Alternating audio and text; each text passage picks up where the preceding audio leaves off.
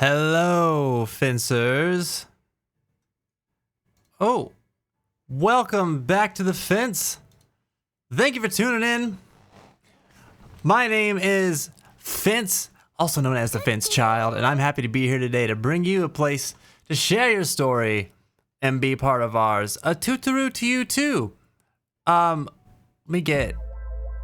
Don't. Why are you trying to rizz me up, man? Why are you trying to rizz me up? On this, the day of days, I can't hear myself. Hold on. There's what? Oh yes, that's right. There we go. Now I can hear myself again. Ah! I was louder than me in my head. What's up, friends? Happy Monday to you. It's a freaking Trans Awareness Day, dude. Who's celebrating today? Trans Visibility Day is today. To everybody out there who is going through it with that this year, I want you to know that you're so valid, that you are so seen. You have a place here, and you know what? There's nobody out there that deserves to take any rights away from you, that deserves to put you at risk or make you feel threatened. And so you know what? Stand up today. Stand up today is all days. You should be proud and know that you have allies out there. All right? We see you. There's nothing about you, the way you live your life, or the things that you choose to make you happy, that anybody else should dictate or, be able to control or anything like that. I think today is a day that we can celebrate that, we can recognize that, and I would be remiss to go through today without bringing it up at least once or twice. So happy Trans Visibility Day. Stay safe out there, everybody. And also know that anybody's out there threatening your safety, that you have so many people behind you, so many people to back you up, and that are thinking of you and are going to stand with you too. All right. Everybody has the right to be happy. We know that here on the fence. We talk about it a lot. A lot of times we talk about it in terms of mental health, but you know what? As a mental health advocate, this is something that is absolutely in the same vein, the same realm. I mean, mental health always comes back to human rights and civil rights. You can't have one without the other. You know what I mean? So it's always relevant here. But today is also the last day of March, which is less important, but worth noting. We're getting ready to step into April. And here on the fence anyway, April is bringing a lot of cool new stuff to do, to take part in, and just to have some fun with in the community. So we're going to we got actually a big Monster Hunter thing coming up. So if you have been playing Monster Hunter Wilds and you've been enjoying the hunting festivities for the last month, this is going to be great news for you, because we've got a lot of stuff coming up here in the next couple of weeks where we are going to be hunting some monsters. We're going to be doing some time attacks with teams, so you're going to be able to break into squads of 2, come up with team names, and compete for the best times on the Discord server for 3 weeks. And you're also going to be able to participate in fashion shows at the end of the streaming week for 2 weeks in the middle of April as well. So get your fashion game on. Start grabbing all the armor sets you can to make the coolest fits, and show us what you got, man. I'm excited to see it. It's perfect timing too, because we've got the title update coming out on the 4th, which is this Friday.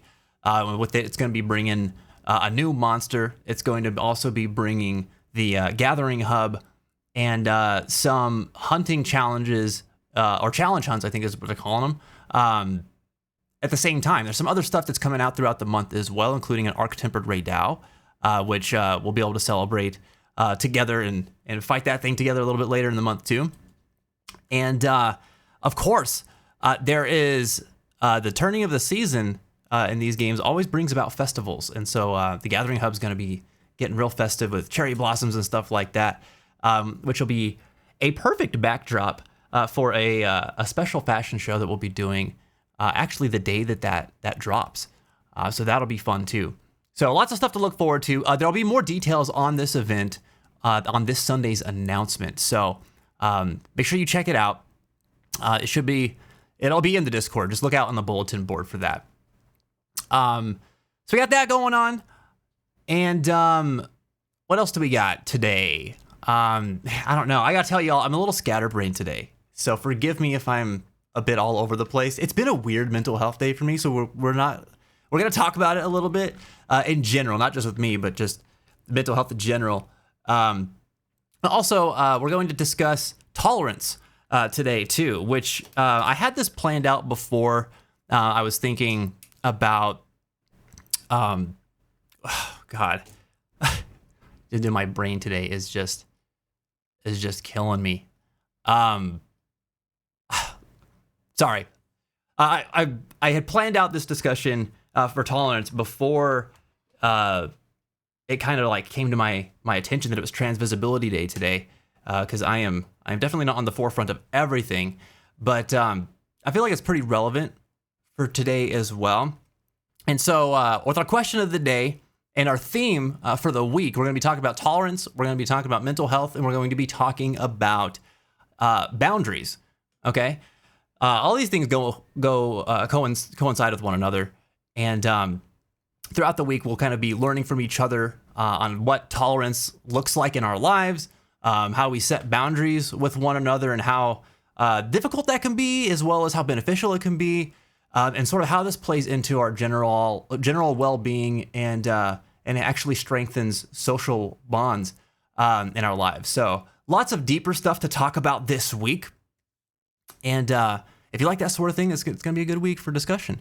But yeah, sorry, the music kind of got weird. I mean, it's everything's going a little weird today. I don't really know what happened to the tunes, but we'll get that sorted out too. But I want to say hi to everybody before we dive into the discussion and start jiving with each other. Let me see who's hanging with us. I see Thinosaur. What's going on, buddy? Hey, welcome back to the fence. Great to see you. DigiDC, great to see you too, man. Welcome back, buddy. Jenny and Mashi, thank you for keeping the fence standing strong today. I appreciate y'all. Give it up for the keepers of the fence, everybody. Garrett, what's going on, buddy? Welcome back. Hey, it was good hunting with you last night, man. Thanks for joining us. That was a fun time. Who else do we got here? Teddingham, what's up, dude? Ted, man, I saw you came in hot with the gift subs earlier. Dude, thank you so much for the freaking sub love, man. Gave a gift sub out to, actually, who was it? Who was it? To Zudeo. Congratulations on the sub. And to Hiroshi Tim, who joined us in our Monster Hunter stream last week, which that was a lot of fun, man. We kicked the crap out of a Agenda Hod. That was a good time. It's exciting, man. Haraxman, what's going on? Welcome back, man. How are you doing today? Want to stop in and leave a lurk. Keep up the great work, Vince. Thanks, man. I appreciate your lurking. Always appreciate your support, buddy. Also, I hope that things are going well on your end, and that the Chrono Trigger project's coming along nicely. And more than that, I hope that you're doing well as a person, man. I hope that life is treating you good, and you got all the support you need, and you're hanging in there if times are tough. This place is always open for you if you ever need to chat about something, or are just looking for a good listening ear. We got you. Okay. Thanks for stopping in, Haraxman. It's great to see you. What happened to my tunes, dude? I swear, I don't get it. I don't get it. I just lost them. Well, we might just have a bit of a quiet one for the first little bit. One sec. Oh my goodness. Yoo-hoo! What's up, Ghosty?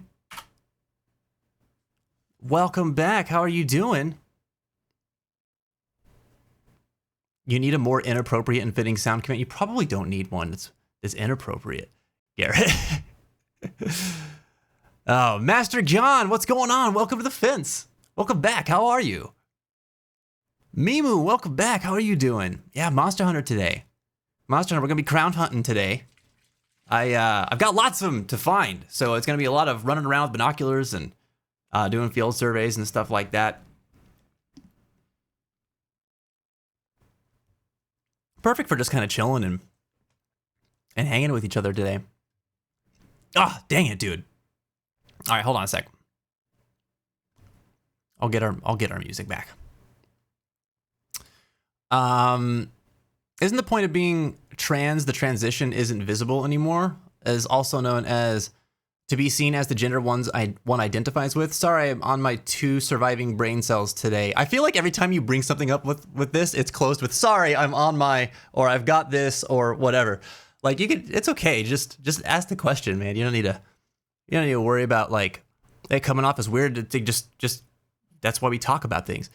No, I think that, and I'm not going to speak as if I know from personal experience, because I mean, I'm not trans. I don't understand what that experience is like. But from my understanding of it, yeah, of course, like you want to be recognized as the gender that you identify with and how you feel in your heart. And, you know, that's the goal. But that journey, that progression, that experience as a whole, it comes with so much hardship. It comes with so much uphill battle and struggle that get trivialized a lot, or get made fun of, or get simply downplayed to the degree of like, you know, people will say things like they're just making this stuff up, and invalidating what they go through.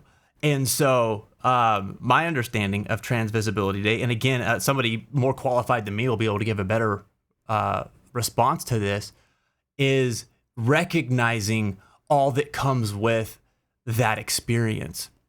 Right. So, you know, it's, I think it's the same with any sort of, like recognized day or month that, tries to pull a cultural awareness to the forefront, you know? So like, you know, this is a different thing, but thinking about like with Black History Month, like a lot of that is, about understanding the Black experience and what it is, like to carry that history with you, but also like the good that culture has done, the suffering that culture has endured, and where they stand today, and the struggles they still have, and the successes that they still have. So overall, it's about recognition, the visibility, right? It's not just looking at one aspect of it. And so like I can understand where you're coming from, where it almost seems like, oh, well, if a person who is transitioning, the thing that they are struggling with is wanting to be recognized as how they identify, that like, yeah, you wouldn't want that to be standing out, right? So like, is visibility like antithetical to that goal? Which I think is where you're coming from with your question. But it's about more than that. That is just like one element of that person's experience. Again, this is just my understanding of it. So anybody else who really like they live this stuff, there's plenty of people out there and in here who know this stuff far better than I. So chime in, help educate us and let us understand a little bit better if you so choose. It is not your responsibility to do so, but you know, if you feel the desire to help shed some light on this. Thanks for your question, Garrett. Let's see. Are you talking, Mashi, are you talking about the question of the day that you definitely should not be answering? Why do you say that? Here we go. No, we already listened to that one. Sorry, I'm battling with my music player today. Is that coming through? It is. Okay, good. Good.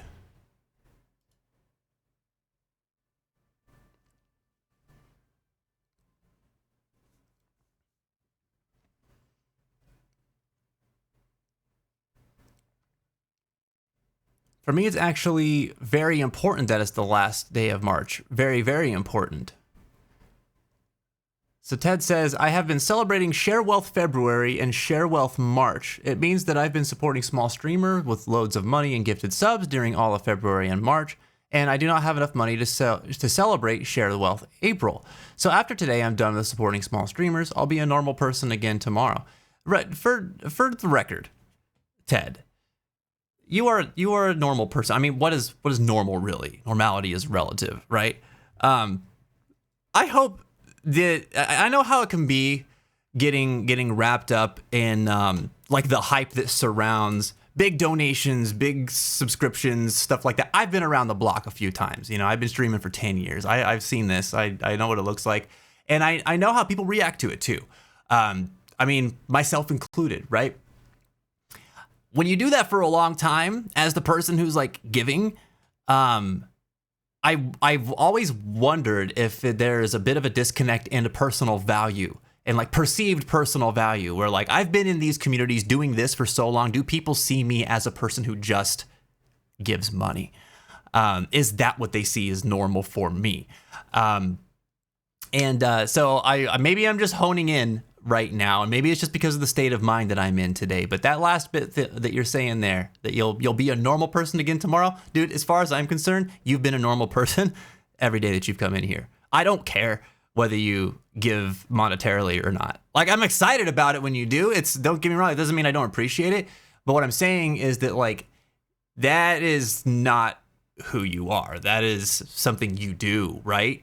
And I'm much more interested in the person that you are and the things that you're interested in, or, you know, things you believe in, things that you feel, what your experience in the world is. And so I'm excited in a way to just get to chill with you and chat, and the focus being more on just like vibing together, hanging out here and talking and getting to know one another. And, you know, maybe you make some friends in the community along the way. That's cool.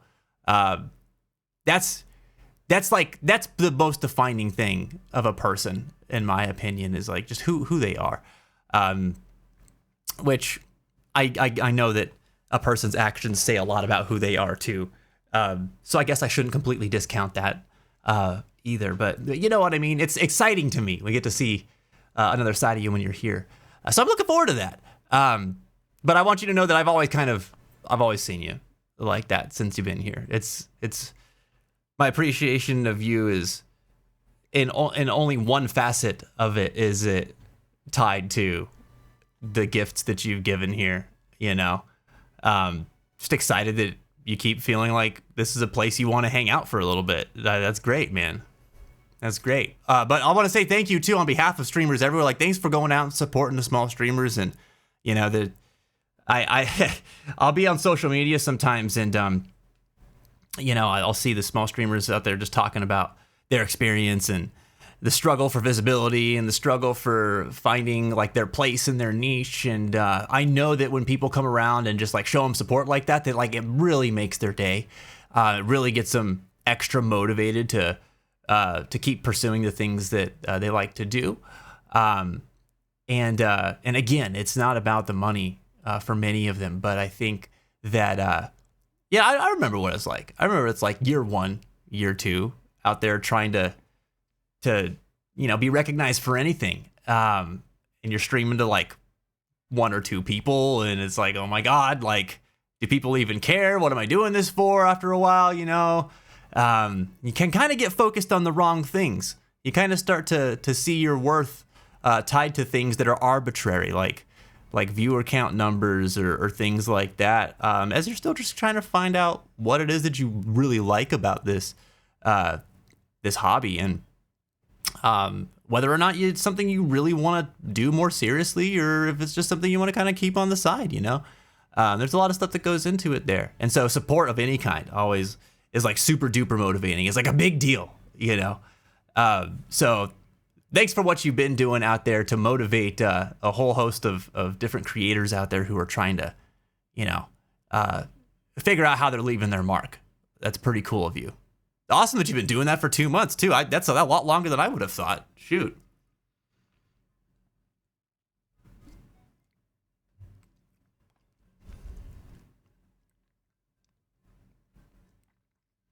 Ghosty said, I guess because I was gone for 2 weeks, it reset the way I laid out my mod view. Uh-oh. I wonder why that would have happened. Yep, you got my trans comment / question right, said Garrett, so no worries. Okay, cool. Awesome. I'm a little bit behind on the chat, so forgive me, my friends. Evie, what's up? A 10 stream streak. Look at that. Look at that. How are you doing today, Evie? It's so good to see you. How was your weekend? It's dangerous to go alone. Take this. From sugar daddy to normie. I didn't know dad's name was Norm.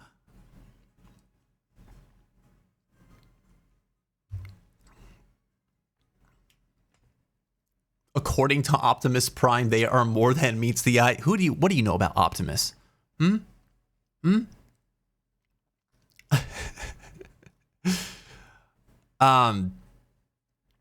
Let's see. Garrett's, I would say we got to answer the question of the day. All right, cool. So before I dive into any one person's answer, let's actually I want to address a couple of things here. First and foremost, as always, on the fence, this is a safe place. This is a place where if you've got stuff on your mind, stuff that you're feeling, stuff that's difficult that you feel like you can't really talk about with people in general, and you feel a little awkward about it, or you feel like, I wish that somebody would listen to what I'm going through right now. This is a place where you could talk about all those things. All right. We encourage individuality here. It's on our rules. It's one of the big things that we're about. And with that, it means that we're, a judgment-free zone. This is a place where we can just open up to each other, be accepted by one another, and be supported by each other too. So a lot of what we do is we'll support each other in the tough times. We'll lift each other up through them, and then we'll also celebrate each other's victories and the stuff that's going right, and try to encourage each other as we kind of go through this life together. It's important not to go alone in this world. And I think that a lot of us feel like we are alone. So if you're here, you're not alone. All right. You got people in your corner. You got people who care about you, and we're going to make space for you. Okay. So that said, feel free to share whatever's on your mind, whatever's on your heart today. We'll do our best to be there with you and walk beside you through it. And with that in mind, please remember that this is not a substitute for professional mental health services. We're in no way clinicians and not able to provide professional level of service. So if you feel like you're in crisis, if you feel like you need something more than just talking it out, please don't be shy about reaching out for that support or that help. Okay, use the help command, !help in the chat. There's also mental health resources for you down below the video player in the Mental Health Matters tab. And there are two options for you on Discord. One, there's a peer support channel there called Peer-to-Peer in Discord that you can utilize at all hours of the day. Reach out to us in the community. Talk to us about what's going on. You can post about your problems, post about your troubles and your worries. Other people who have been there are going to try to talk with you and relate with you and, make sure that somebody cares. But again, can't provide professional level of service. So if you find yourself in a tough spot where even that's not enough and you still need an additional level of support, there is the Resource Center in Discord that is always available as well. The first place I would probably direct you guys to if you're in that situation is the help command when you're here on Twitch, the Resource Center on Discord. There's a link on there that will help you find a helpline. The service is supported in over 130 different countries. There are, I think is it 13,000 or so different crisis lines and stuff that are available there, depending on where you're located and where you're from. So obviously it can't cover every single space in the world, but we really tried to find a far-reaching resource for you guys, knowing that, many of us here on Twitch come from all different places in the world. So please utilize it. And don't feel embarrassed. Don't feel ashamed. There's nothing wrong with reaching out for support. I've done it many times. I definitely will do it again. Many of us here have had to do it a time or two as well. Sometimes the biggest show of strength is letting someone else be there with us when we're having a hard time. We all go through it. We all go through tough times and don't know how we're going to get through them alone. That's why we come together. All right. You matter so much. So please hang in there. Keep your head up and your heart strong. And we'll be here for each other. So our question of the day today is talking about tolerance, right? So I'm asking everybody, what does tolerance look like in your life? And if you're not really sure what I mean about this question, feel free to ask. I'll clarify as best as I can. The way I'm asking this question is intentionally phrased in such a way because I think that it looks a little bit different depending on where you come from. you know? So for example, for me, tolerance looks, the first couple of things I think about when I think of how tolerance appears in my life is one, on a professional level. I exercise a lot of tolerance for people who have different beliefs than me, people who come from different walks of life than me, and people who have different opinions than me in the mental health community. I'm a certified peer support specialist, and so a lot of the professional work that I do is like kind of like case management and like talk support. So I work with people on their goals. I help them find pathways to reach them and live up to, their best selves to become the people that they want to be. And we figure out a way to help them, achieve that in a method that works for them. And I do that using my own lived experience, recovering with mental health and living with bipolar disorder. And, I might tell a person, like, here's kind of where I've been and what it looks like for me and how I've worked through it, to show that there's hope, that people can work through it, people can rise above and get better and live the kind of lives that they want to see themselves live. Because a lot of times, when you're struggling, especially with a disability, hope it's hard to find. It's pretty sparse. But in my field, there's a lot of people who have gone through so many hard times or dealt with oppression or some sort of marginalization, where they can be very cynical, and so there's a lot of viewpoints that I don't line up with in the field with the people that I'm supporting. But in order to support them, I have to figure out how to meet them where they're at. And that takes tolerance. That means that I have to learn how to understand where they're coming from. I have to set some of my things aside so that I can really hear what they're saying, and understand that, like, there are more feelings and opinions and viewpoints in the world than just my own, and they're all as valid as mine are, whether I agree with them or not. Everybody's got, their own right to exist in this world in the way that they do. Provided they're not harming people and stuff like that. And then, that gets into some other territory. But so that's the first thing I think of when I think of tolerance. And another thing is, it kind of in the same vein, like what we do here on the stream and in the Discord community, there's a lot of tolerance that we practice there. People come from all different parts of the world, different cultures, different ways of thinking, different senses of humor. Not all of them line up with me,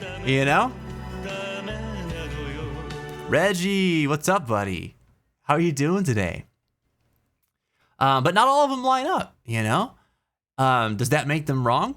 Not necessarily. It just means that maybe I don't click with them naturally. And I got to figure out, like, how to work with that and how to be a little bit more flexible, because I want people to be seen. I want people to know that they have a place here, and you practice tolerance when you're doing stuff like that. So that would be kind of how, like, I would frame this, and how I'm thinking about this question.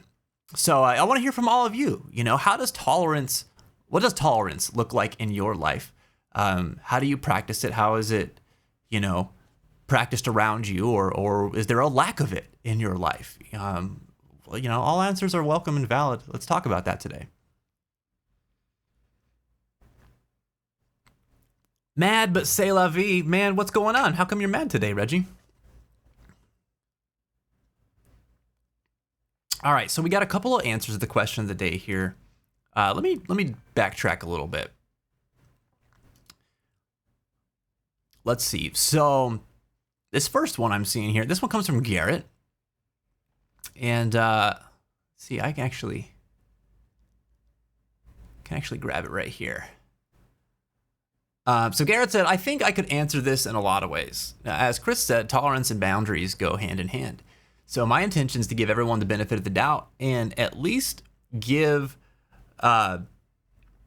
getting along with people a shot.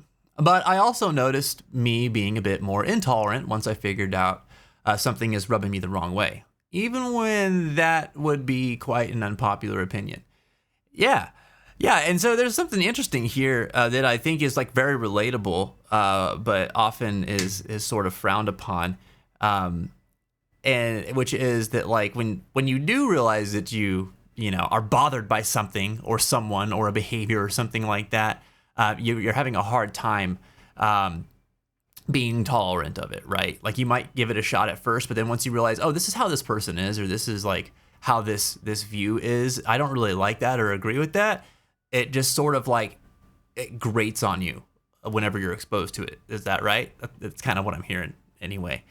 And so like, whenever you express things like that, I think what happens in a lot of people's heads is they're like, oh, this person's just intolerant. They're kind of like, excuse my language, but they're like, oh, this person's an asshole, but like that might not necessarily be the case. I don't think that's the most fair assessment, because every single one of us can think of stuff that we are just not okay with or that bothers us, that like we might practice tolerance in situations where we have to, but like we have a threshold, right, where we're just like, I'm sick of this, and it just bothers us. We always have choices to make in those situations on how we're going to handle it and how we're going to treat people as a result of it. And I think the most important thing to remember is that regardless of how valid our feelings are, the way that we choose to behave in response to those feelings is representative of our character and who we are. So we got to take, responsibility for whatever those actions are going to look like. But it's a very human thing to be bothered by things that we don't like, And that is something that, while we should all strive to try and, be more as tolerant as we can to things, especially if we don't understand them, that don't demonize yourselves or other people who are like for being bothered by things. If you're gonna have a problem with somebody being intolerant, have a problem with the way that they're handling the negative emotions that they're experiencing. But make sure that you're placing the blame in the right place. The blame isn't in the person having the negative feeling to begin with. The problem is in what the person is doing with that negative feeling, right? How are they acting in response to that? That's something that they can choose to do something about. But none of us are above having a negative feeling towards something, even if it seems kind of unfair. We're not perfect people, It's important to recognize that. It's also important to keep that in mind when we're trying to be more tolerant, because in a way, it helps us to empathize with those that are different than us too, because you know what? We can understand how they feel just for a different reason. You know what I mean? It's good to keep that stuff in mind. Thank you for your response, Garrett. I appreciate it. We're going to talk about boundaries a little bit later this week, which will kind of go on with another part of what you said there, because I think that when it comes to like being tolerant, like I said, there's a threshold for everything that we feel like uncomfortable with or comfortable with, right? Boundaries are sort of what we utilize when we hit these points of discomfort where we're like, okay, am I compromising who I am to create space for this person? And how, when you're setting boundaries, it kind of takes into account how much space that person is leaving for you, and how tolerant they're being of you as well. And like, there's a lot of factors that kind of come into that. So we'll talk more about boundaries later on this week. But this discussion around tolerance will help lay the good groundwork for that conversation. Again, thanks for your response, Garrett. It's good stuff.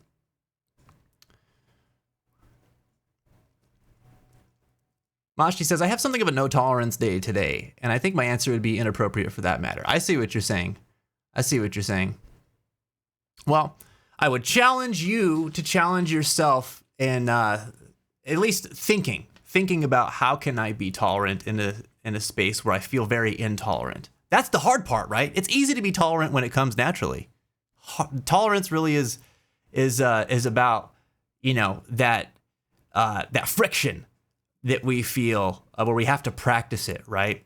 So like, I mean, the definition of tolerance is like, I'm gonna paraphrase this because I can't remember off the top of my head, but it's like the ability a person has, or the willingness that a person has to put up with something, anything.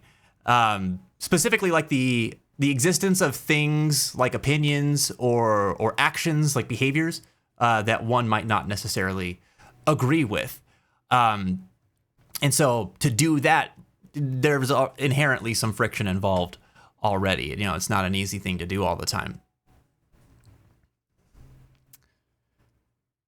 Ebby said, I had a stressful but good day. How are you? That's interesting. Stressful but good? You want to tell me more about that? A lot of times people that have had a stressful day feel like it's like a bad day, right?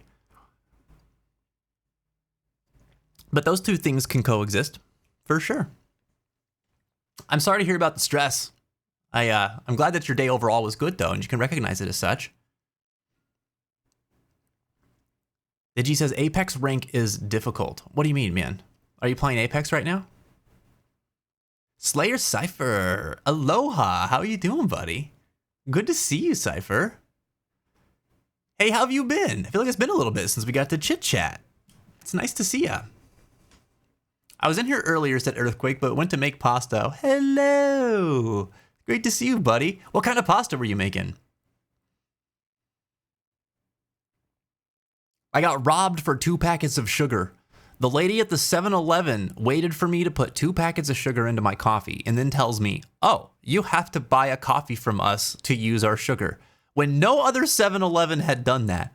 Oh, wait, really?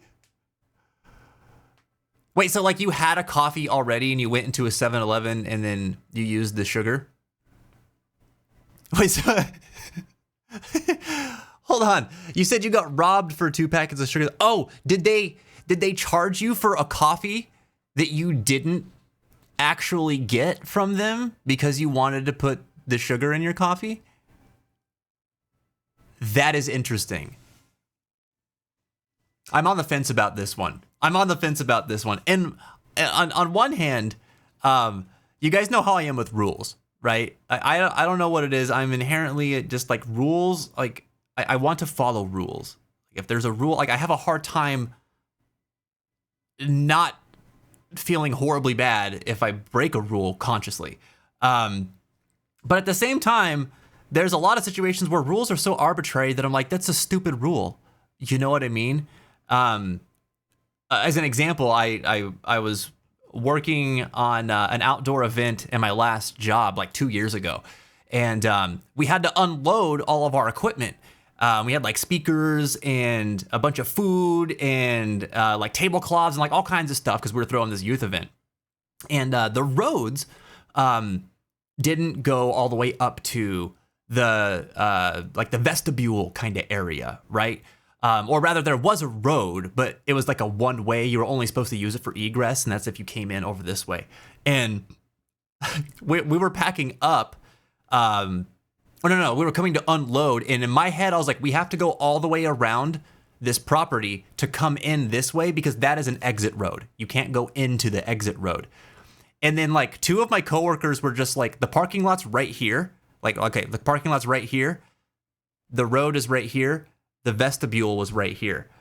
And they're like, well, I'm just going to take the car over to the vestibule right here. Just point A, point B. It's right there. And I'm like, no, you need to go all the way around and then come in over here. And then you leave back to the parking lot here. And they were like, that's stupid. And I was like, I have to do it. And they're like, you don't have to do it. We're fine to just go this way. And I just like couldn't. In my brain, I was like, I couldn't. I felt too weird about it. And so it took me more time because I had to drive all the way around. It's stupid. That's one of those things that's like, I understand this is what the rule is. I also understand that it's dumb, but I have to abide by it, right? So you can understand that about me. You can understand why I'm on the fence in this situation because if I'm working at that 7-Eleven as a business, this is part of my product, right? I am eating a cost every time I give a product away for free. This product goes with a coffee. This is not a customer of mine that just walked in here with their own product that they bought somewhere else and they're taking something of mine, right? So that's a loss automatically. There's a rule for that for a reason. But it's freaking sugar packets, dude. Who gives a crap? Like, if I was working there, I would go through this mental process and I would still give you the sugar packets because I don't care. It's like, in the grand scheme of things, so inconsequential. I would think about it for the rest of the day, though. You know, so that's where my complicated brain comes into this situation. I think that sucks that you had to pay for the cup of coffee, but I understand why you had to. I wouldn't have charged you for it, but That I would be annoyed in your shoes, you know? If she charged me like 10 cents or something reasonable, yeah. The price of the sugar packet, right? But then I know she's going to be like, well, what do we sell that's 10 cents? How can I mark that in the count at the end of the day as like, merchandise sold? Because what else costs that much money? Nothing costs that low, probably. And so she's like, that's too complicated. So I have to sell this person the coffee, which is, in my opinion, it's kind of a cop out. Like I would probably just write it down somewhere and tell my manager like this. If I had to charge, hey, I charged this person this amount for these sugar packets, which I then might get in trouble for because we don't sell sugar packets on their own. So then it's a whole thing.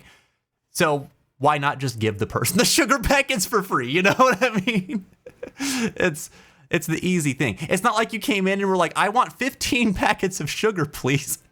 Okay, bye. You know, that's different. Yeah, the audacity. I can't believe she charged you for a whole cup of coffee. What a pain in the butt. Wow. Yeah, that sucks, dude. I'm sorry that happened to you today. Oh, man.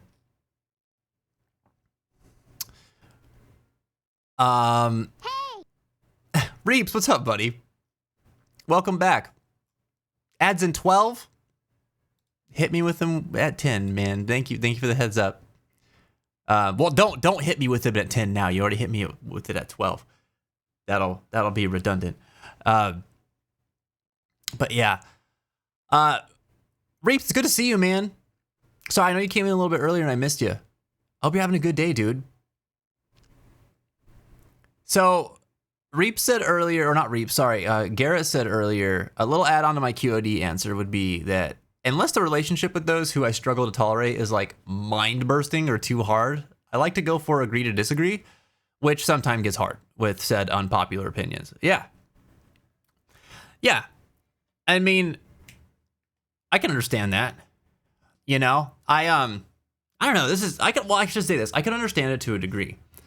I don't know that I'm a person who has always had a lot of unpopular opinions. Like I definitely have my opinions, but like, I don't know. My experience is that like if my opinion's unpopular, I have to think about why it is unpopular and why the opposite opinion is more popular. And sometimes there's, opinions where I'm just like, well, that sounds ridiculous to me. I can't agree with that. But there's been a lot of times where I'm like, I wonder if there's just something in the way that I think about this that is like, I'm missing something, you know? I've not always been a follower, so to speak. I've definitely butt heads with people a lot in my life. But I don't know if it's just the way that I go about it or that I often spend time thinking about opinions that are opposite of mine or are different than mine that all just be like, huh. You know, like it doesn't always grade me as much. Like I'm not a person who like on a regular basis runs into this, my opinion's very unpopular experience. So I don't know quite how that feels like on a lot of occasions. But there are specific things that I run into that a lot with, right? I mean, I'm a mental health advocate for one, so I run into that a lot with people who don't talk about or think about mental health that much and have their own preconceived notions about, what certain mental health conditions come with, or overgeneralizations of people who deal with things like schizophrenia, or like they hear voices and or they experience like mood disorders or things like that, where people will say some really ignorant ass stuff about folks like that or make jokes that are like not cool. I run into that, and so maybe that's where I can relate on what you're saying here. Because I do find myself running into that throughout my life pretty commonly and having to have that conversation of, well, have you thought about it like this? And maybe that leads to a common understanding by the end of the conversation. Maybe it doesn't. It doesn't always. But yeah, that kind of reminds me of this guy I used to support who was just like he was one of those people who was racist, but didn't believe that he was racist. You know, like he would call people the N-word, but then double back and say, but I don't mean all black people. I just mean black people who behave like this. And I was like, hold on. I was like, no, that's not how that works. I was like, that you can fine tune it however you want, but like, that's still racism, dude. Like that's a racist thing to say. And even with your description, like I know that in your head, it sounds like that makes it better, but it doesn't. It's still bad, you know, and that aspect kind of sucks too. And so we would talk about that almost every time that I went to have a session with him. And I saw this guy once or twice a week. And so that was like, when I walked into his house, my opinions were unpopular. And that definitely felt a certain way, you know. It was a challenge. It was a struggle. There was a lot of tolerance that I was having to practice there. But at the same time, in practicing that tolerance and learning to like talk with him about it, like he got to learn how to practice more tolerance too. Because he was used to just getting ragged on for those kinds of, for saying those kinds of things. And people just like berating him and being really critical of him. And I don't blame those people. You know, don't get me wrong. You know, especially if I was a person of color and I heard that, I'd be like, dude, what the F? What's your problem? You know, and I have every right to be mad about that. Luckily, in my role and my job, it was my job to learn how to look past that and figure out where that stuff was coming from and how to hold conversations about it so that we could make progress on some of those things, right? This was a person who had a hard time connecting with other people, made really powerful friendships in some aspects of his life, but shot his own self in the foot on a regular basis, and he just couldn't understand why. And that was part of it, you know? So we had to work on that stuff together. You know, I was only with him for like a year, but, you know, I saw the improvement and I saw the change in perspective. It wasn't like a whole night and day difference, but it was you know, he was open to the idea that there might be something a little bit wrong with the way that he saw things, and that it might have something to do with some of his unhappiness. And that takes a lot for a person to be able to do. So I was proud of him for that. But yeah, you know, that was, I guess my point is, you know, I can think about how I felt going into that situation, going to his house each time, and how I felt. And like if I had unpopular opinions on a regular basis, it must feel like that, excuse me, like that on a regular basis, because you're just expecting this friction to come up, you know.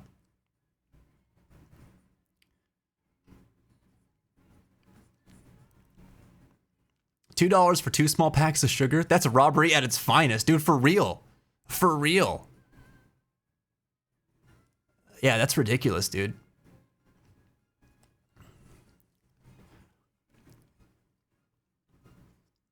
Reeps, I'm sorry I said what I said earlier without seeing some of your messages. I'm sorry that you had a rough day, dude. Do you want to talk about it today?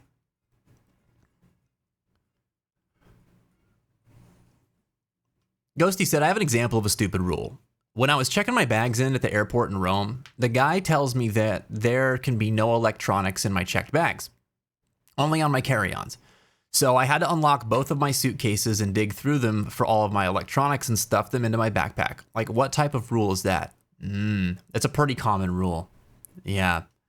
That feels stupid to me. And as a person who like just carries a lot of electronics with him everywhere he goes. Right. But, I know that rule had come about due to like bomb threats and explosives and things like that, which are not like super duper common, but has happened, which is why TSA is all like uppity about that kind of stuff. There's logic to it. But it's funny when the reality of it is that like a lot of times it's just, oh, people have been discovered having maybe some like embarrassing things in their bags whenever people went through them, like the TSA people went through them or something like that. Weird to me though. I don't think that I realized. Actually, no. Yeah. That must have been something that's been there for a while because every time I bring electronics, they're always in my carry-on now. I couldn't remember why I decided to start doing that. I just thought I always did that, but I do remember having to remove them when I was a kid, when I was flying to Vegas to see my cousin. And that's probably why I started putting everything in my carry-ons. But that's so annoying in the moment, man. Then you have to, like, you're like, there's a line of people behind you and you have to stop to unpack things and like, that's horrible. I'm sorry that happened to you. Anytime that I'm flying, I think that that's probably the most stressful part of the experience is just going through those TSA lines and dealing with like the baggage checked stuff and, filtering everything through the machines. And it's like a mad dash all at once, like you're in line, it's lollygagging for a long time. And then all of a sudden it's like, you have to fire on all cylinders or people are going to get pissed off at you. There's like so much pressure in such a small place. Prince, what's going on, dude? How are you doing, man?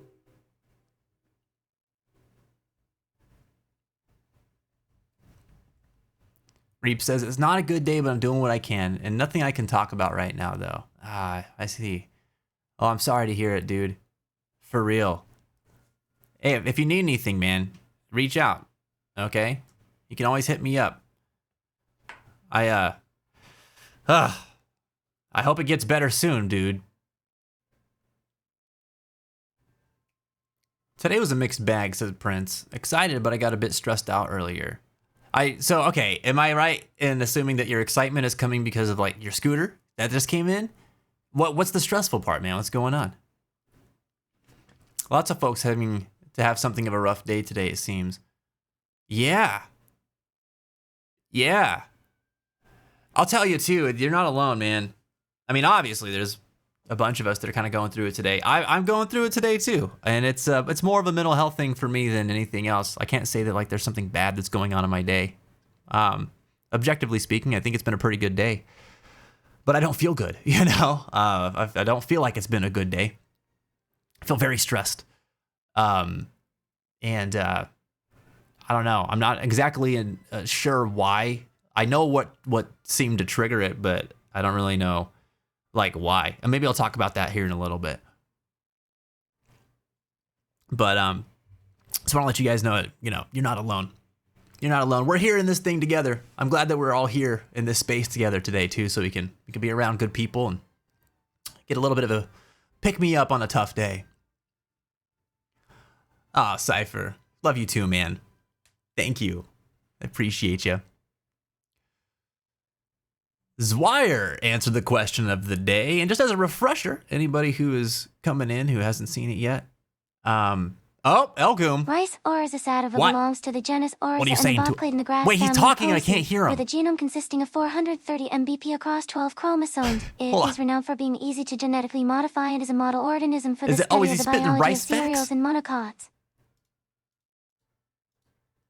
He must have been. I switched my audio device. Now I have to go through and like readjust all of my monitor and output settings in OBS. Because of what we did with Jen on Wednesday. I always forget just how many steps are involved in like swapping some things over. I did streamline that process though, so it'll be a lot easier to do the next time that we stream together. So I did not hear what Elgoom said, but I'm sure it was the rice stuff. All right, we got to take a quick ad break. I'll see you all here in a few minutes. Thank you for tuning in. Exchange with her. Aside from, first meeting her, she was like, oh, you should my party and get really drunk. And then everybody got wasted and we passed out and we woke up and people had stolen from us. I believe that was her fault. I blame mommy. So now she's a bad prehistoric valley girl. Okay, can you guys hear the volume on the game? Give me a yay or a nay, please. Not war. War never. Phil! No! No! I have to run. How?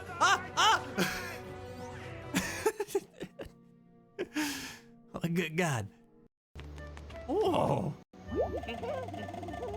A leisurely stroll at a night like this isn't bad. Okay, this dude looks baked out of his mind.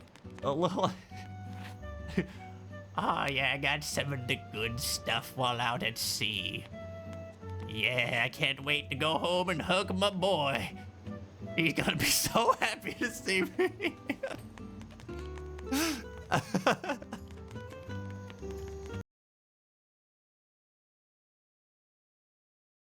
Hands! Be gone!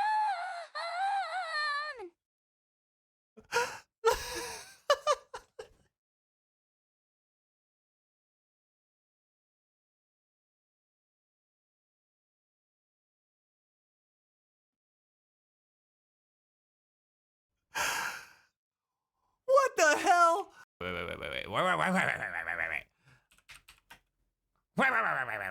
I need to look this.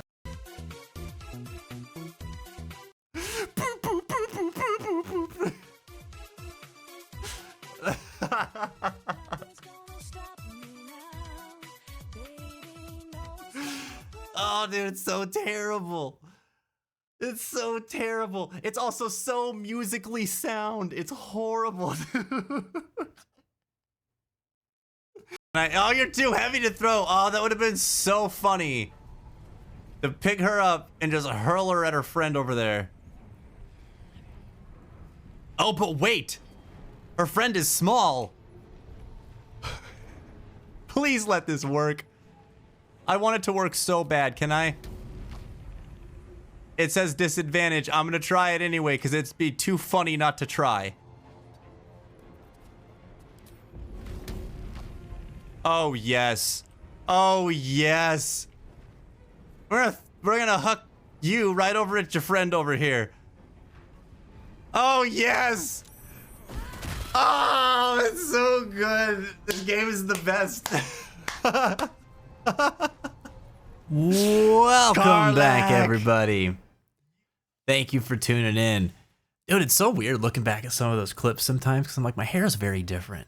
It doesn't feel like a lot of those things were that long ago, but I guess they were.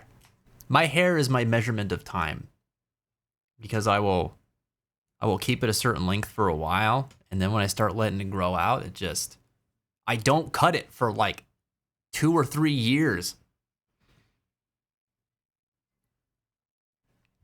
I think I last cut my hair, man, I don't know, the end of the summer or something last year. Anyway, thanks for tuning in, everybody. Hope you enjoyed the break. Garrett, I see that you're getting ready to go to bed. Dude, have a great night. You have my gratisfaction for the nice tolerance talk and the earlier hunting. Good night. Oh, man, good night. I hope you had a good day today. And yes, gratisfaction all the way around, man. I appreciated hunting with you, and I appreciated getting to have a good discussion today. Thanks for sharing your thoughts with us, man. Sleep well, buddy. Keep your head up and your heart strong. You know, it was Rip Van Winkle's measurement of time too, says Prince. Wait, really? Oh, I didn't know that. I didn't know that I would share anything in common with Rip Van Winkle. Cool. I can dig that.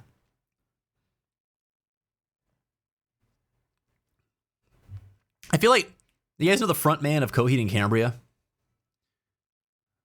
I feel like I wonder if that's Claudio Sanchez's measurement of time too. Y'all ever seen that guy's hair?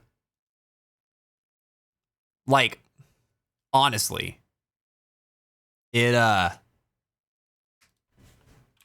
huge.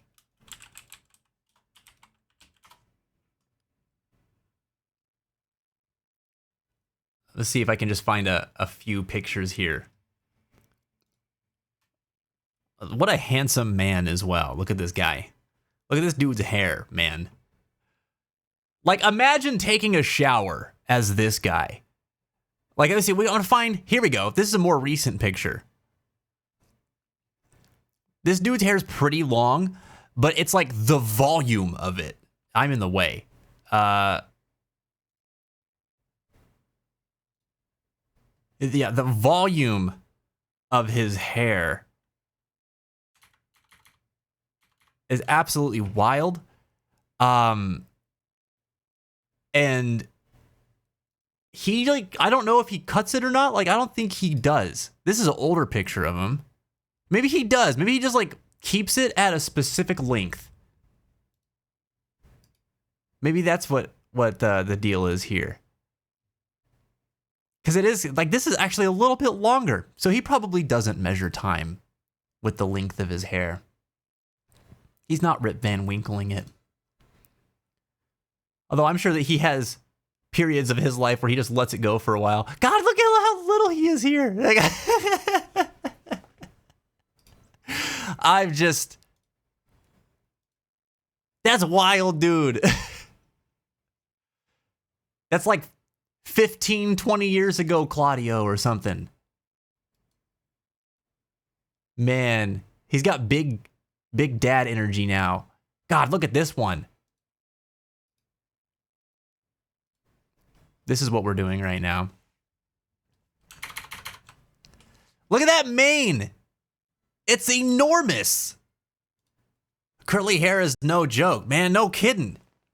No kidding. Now, I've got wavy hair. It doesn't curl up like this dude's, though. There are times where I'm jealous of it, and then there are times where I'm like, thank God. Because, God, dude, maintaining that would be like a whole activity in and of itself. You know? Gotta put half the bottle of shampoo on his head every time he takes a shower. Dude, there was a prank that he pulled during the pandemic that was actually really, really good. Let me see if I can find it.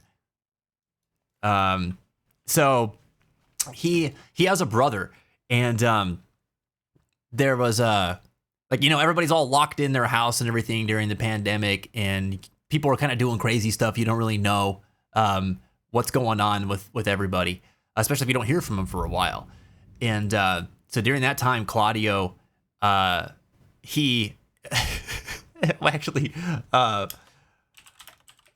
he pretended that he cut his hair. This picture right here. It's so funny, dude. He pretended that he cut his hair, and this is the picture he posted. So I mentioned he has a brother, right?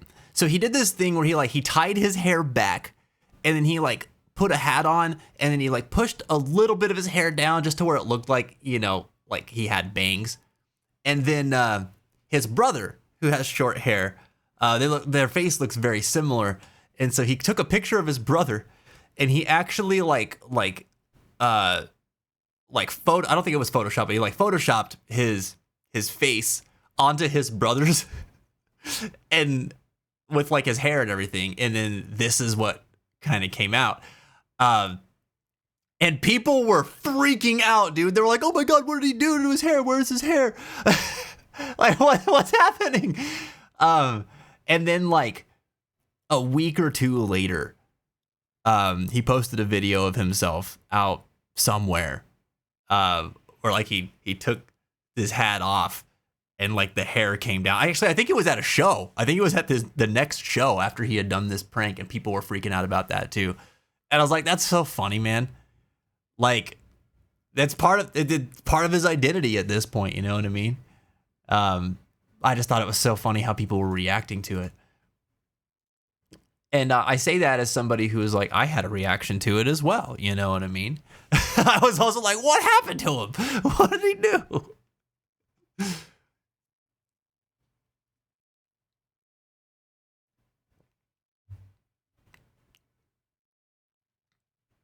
Oh, man.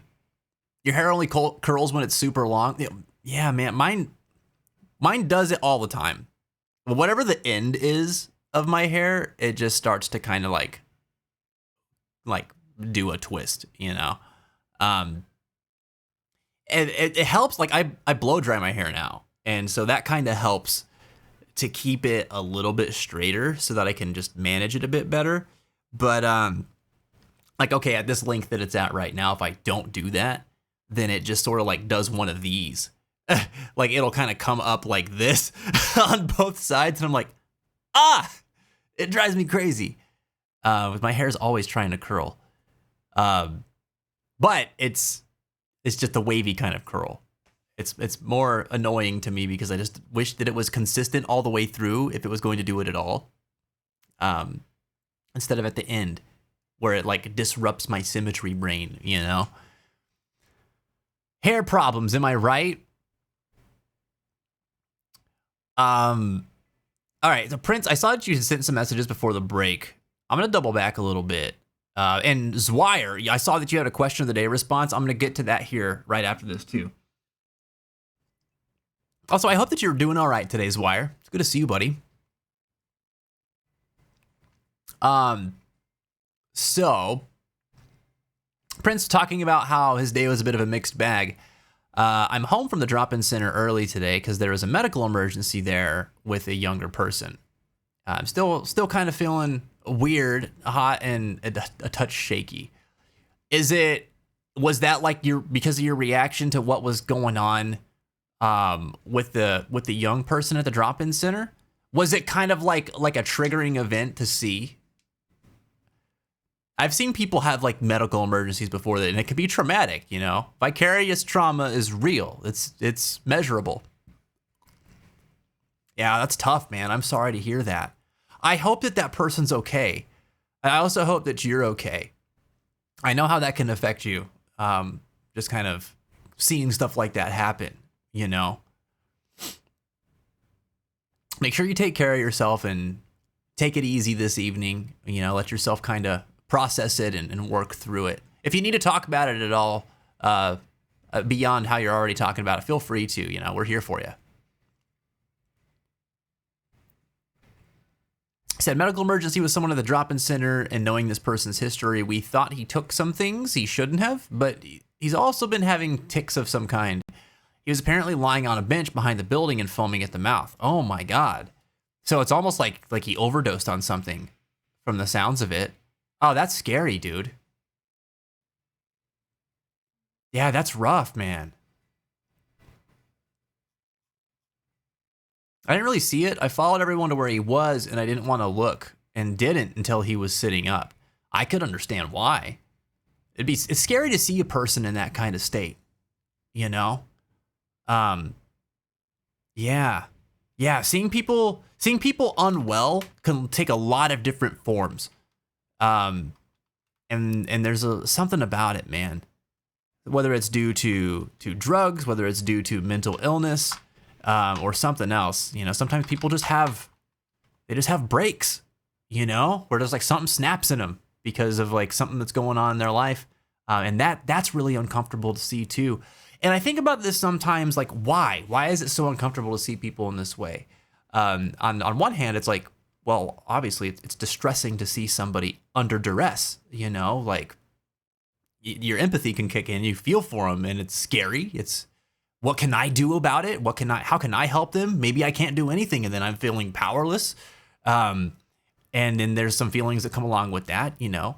But then, like, you know, you also might recognize that you might have a judgment about a person, and then that makes you feel uncomfortable as well when you see it in the moment, or when you reflect on it later.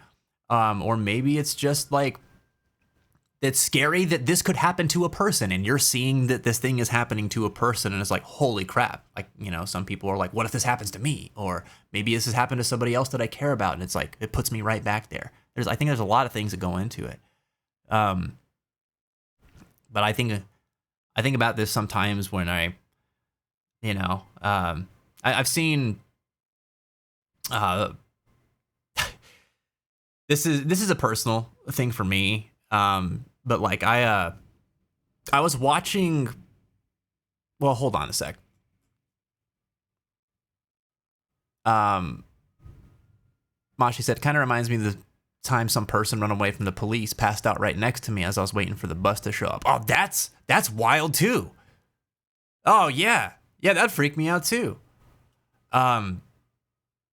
Man, yeah, this stuff like reminds me. I was watching that show Ozark, right? I've been kind of talking about it off and on for the last few weeks, and there's a character in Ozark named Ben, and Ben has bipolar disorder, and the way that they portray him is actually I thought it was pretty decent, all things considered, especially with the exposition they had given his character before he even like showed up on the screen.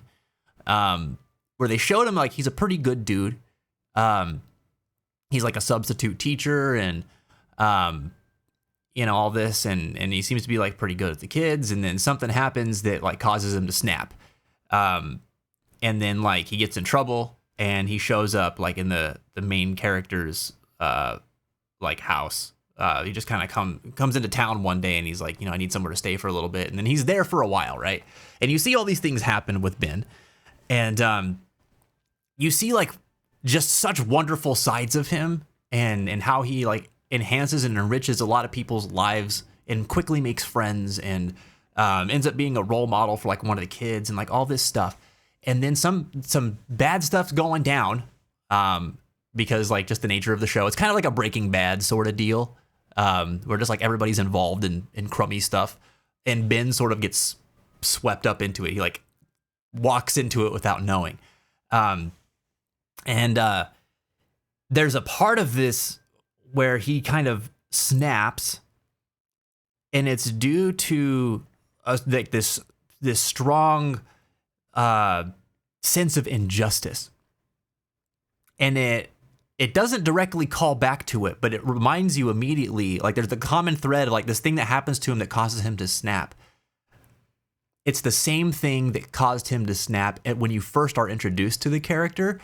And both of those scenes were him experiencing some form of massive injustice or wrongdoing in the world, like something like this is wrong.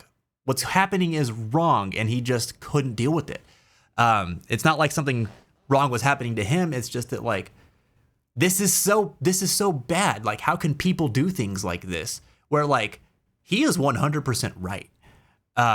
In how he feels, and people should be angry about it, but it just like causes a disconnect in him. It's like one of his triggers, and watching him break down over it like hit me in a really visceral way, because I remembered like growing up and when I would experience injustice or something that was very unfair, whether it was to me or somebody I cared about, that was like my number one trigger, dude, and it would just set me off.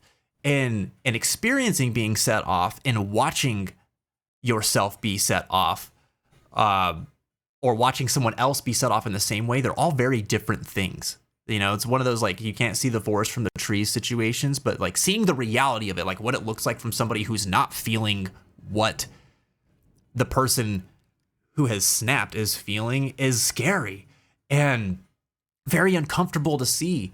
It's like watching a car crash, dude.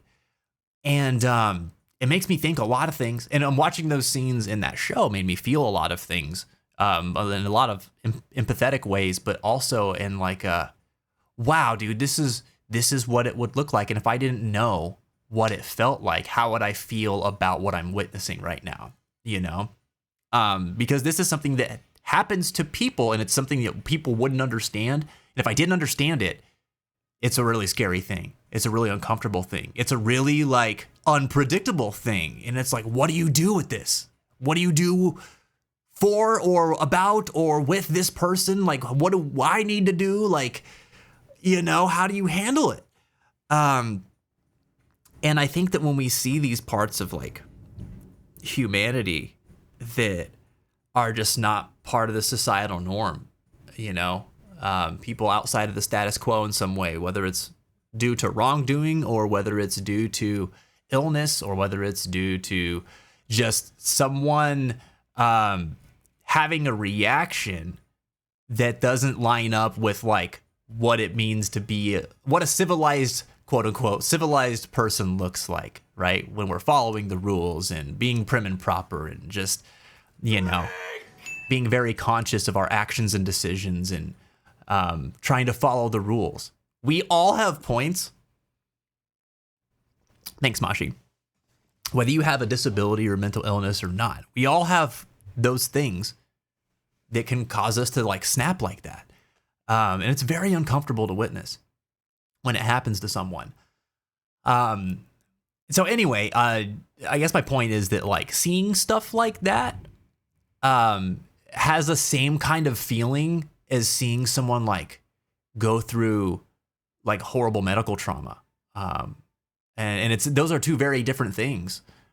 Or like an overdose. And again, that's another very different thing. But like it's just one of those things that like we spend a lot of time pretending that stuff doesn't exist. Like we all know logically it does exist, but we're not faced with it all the time. And so we will kind of convince ourselves that like it will never happen to us. We'll never be faced with it. And so when it happens, it's like, holy crap, you know, it's like a slap in the face.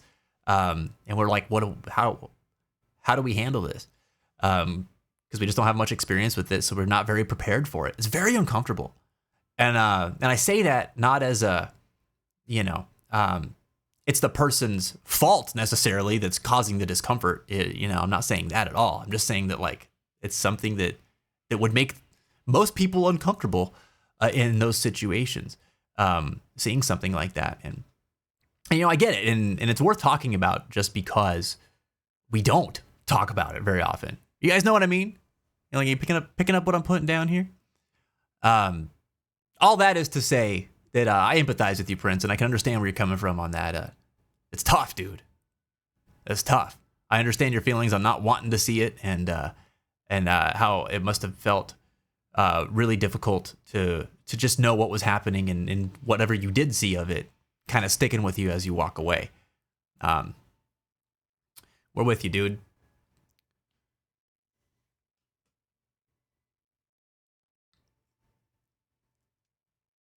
So, doubling back here to Zweyer's answer to the question of the day. A lot of what we're talking about today is tolerance. The discussion centered around tolerance and mental health today. So Zweyer answered the question of the day, which was, what does tolerance look like in your life? And he said, I struggle with this in some contexts. You were talking about all opinions being equally valid, and I just can't get behind that. Some opinions are dangerous and objectively harmful, but I can agree that everyone has an equal right to share an opinion, correct or not, if they aren't lowering the quality of life for others. But right now, my biggest tolerance struggle is with losing. My adoptive dad went out of his way to create conditions where I would fail. So working on expectation management. Yeah. So there's a lot of pieces here to kind of unpack. One, there's the like what you're saying about, you know, how like there are actually very dangerous opinions and viewpoints.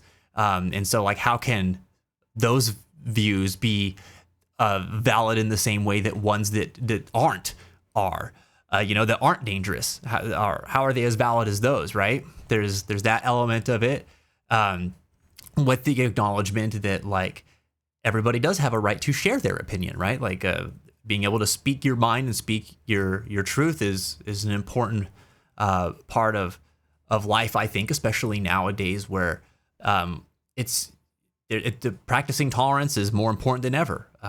We have so many different people out in the world, like we have to try to push past what we know on a more regular basis than we ever have in order to coexist, right? So that's an important acknowledgement that you're pointing out there.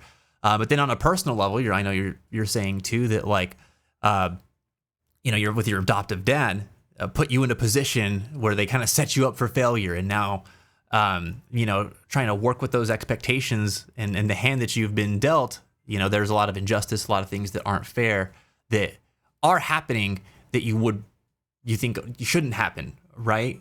You have to overcome, and it's of no fault of your own. And making peace with some of that situation, I imagine, is like very difficult.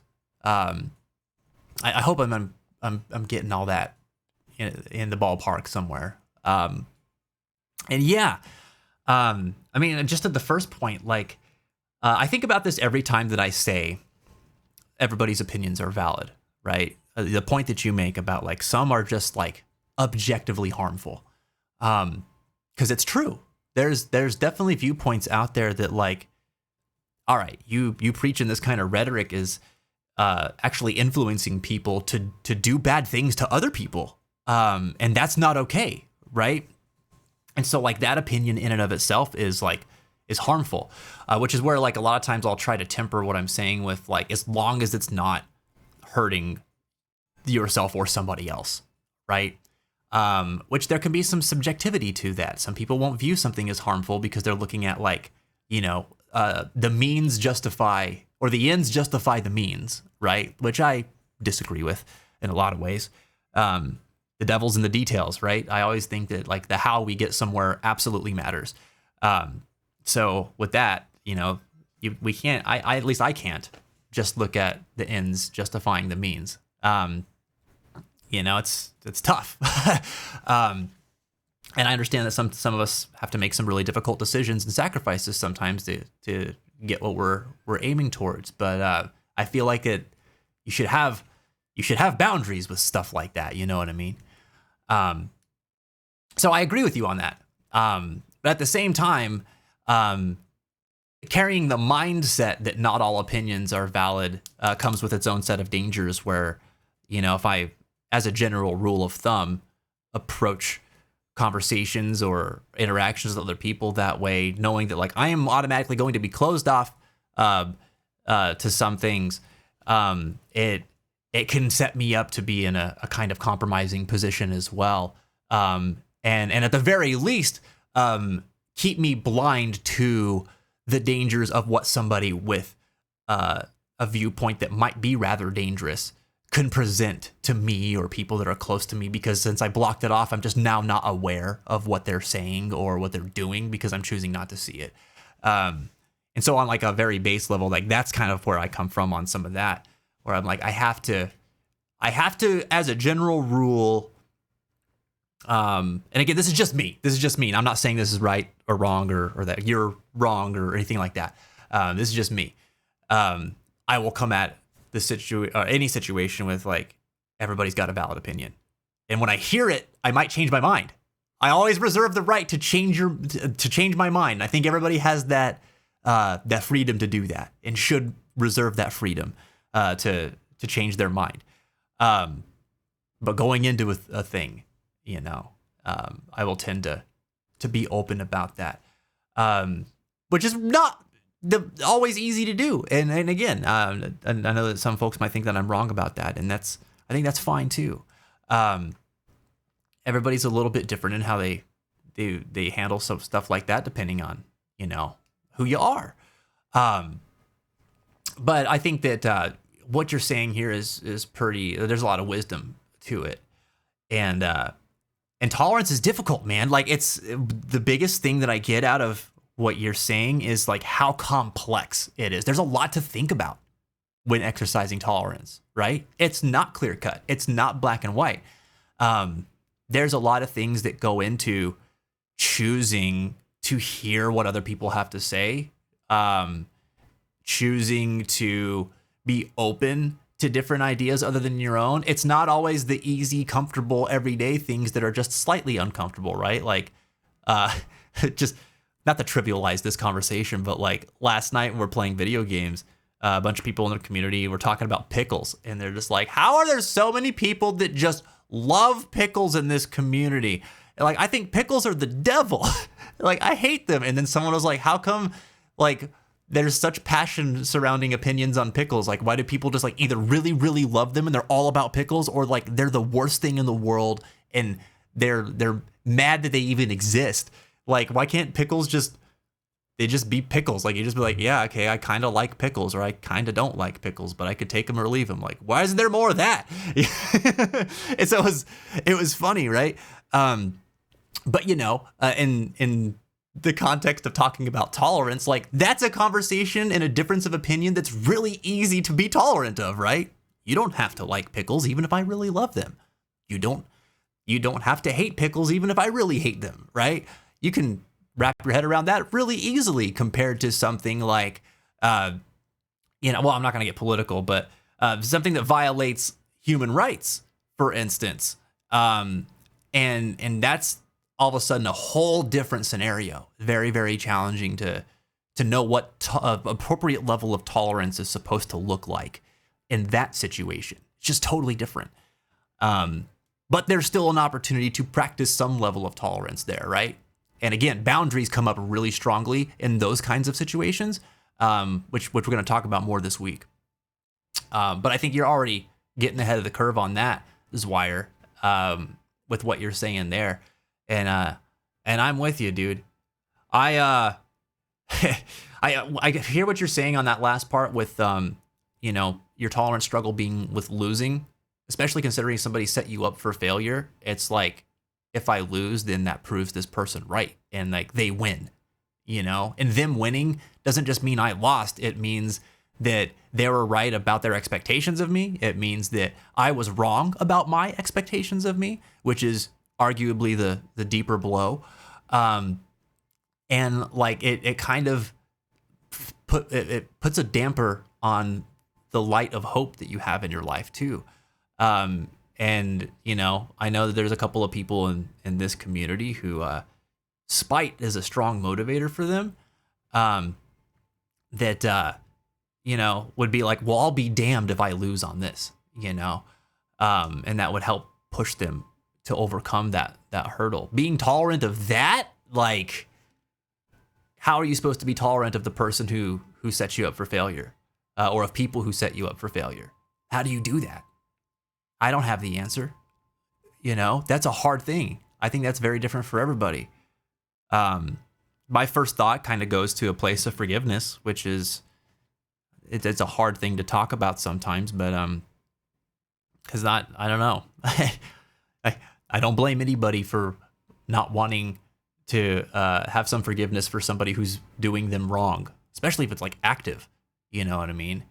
But there is like so much benefit that I have experienced through being able to do that has assisted my ability to be tolerant, at least to the degree where I'm not actively participating in like adding difficulty to my life, but that's so much easier said than done. You know what I mean? It's not easy at all. And like so many things that we talk about here, it's not something that another person can ask of you necessarily. It's something you have to ask of yourself. Because what gives anybody else the right to tell you to be tolerant of something or someone who has done you such wrong? You know what I mean? It's not fair. So it's complex, man. Tolerance is complex. But I can appreciate a lot of what you're laying down here, Zwire. I do like my dills and whatever is in a burger bun. Hell yes, dude. Hell yes. I'm a pickle guy, dude. I'm pro pickle. 100%. Vashi said, but there are just as many people liking mustard here, and that is the devil for me. Yeah? I used to think mustard was the devil too. I came around on that one somehow. I actually have no idea how. It just happened one day. Kevin, what's going on, buddy? Welcome back, man. It's good to see you.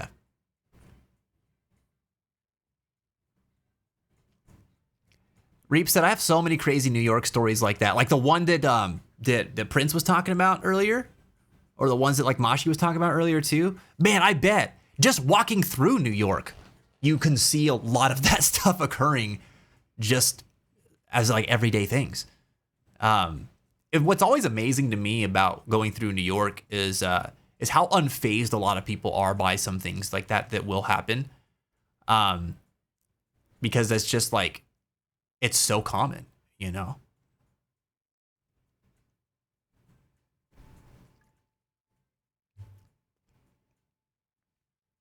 Dude, I bet you've seen some wild stuff, though. A lot of people don't know how tough Reeps is. He's a tough son of a gun, man. You can't grow up in New York City and not be. I'm convinced of that. New Yorkers are built different, dude.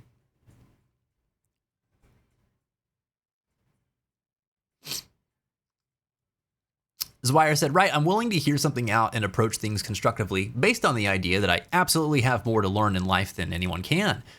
Finding that balance was one of my legendary quests in my 20s. That we can for sure try to understand someone without protecting our egos when we shouldn't, or validating non-productive beliefs. Yeah, and that's a hard thing to do.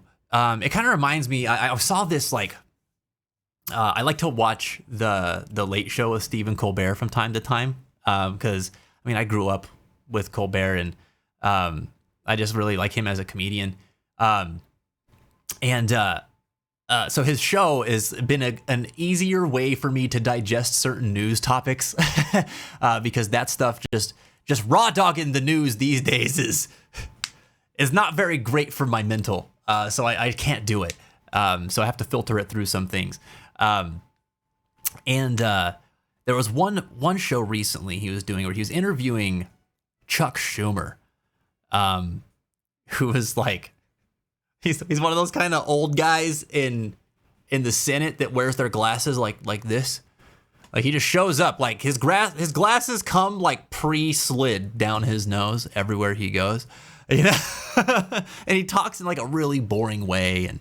And anyway, he wrote a book, and it was I can't remember the title of it, but it was about the dangers of anti-Semitism.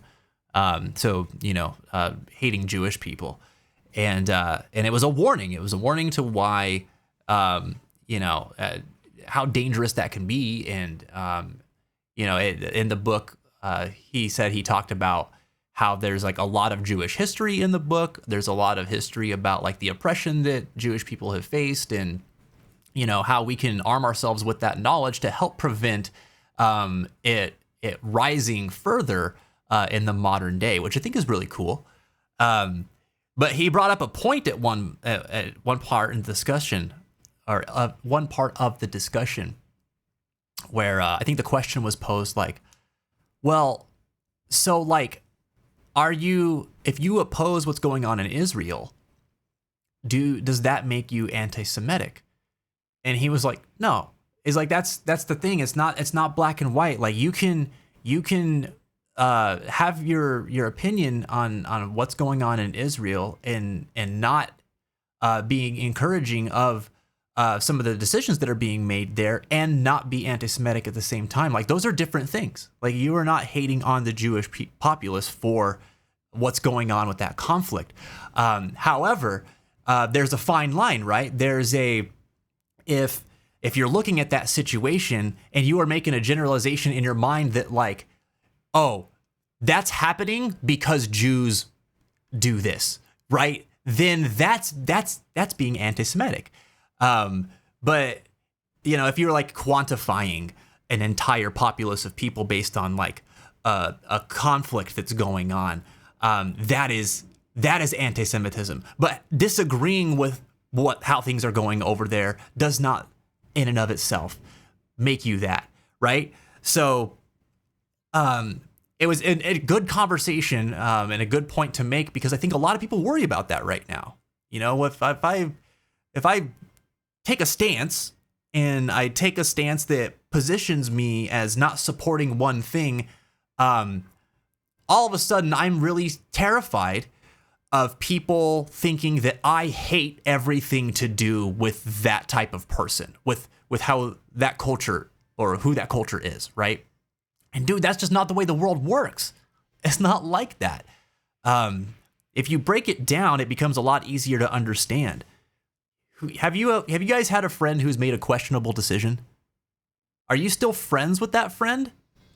A lot of you are going to have different answers, right? Because different people are going to come to mind and different scenarios are going to come to mind. Some people are going to come up with examples of friends who have made a questionable decision that like, you can understand how there was an error in judgment. The offense was not that high stakes, right? And it's something that can be forgivable, right? They can correct their ways. Some of us are going to think of examples of friends who have done something just horrendous. And your answer might be like, yeah, I've had that friend and screw that person, you know? So it depends. It depends. A lot of things are going to come to mind here. If you've had the friend who has made a questionable decision and you've seen them turn around after making that decision and like trying to make amends for it or correcting it, or you can see that that questionable decision was like a conflict in what you know of their character, and the context surrounding that decision led to it happening in a logical way. Doesn't make it more right, but like you can understand it a little bit better. Like that's what you have to do with these sort of things too. And that's what everybody should do with these like worldly and like political conflicts that honestly get spun in ways to generalize an entire population of people. If you can look at your friend who made a mistake and you can see that person as more than the mistake that they made, then you have the ability to do the same thing with a larger population of people. You're employing the same mechanisms there. But it's a choice that you have to make, right? Because you're going to have that immediate visceral response. You can't lean on that as like the end all be all of what those people represent, right? I mean, this is the same way that stereotypes get born, but in a much more dangerous way, right?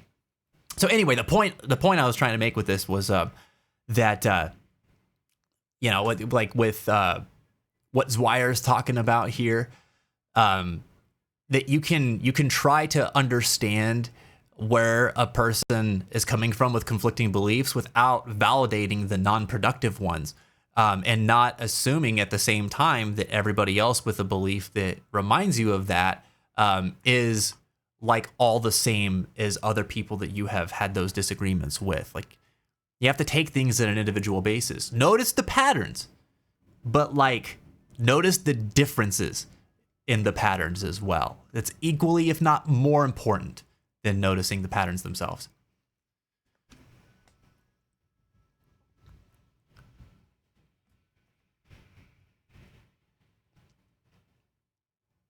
Kev said, thanks, Vince. It's good to see you too. It's funny you're talking about tolerance. I left and unfollowed because I felt like I was saying things that dragged down your stream and rubbed you the wrong way.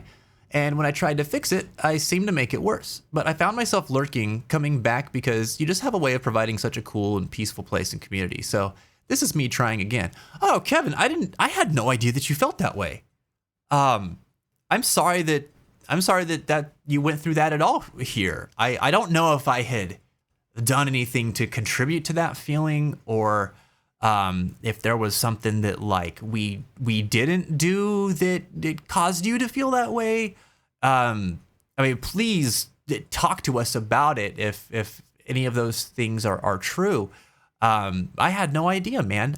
For the record, I've never felt like you came in here and said things that rubbed me the wrong way and made me go like, that Kevin guy, I can't believe he's doing that or saying that. I've never felt that way from comments that you've made or anything. And I can't even, I don't know, I'm trying to think about it. I can't point to anything specific that would have made me feel bad or dragged the mood down, that you turned around and tried to fix and it made it worse. Like, I never felt that way.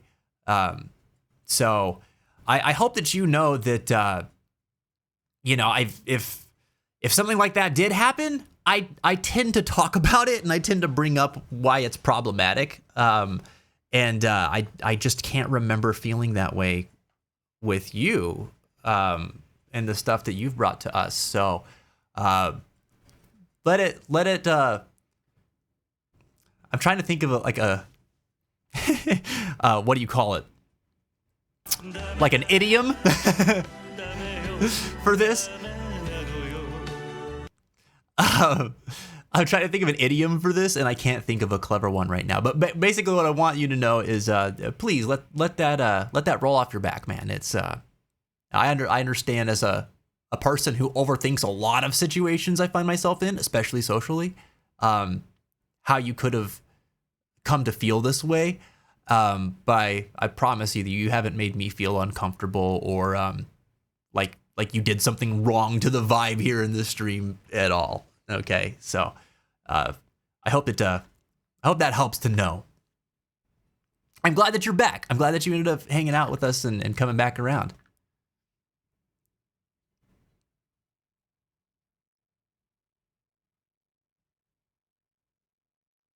Yeah, exactly what Reeve said, man. Yeah, nothing but love, dude. Nothing but love. In my opinion, you've only brought positive things into the conversation whenever you've been around.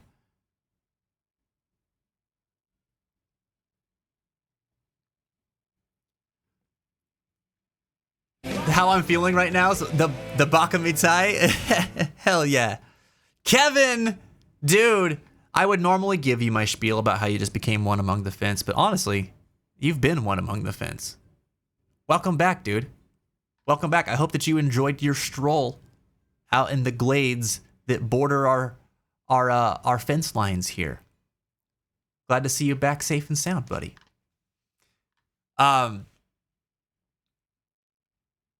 Kevin said, I have a bad habit of being paranoid about such things. Like, looks like it's another false alarm. I struggle with that mental health wise occasionally, so it's very good to hear. Thank you for saying. Oh, dude. Yeah, well, I'm doubly glad that I made sure to say it, because I get that, dude. I get that. I don't have generalized anxiety disorder. I know a lot of people who do, and I struggle with more anxiety nowadays than I ever have in previous points in my life. And it has amplified my overthinking about specific matters like this.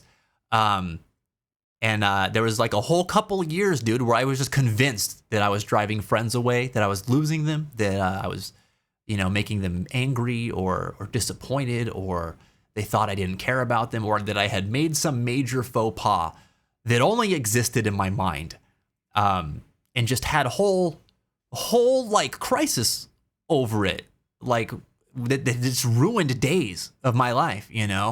I've had a lot of that happen, and so you know what I did to help with that?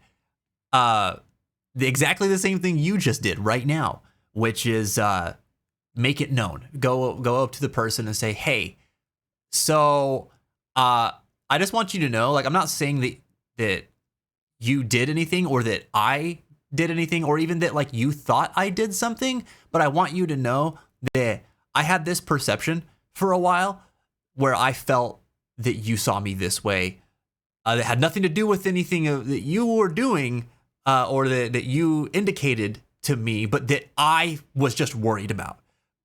And because I was worried about that, here's how I responded to it. I remember actually having this conversation with my best friend, because I was terrified that I was like ruining our friendship because I wasn't being very communicative with him.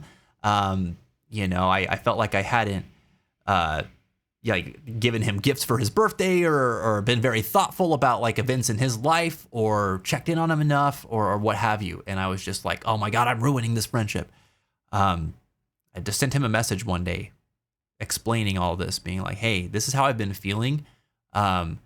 And it's been making me feel like really isolated. And this is why I stepped back, and I'm sorry if this affected you at all, or I didn't mean to. Like, if I did do something, can you please tell me? I know you're probably going to say I didn't, but like, I need you to know this is how I've been feeling. And you don't need to do anything to make it better. You don't need to do anything to fix it. But I really think it's important. It's important to me that you know. And this was something I never did before, mind you. And once I did that with him, he came back and he was like, dude, I had no idea.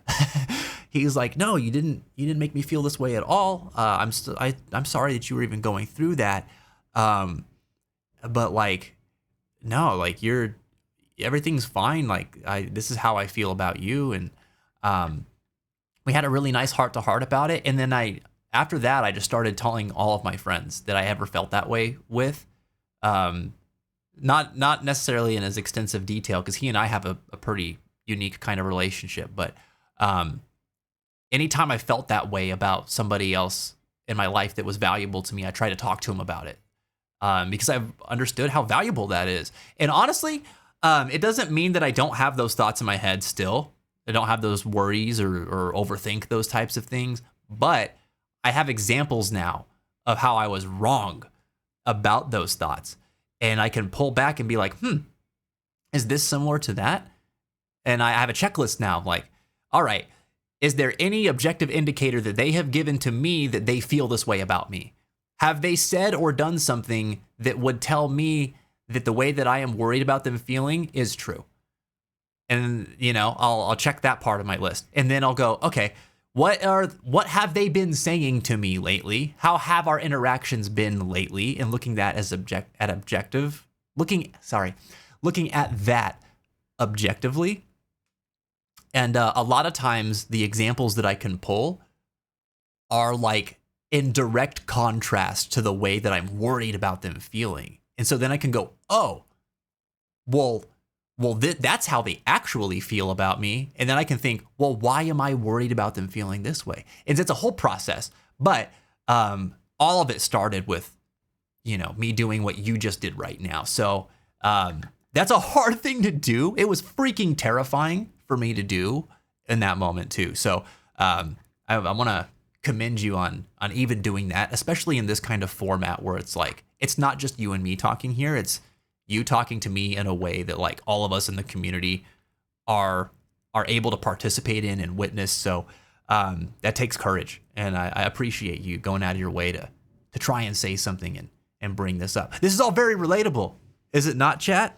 I don't think that this just happens to folks like Kevin and myself. Like I know that this happens to a lot of us.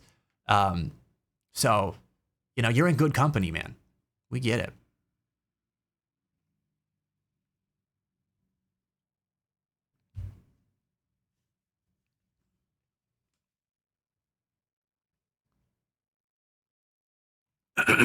Yes, I was scared too. My finger paused on the send button for like 5 seconds. I get that. I remember like I had my mouse in my hand and I was gonna hit send on this message, and I just kept like going like, do I send it? Do I send it? I'd reread the message and be like, do I need to edit this? Do I need to change that? Maybe I shouldn't send it at all. Maybe I just don't. I'd like highlight it like I was gonna delete it, and then I'd be like, no.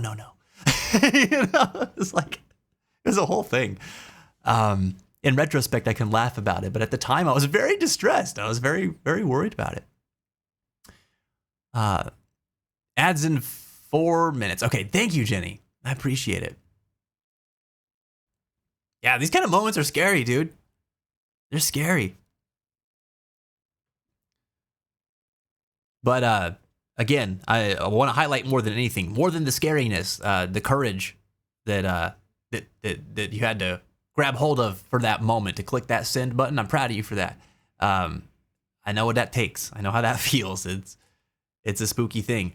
But yeah, you're all good, man. You're in good company here. No, nothing to worry about. You didn't do anything wrong to nobody. Like everybody's, maybe I shouldn't speak for everybody, but I'm sure that most people are feeling pretty positive about, all the things that you have brought to us.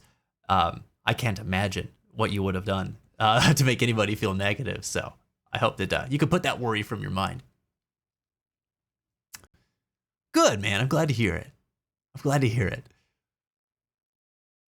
Yo, let's get some hearts in the chat right now. We've had some deep conversation today. A lot of things have come up. A lot of personal stuff has popped up in our from our lives that has been relevant in this conversation. Some of us aren't saying anything, but are thinking and feeling a lot of things as we're listening to this conversation. So hearts in the chat for all of those folks, all of everybody here who's in this moment with us, because I know there's a lot of feelings coming up. And I wanna say that I appreciate quite a lot everybody being able to maturely hold space for these kinds of discussions in this channel, but also to take things to heart that resonate with you, but also leave space for things that might not, but might resonate with somebody else. I think this is consistently a safe place for people to be able to share their ideas, express their opinions, and people honestly will worry that some other folks might not agree with what they have to say or be able to understand exactly what they're saying, and they choose to say things anyway, and then are trusting that we're able to explore that in a respectful way, and it takes a group effort to be able to do that. If you guys weren't doing it, we wouldn't have very many people here. I'd be banning people all the time, right? So it takes more than me. But you all are very cool for being able to help keep that vibe and let people learn from each other, and being willing to learn from them yourselves. So thank you all. I appreciate that very, very, very much.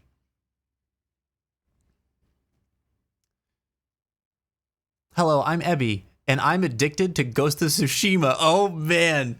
Oh man. Hi, Ebby. So, how long have you been addicted to Ghost of Tsushima? We're gonna treat this like a whole meeting now.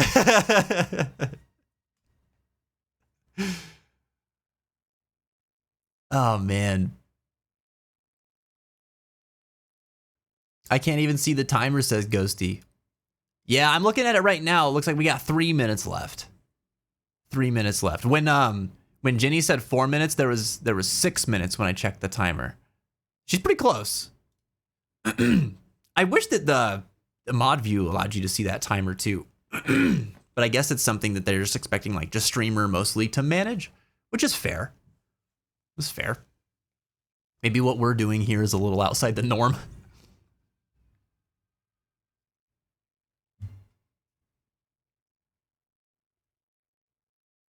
We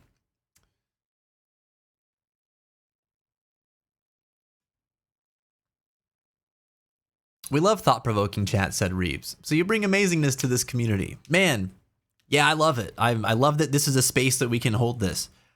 Have I talked to you guys before just about like how I don't actually have a lot of other avenues to have these kinds of conversations in my day-to-day life? I've got a couple of friends that I value and cherish greatly for being able to talk like this with. And I say with because they share equally valuable insight with me whenever I bring these types of things up. And I always feel like I can learn through those conversations. But I have a lot more people in my life that I try to talk about this stuff sometimes. And it's not even like I try. It's like I don't put like a ton of effort into it or like go out of my way to bring it up. It's just these are the thoughts that come up naturally with me that I oftentimes have to kind of suppress because I'll bring it up to people and people will look at me with like blank stares because they're either one, they don't know what I'm trying to talk about with them, or two, they just don't want to talk about that. They don't want to get that deep. And I get that, you know? There's a level of commitment that you kind of have to make whenever you decide to get involved in a conversation like this. Gosh, I feel like I'm sounding horribly pretentious as I say this. I hope I'm not coming off that way. But I'm just saying, like, I understand that it's not a place people want to go down to on a regular basis. You know, we got enough deep things to think about or enough like stressful things to pontificate on all day. Like a lot of us are just looking for the next opportunity to relax, and I respect that a lot. I can appreciate that. But it's just who I am, man. I'm always thinking about stuff like this, and I like talking about it. There's only a handful of places I get to, and it's nice that this is one of them that I get to on a consistent level. So it's really cool. This is a very special place to me for that reason. I also cannot see the timer, says Zwire. Well, if Zwire can't see the timer, then all is lost. Why live? You can trigger a quote by typing in ! quote. It'll pull up a random one. If you have a specific numbered quote in mind, you can say exclaim quote and then the number. If you want to make a quote, exclaim quote space add in quotations the quote, and then do like a little hyphen and then put the person who said the quote after that to log it.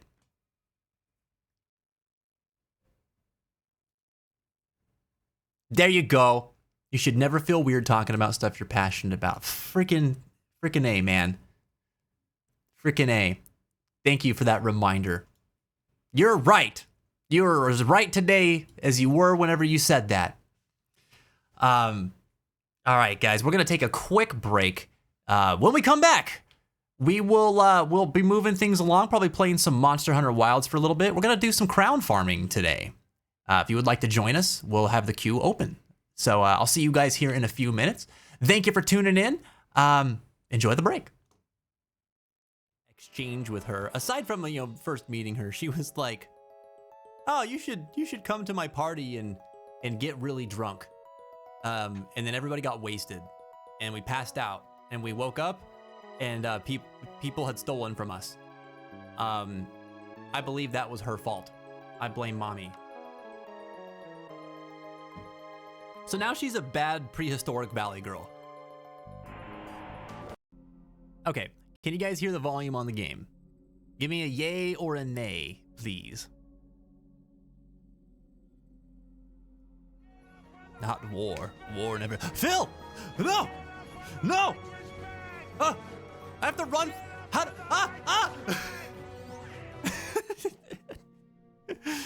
Oh, good God. Whoa. A leisurely stroll at a night like this isn't bad.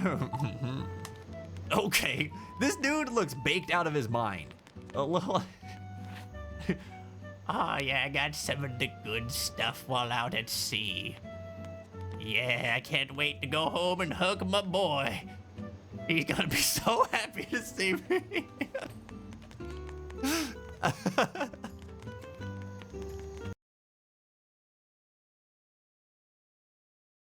Hands! Be gone!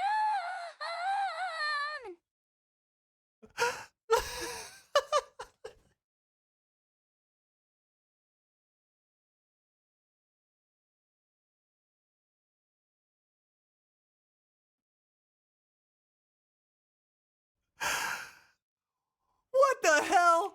Wait.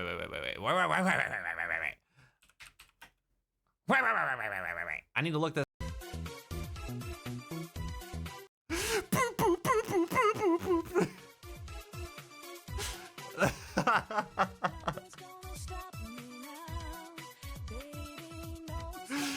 Oh, dude, it's so terrible. It's so terrible. It's also so musically sound. It's horrible. Oh, you're too heavy to throw. Oh, that would have been so funny. To pick her up and just hurl her at her friend over there. Oh, but wait. Her friend is small. Please let this work. I want it to work so bad. Can I? It says disadvantage. I'm gonna try it anyway because it'd be too funny not to try. Oh yes. Oh yes. We're gonna huck you right over at your friend over here. Oh yes. Oh, it's so good. This game is the best.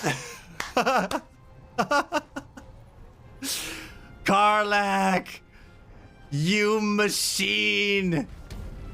Oh, you can't reach them, but it's okay because you can shoot them with your arrows. Welcome back, everybody. I almost forgot to unmute myself there. Hope you enjoyed the break. We've been trucking right along today, man. Can I tell you, I appreciate y'all keeping my spirits up today and my hydration. Thanks, Mashi. I appreciate it, dude. Also, I saw that you're getting ready to bounce. If I don't get to see you the rest of the night, dude, I hope that you have a good evening. Keep your head up and your heart strong. I appreciate all the support you provided me today. As always. And I hope that you're able to get some rest. I know it's been a bit of a tough day over there for you. Yeah, man. Cheers. Yeah, I want to say thanks. I've been having a tough day today, guys. I can't explain exactly all the mechanisms at play here in my mind because I don't really understand them today. But I know that yesterday I was trying to make some music and I have like a creative block of some sort that doesn't make sense to me because I had inspiration before I sat down to make the music. I heard something. I sat down to make the something that I heard. It completely left my mind and I could not, for the life of me, lock anything down or hear anything else that I wanted, that I could hear earlier. And I sat there for 2 hours and this just like, I made nothing. I was very frustrated at the end of it. And there was something about that just like made me feel some sort of way. It really dampened my mood for the rest of the day. And that usually doesn't happen. Usually I can just walk away from something like that and be like, yeah, sometimes it doesn't work out, you know? But it like really started making me like consider my self-worth and like all of this. It just like went down this spiral. And today the same thing happened whenever I was trying to do some pre-planning for the streams for this week and do some creative work for the community. And I kept blanking And I don't know what it was, but that kind of did the same thing to me. And so I don't know exactly what's going on, or like why it's hitting me that way, but it gave me like massive anxiety today, where I was like thinking about going live, and I was like, I can't do that. There's no way I can do that. They have no logical reason as to why. And I don't know. I just thought there was going to be some sort of like catastrophe that was going to take place, and it got me all kerfluffled today. And I'm still working through some of that, but you guys have, as you always do, have made it a very, very chill and just cool place to be. It's helped me to collect my thoughts a little bit, and I feel better already. Yeah, I don't know. It just if this place wasn't the way it was, it would be a much more stressful kind of thing. So thank you guys for helping me out, even though you probably didn't even know you were helping me out. I appreciate it. Oh, dude, thanks for the hug, Evie. Right back at you, man. Right back at you. Yeah, the carrot does pull at random, and that's the way that that Mel designed it, right? All the stuff she brings in is so cute, man. I love it. I saw Reggie answer the question, the break screen question today, which we're asking everybody in there, what kind of stuff do you collect?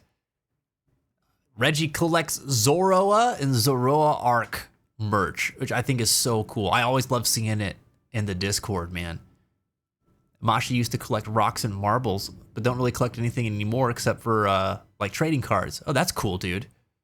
Yeah, I used to collect rocks and marbles too. I actually had like a whole tin that was just full of like really cool looking marbles, and like different rocks I had picked up either like from gem stores or from like my hikes that I had gone on in various places. I don't know, there's something about it. I don't know what the deal is with rocks. They're cool. I like them. And I was moving one time, and I was like, I have a lot of rocks, and these are really heavy. And I decided to offload my collection. I don't have them anymore. Same with my marbles. But let's be honest, I lost my marbles a long time ago.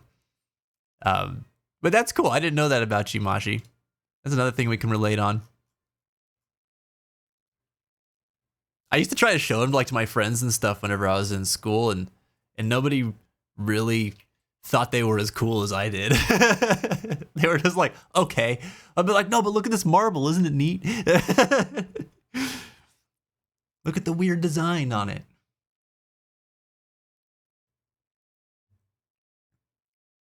There was a catastrophe today, said Ebby. The chocolate ice cream I bought wasn't tasty. Almost transformed into Godzilla. Oh no. Man, when you're expecting something to be delicious and it's not, that's a special kind of disappointment. I feel for you, Abby. That sucks, man. My friends bought some Japanese candies off of Amazon, and they were expecting them to be like really tasty, and they're like these milk candies, and I think they're good, but they're not that good, you know. But they had these expectations of them that they were going to be amazing, and they had one, and they were like so upset about it. They had like 2 bags of them too, and I was like, how did that happen?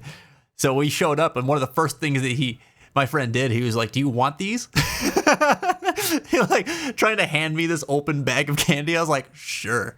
I took them home, and I ended up getting rid of them. I had like 3 of them, and I was like, I don't want to have the rest of these.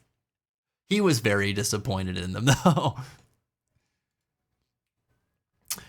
All right, we're going to play some Monster Hunter, my friends. If you would like to play Monster Hunter Wilds with us, feel free to join the queue. Let's see. It should be clear. If not, we'll clear it. Yeah, we'll clear it.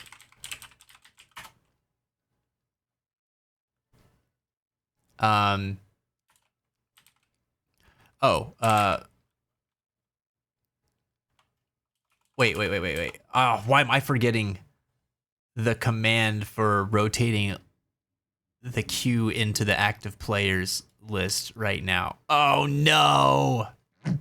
I am forgetting things. We'll get the players cleared out. Can you help me with that, Ghosty? I'm just having a brain fart on this today.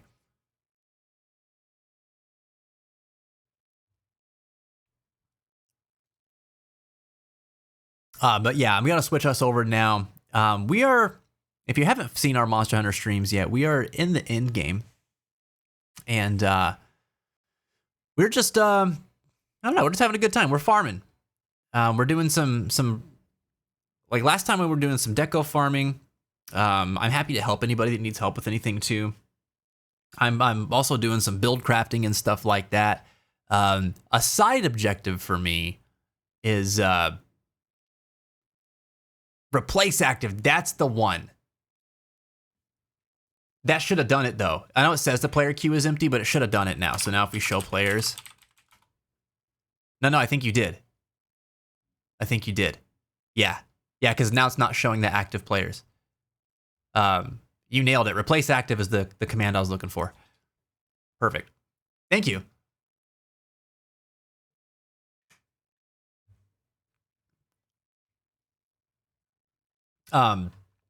The tooltip at the end of the replace active one isn't completely accurate on what is happening there. I might edit that. But it will replace the active players list with who's in the queue, and if nobody's in the queue, it replaces them with nobody. So it'll automatically clear the active players list all at once too. It doesn't do a good job of explaining that part of it though.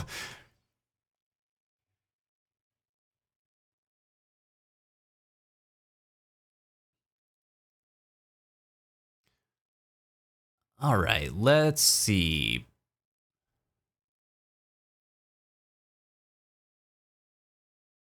Sometimes I'm like, I wonder if we could get away with playing copyrighted music just really, really low. And then I'm always like, no, I'm not going to do that. I'm too scared. I missed that part of the stream though, man. I love music so much. Let me see.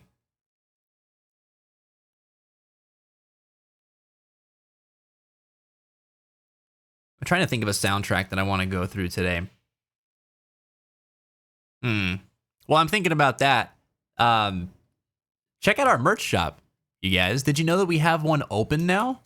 That's right. If you've been dying to pick up a Fencer t-shirt or a Fencer hoodie, maybe even a desk mat that's inspired by the Gil for the Kupo event we held last fall, this is your time to do it, man. And subscribers get 10% off everything in the merch shop. So feel free to take advantage of that. Check out the stuff that we got on sale, man. We've also got mugs there if you guys are tea drinkers or you like your coffee. We've got a couple of different mug designs. One's black, one's white.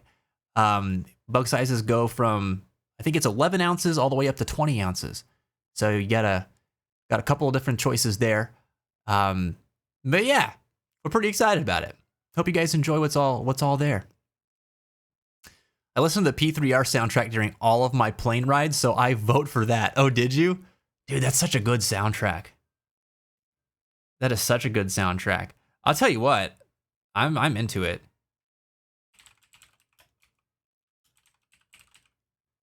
I'm into it.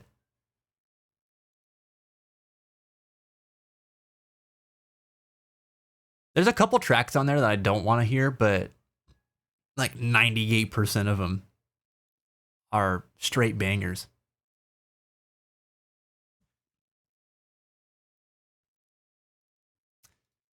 Heck yeah, dude. Dude, this opening is so good. So good.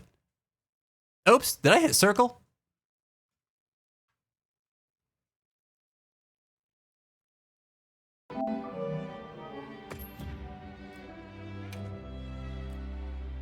Oh, I can't hear this because I have to set my monitor back up. 1 second. There we go.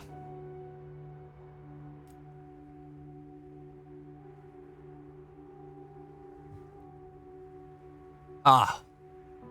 A human of taste, Ebby. Gotta love it. Only song I don't like from the P3R OST is Mass Destruction. OG Mass Destruction is 10 times better. Yeah, there's something about the way that they handle the chorus, right? Oh, I need to set up a private lobby for us. There's something about how they handled the chorus that just, it doesn't hit the same, man. It's still pretty good, but it's, yeah, I agree with you. It's not as good.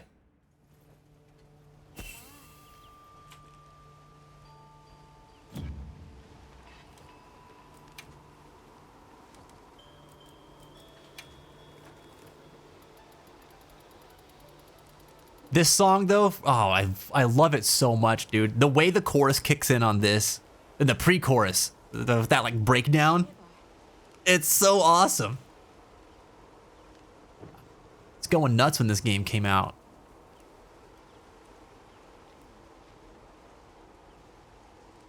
Wake up, get out there.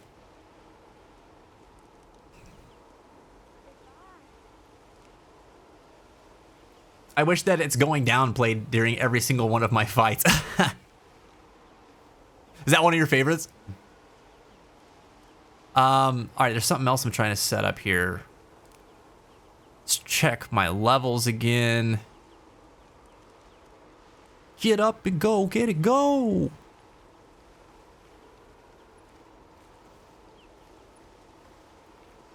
All right. Yeah, I think we're good. Oh, that's what I was trying to do. I need to update the lobby ID.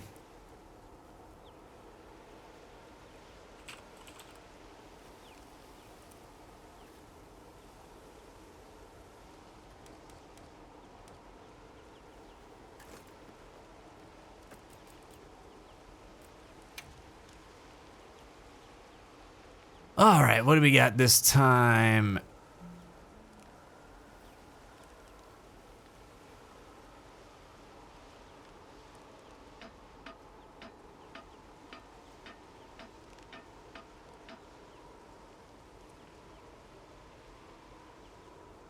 R-E-Q-Y.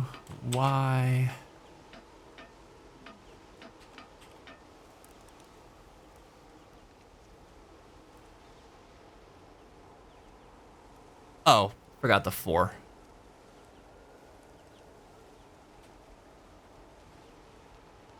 Okay. There we go. If you guys want to join the lobby, there's your ID. You can jump on in there. Make sure that you join the queue first. ! Add me in the chat to join the player list, and then we'll move you into the active queue from there.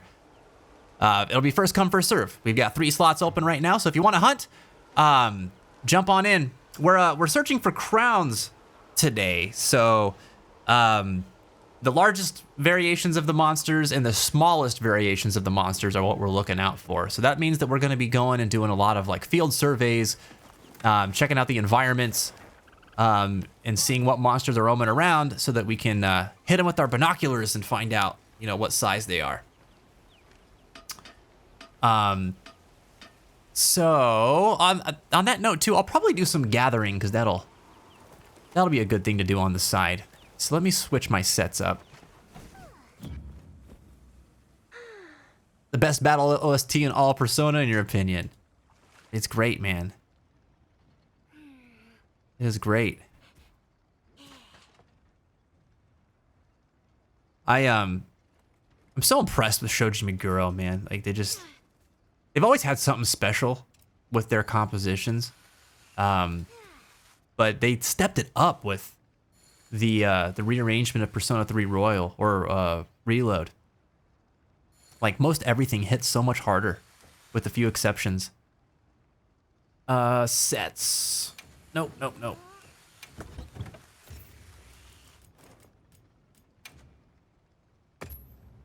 There we go. Man, I've been wanting to post all of my Italy pics, but I don't want to spam IRL pics. That's what it's there for, Ghosty. No, go for it. Go for it. Remember, other people do that stuff whenever they have like a lot of things that they want to share from trips they've taken, or like events they've been a part of, or things like that. So, like, remember that. It's okay. You could spam away, dude. You've been talking to us for the last couple of weeks about how you guys have been in Italy, so I'm sure a lot of people would be excited to see them.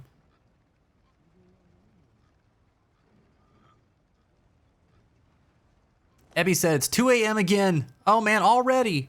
Keep your head up, Vince. Have a great rest of the stream and good hunts. Thank you, Ebby. I will, just for you. Just for you. And listen, I hope you have the sweetest of dreams tonight. Thanks for keeping my spirits lifted high today, and everybody else's too, as always. I hope that you have a good rest of your night. Keep your head up and your heart strong, and look forward to seeing you in the future. Oh, I did not mean to punch the microphone. I'm sorry. I was just trying to uncap my chapstick.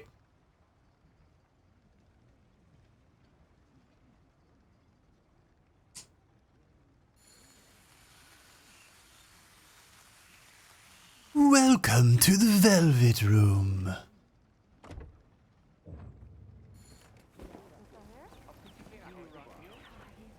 You possess the power of the wild card.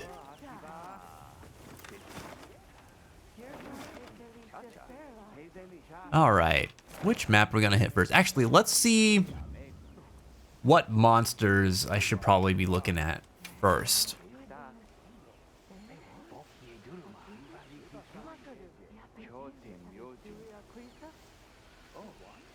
Only 10 at a time. Man, it's gonna take forever. Well, look at it this way. Anytime I have to post batch photos on Discord, I end up picking and choosing. So like I'll go through my gallery and then like mark my favorites. And then I'll usually grab my favorites and start posting those. That helps. Plus then I like it later because my phone shows me those in slideshows automatically later on. And I'm like, oh, those are my best photos. That's cool. All right, we need a Gold Crown Congalala, Chemitrace, and I mean a lot of them really. I'm just kind of getting a glance here. Let me write these down. That way I don't have to keep coming back to this. Do do do do do.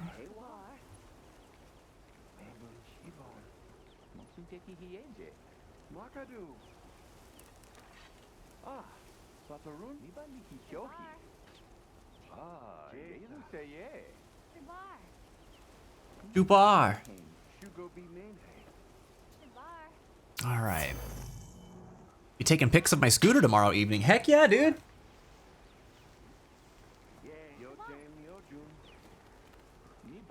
Excited to see that too.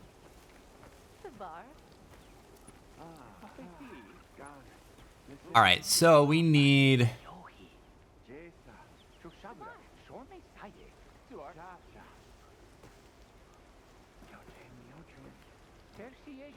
Chemitrace, Congalala,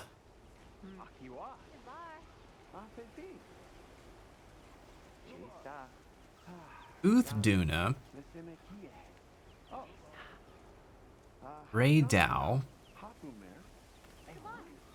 Oh, the Hirabami. What a nothing monster. All right, and then we need a new Udra.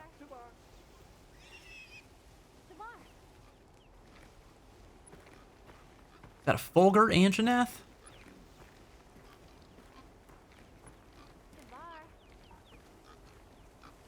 Okay. We need the miniature crown on the Gypceros. I'm trying to group some of these. Man, we need both crowns on the Arkveld.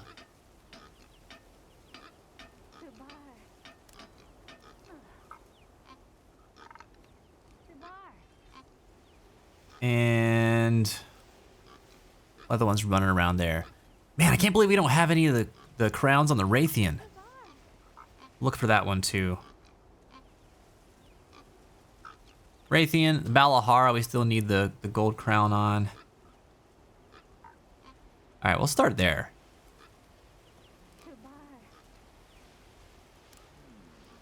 Okay.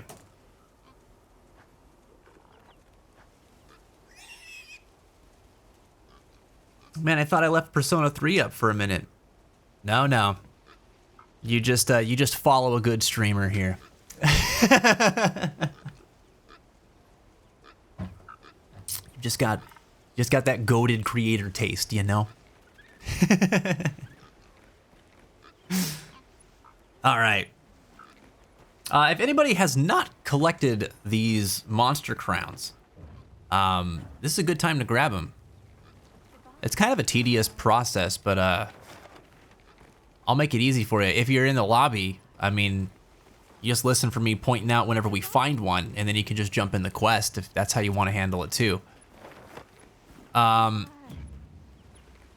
Let's start with the plains. There's 2 Balahara there. We're gonna go check them out. They're probably gonna be over here about somewhere.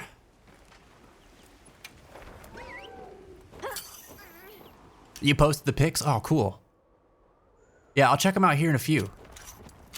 Something I noticed about all the Pope statues in the Vatican City is that they all do the same hand sign, so I think they need some originality with their hand signs. There's something about that that's really funny to me, where it's like, you know, in like Final Fantasy X, where they have like the Yevon prayer. It's like saying like, man, all the worshippers of Yevon do the same hand signs when they pray. Like, I think they should have some originality in the way that they pray. It's funny.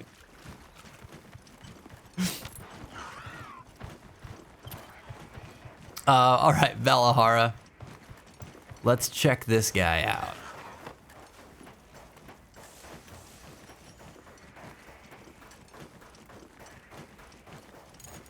That's probably nothing. That's a silver, wait.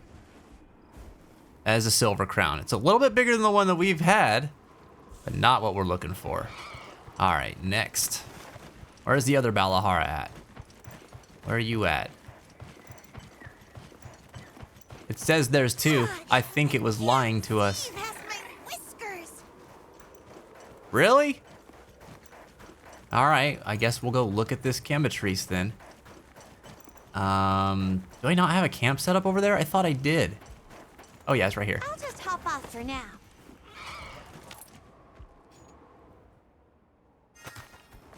Can't forget supplies. Oh, nice. Oh, nice. Damn, this game sold 10 million copies? Jesus. Let's go. Let's go, dude. That's massive. This is the most successful Monster Hunter game ever. I mean, honestly, they deserve it. They've done such a good job with this game.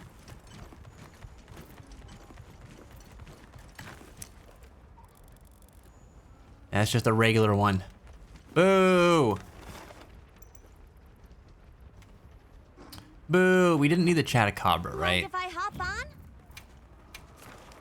Now we got the go. Well, we need the mini crown. I guess we could still check out the Chatacabra. There's a tempered one over there too. We can check them both out. Cool. Oh yeah, that was one of the things I meant to do. I needed to update the stream.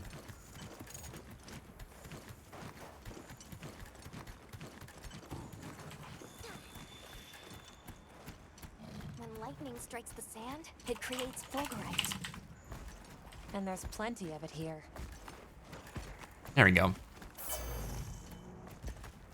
Autopathing mount is such a good feature. Dude, it's the best. It's the best, man. Regular Chatacabra. Ooh. One thing I've really come to appreciate about it with is finding like gathering spots.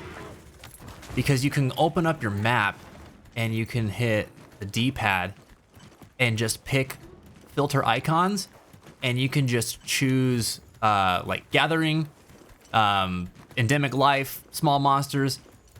So like if I'm looking for you know, there's like an upsurge in exquisite fossils.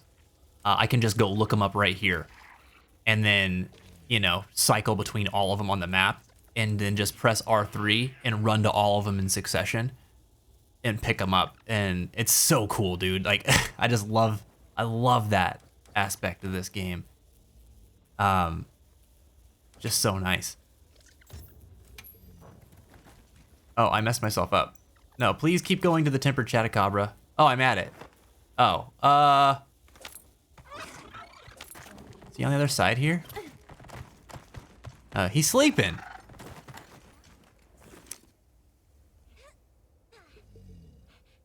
All right, nothing special about that one. Okie dokie. That's all we're looking at here. Wait, there is that other Balahara. Oh. We're gonna go to it.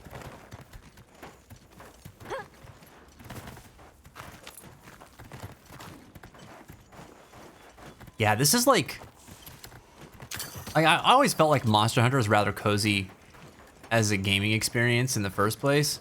But this is like the coziest Monster Hunter. It's just so easy to play. And not in the game's not challenging at all or fun because of that. It's just like, man, they thought about a lot of quality of life things. It's not perfect. On my way there. But much of it is just the best Monster Hunter's been, in my opinion.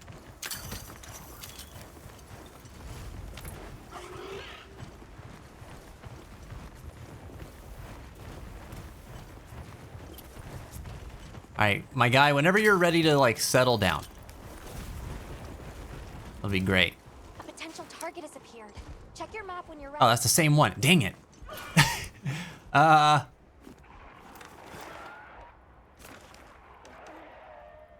So we're looking for this one.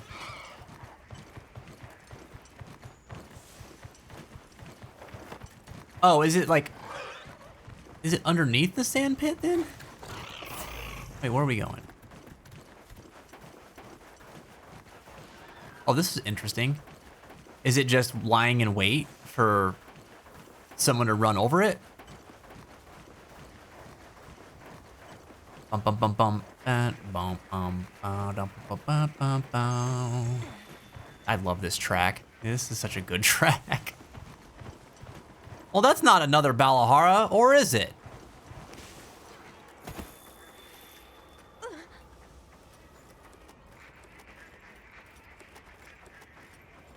My lives are flashing before me here.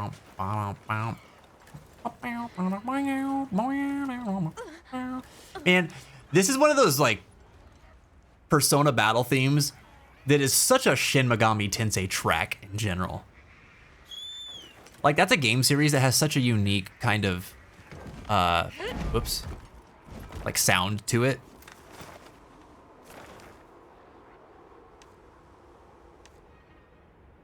I guess we'll go look what do I want to check out next? Hirabami and Blaganga. I think we'll. Wow, God, there's a lot of Hirabami there. I may as well look at them.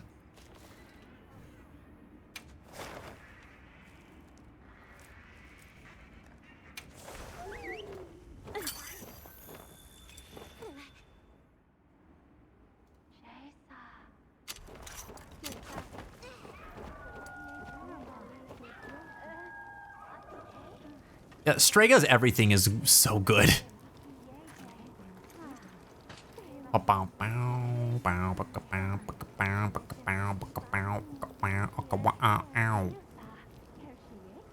Wait, where is this? I think it's... Are we getting a shuffle of it here? Oh, I'm looking at it. The wrong spot.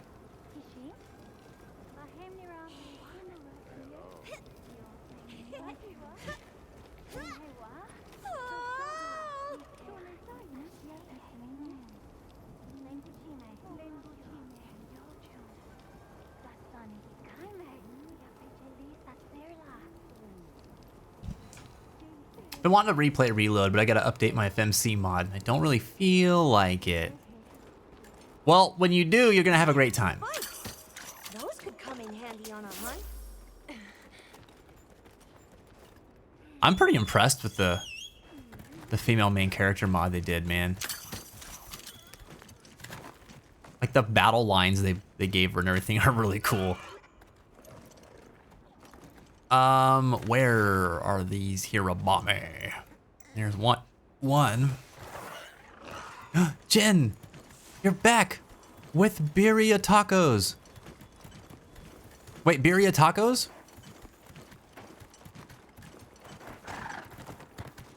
I do love some Birria Tacos. Oh, okay, here we go. Boo, you suck. All right. Check this one out. Oh, this is where we got the cluster of them. Ew. How was dinner and everything? How's Kira?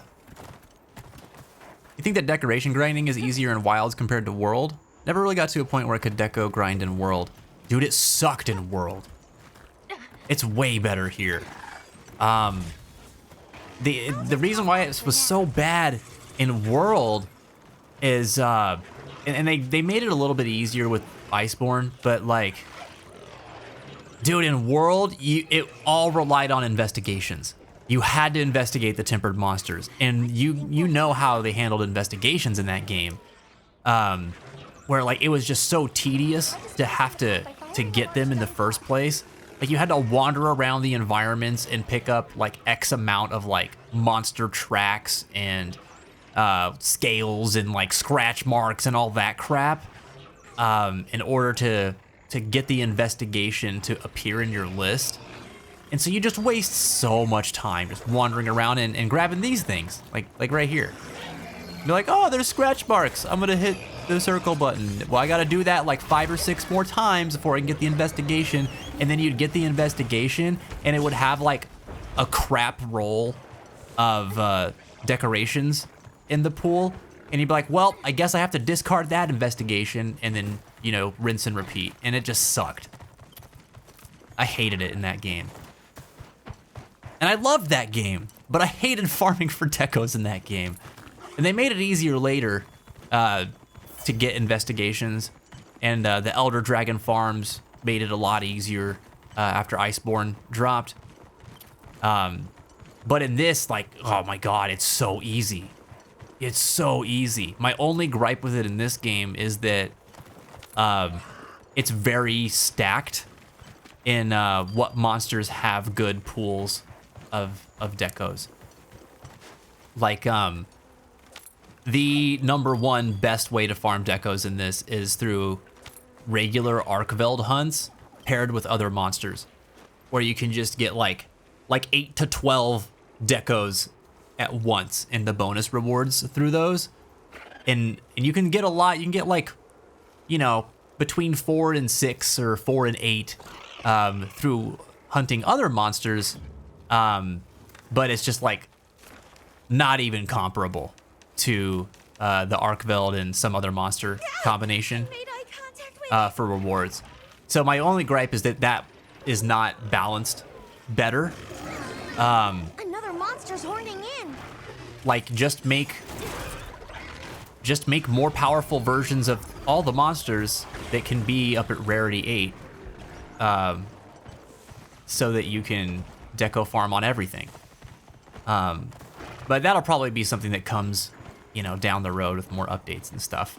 I anticipate that will happen anyway. We'll see. All right, dude. That cluster at Hirabami sucked. Let's go check out this one. Is that the same one? That is the same one. All right, here we go. What are you? What are you? A regular Hirabami. Boo! It's nothing like anything I've seen back. Boo this man. All right, let's go check out the Nursilla. Oh wait, no, I have the Nursilla. Bunganga. We walked by it earlier, but I didn't scope it out. I'll probably take a break for food here soon. Check your map when you're ready. Thinking about SMT5 after P3R finished. I got it on sale a while back, but never played it. Oh man, you should definitely check that out. I've heard really good things about it. And I haven't played SMT4 or 5. The last one that I played was 3. And I enjoyed that game a lot, but I didn't finish it. SMT games are interesting. Like, I like the spin-offs a lot more than the mainline series, but I know that it's gone through quite a transformation over the years, so I can't speak to the current state of the franchise. But like, I'm a huge fan of Digital Devil Saga. And I remember watching Miles play, wait, do I need an Ursula? Hold on, let me look. I remember watching Miles play the Raidou games that are being remade right now, or remastered right now. And those were, oh crap. Yeah. That was Devil Summoner. They made 2 of those games. Those games look really cool. But they came out on the PS2. I never got to play them.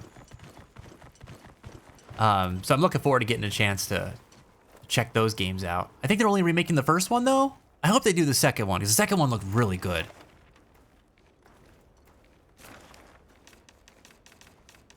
Should we take a break? Right. Trying to check Nursilla. We got them all for Nursilla. Okay. Moving to another area.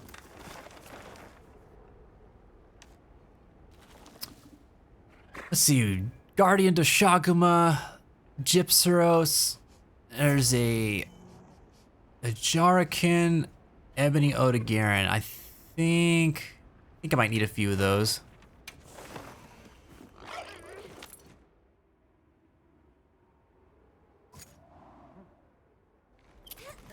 Sable right now is me when you're taking 30 minutes to look at your decorations. Just running in circles. Yeah. Dude, I love the build crafting in this game. I'm sorry that you have to suffer while I'm doing it in real time. But I'm like always trying to experiment. Although right now I'm pretty well settled on my main general hunting build. But it's about to get a lot more nuanced, I tell you, because I'm going to start setting up all of my element-specific hunts. Or element-specific builds soon. So that I can like maximize efficiency on specific monsters. I love doing that. Alright, let's see. Let's go check out this Gypsaros.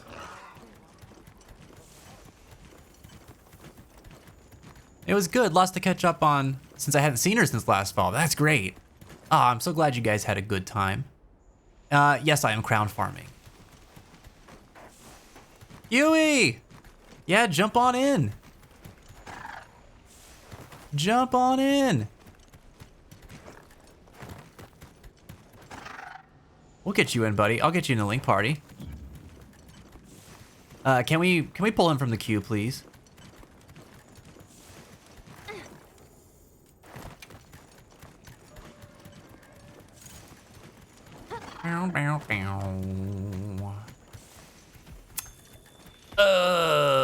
There we go.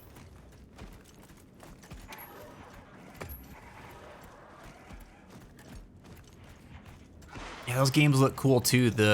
Which one's the Devil Summoner or the Digital Devil Saga games?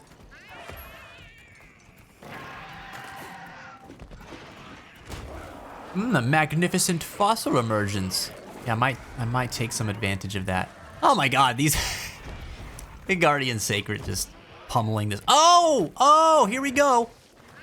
All right, we got a Gold Crown Tempered Gypsaros. Jin, do you need this? Have you got this yet? And no, I'm not in the squad lobby since we're streaming.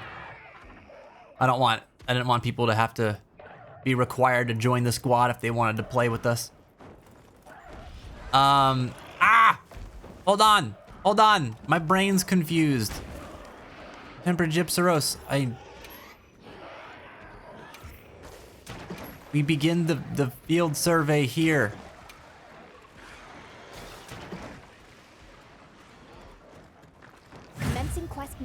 Are you prepared? Ow. A subconscious experience. Hope you find something useful. I'll wait a sec. I'm not gonna fight it yet.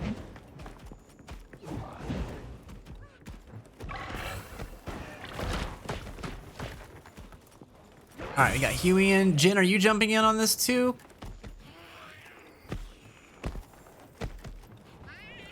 Just wait until you got a gold crown because I'm lazy. Well, you jump in the queue too.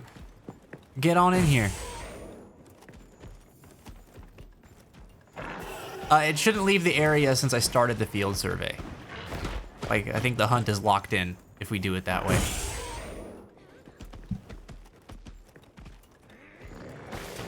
I guess I could just hunt it, and then even if everyone doesn't make it by the end, we can save it as an investigation.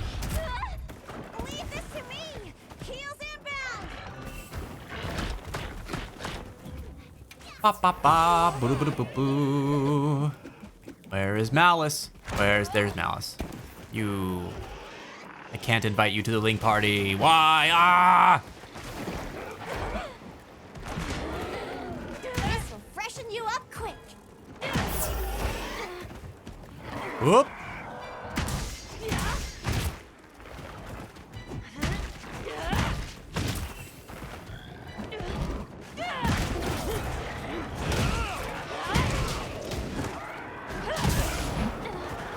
There we go. I probably should have done this alongside everything else, but I didn't want to leave myself open.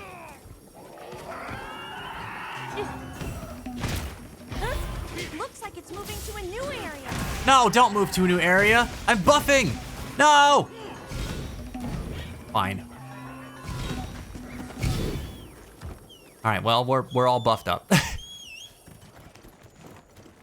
Did I get my Arkveld hunting horn? I did, but I haven't set it up yet. Thanks for the reminder.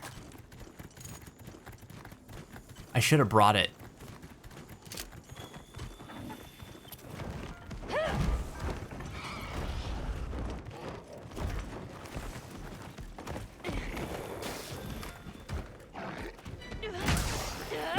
Be careful. It looks angry.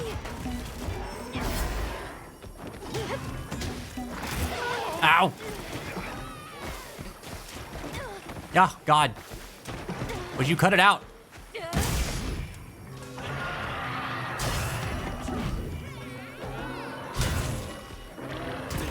Oh no. Leave this to me. Heels inbound. Can't move. Yikes. Thanks for the pick-me-up. You have to switch the gaming ownership. Oh? Oh, yeah. Oh, not today.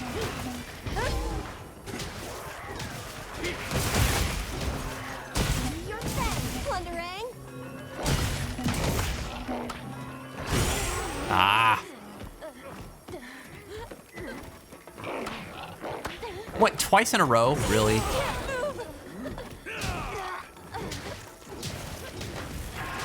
You gigantic douche.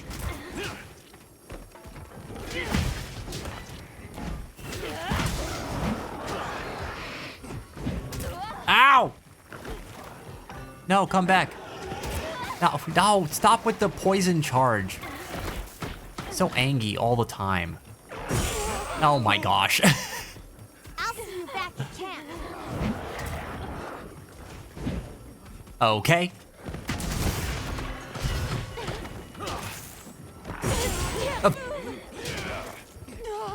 I'm about to drop this guy in a pitfall trap. Listen. I set a trap.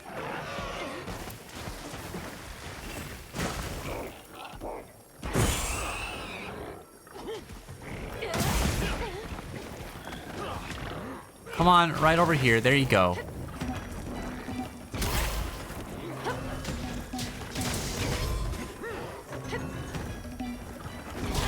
Oh, I messed up. It's fine.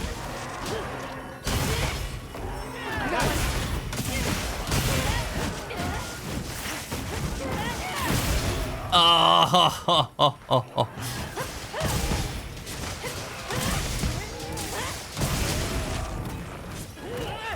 This poor SOB.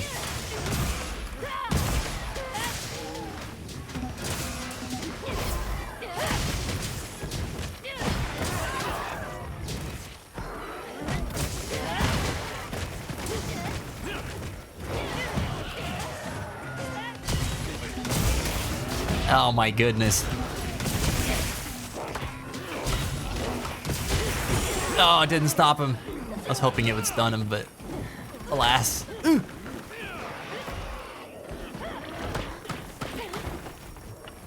No, we've got space. Ow! No one needs to drop out.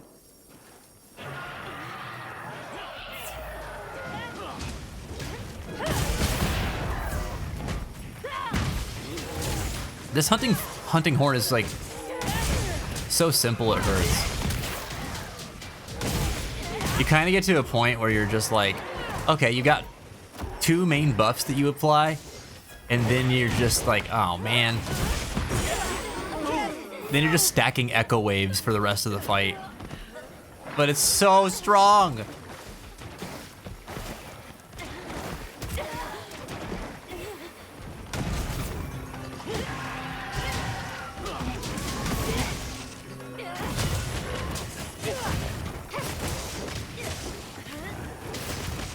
Bam!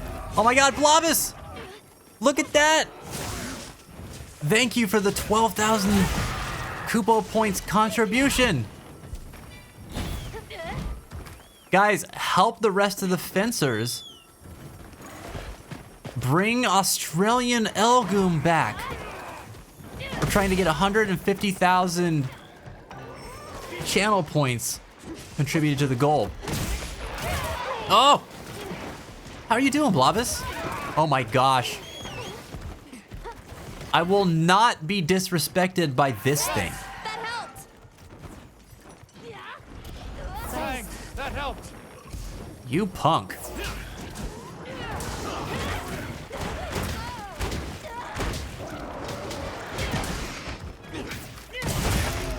Yeah, yeah.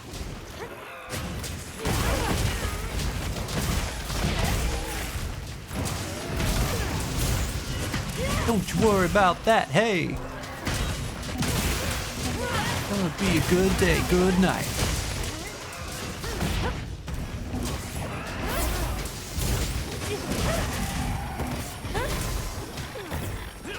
Oh, you playing dead?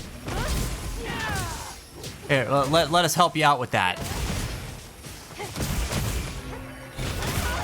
What? What was that? What just happened? It goes pretty well. We're crown farming. We found ourselves a gold crown Gypsaros. So we're out here tearing it up. Doing good, finally settled back in for the evening. All right. What did you do today, Blobbus?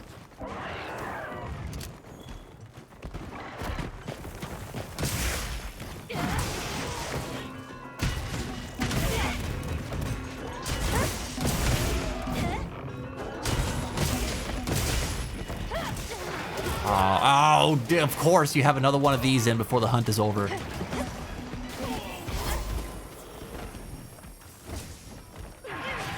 Thanks. That helped. Ah.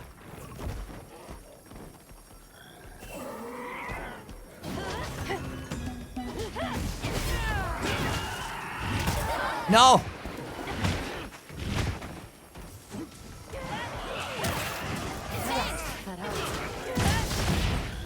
Whoop.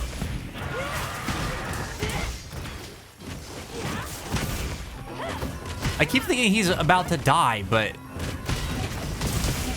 he's got more health than I would have expected. Why are you still here? Leave this world.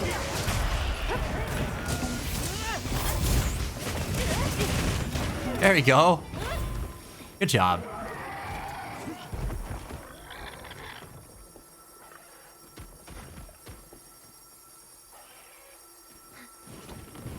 Hell yeah, dude.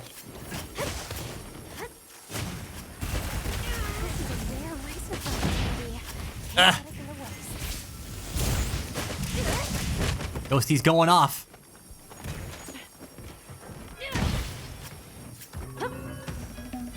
Oops.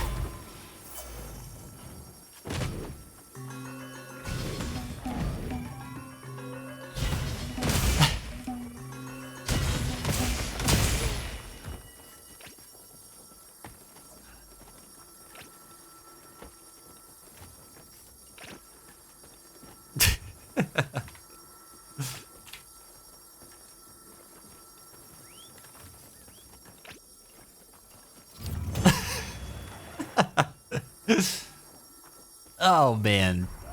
Mostly some clothes shopping. Old stuff's wearing out. Needed to get some new stuff. Ooh, cool. What, did you pick up some cool like shirts? Cool pants? You get like cool outerwear or anything like that?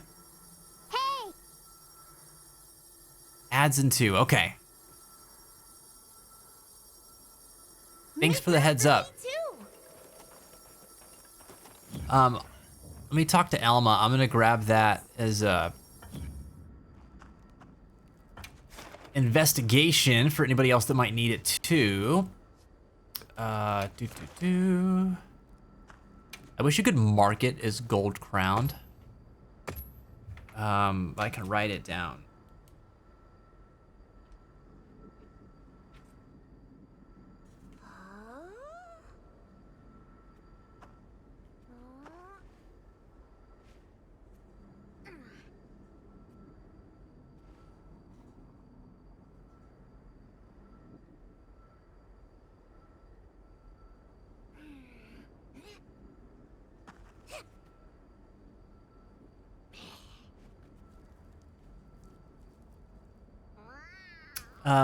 Six decos.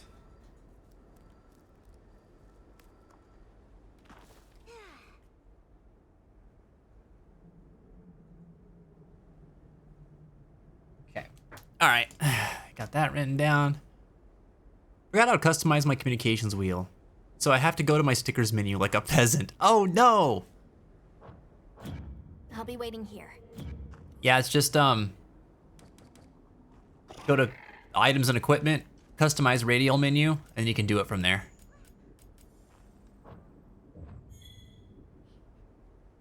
All right, let me see where we at with ads. And check your field pouch. Just a few seconds here. So here's what I'm gonna do. I haven't done this in a little bit. I kind of need it today though. I'm gonna take a little bit of a longer break. Give me like, I don't know, 15 minutes. And then when we come back from it, like we'll run ads and stuff during it, but when we come back from it, we'll play some more Monster Hunter.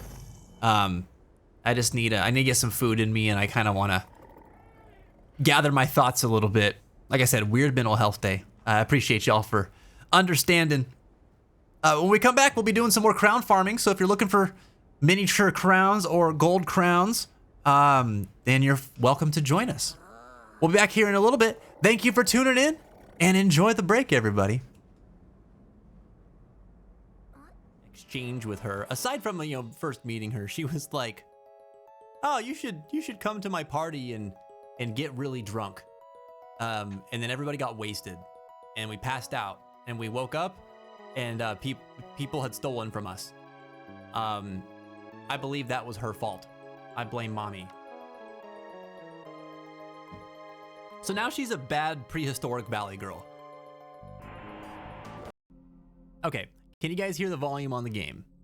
Give me a yay or a nay, please. Not war. War never. Phil! No! No! I have to run. How?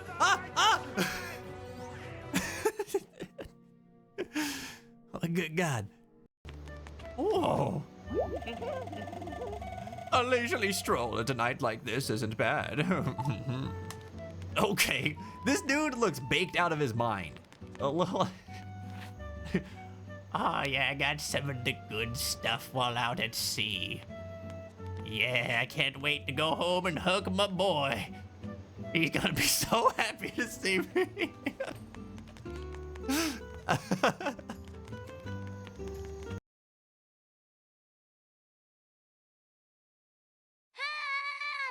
Be gone!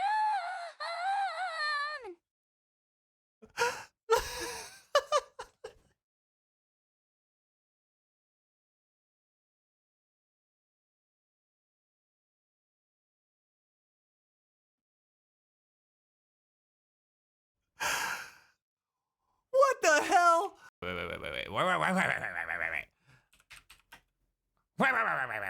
I need to look this.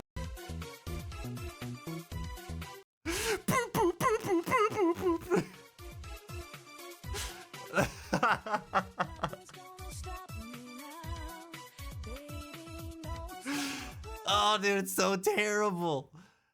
It's so terrible. It's also so musically sound. It's horrible. Oh, you're too heavy to throw. Oh, that would have been so funny. To pick her up and just hurl her at her friend over there. Oh, but wait. Her friend is small. Please let this work. I want it to work so bad. Can I? It says disadvantage. I'm gonna try it anyway because it'd be too funny not to try. Oh yes. Oh yes. We're gonna huck you right over at your friend over here. Oh yes. Oh, it's so good. This game is the best. Karlach, you machine. Oh, you can't reach them, but it's okay because you can shoot them with your arrows. Ah! Dang, dude. Dang. Dang, dude. Dang, dude. Dang, dude.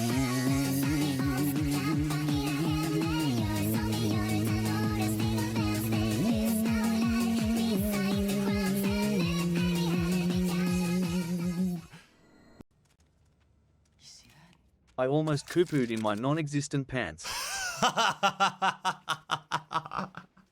I almost Koopoed in my non-existent pants.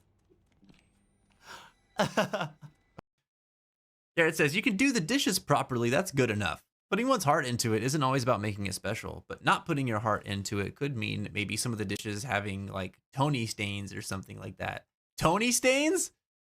What are Tony stains?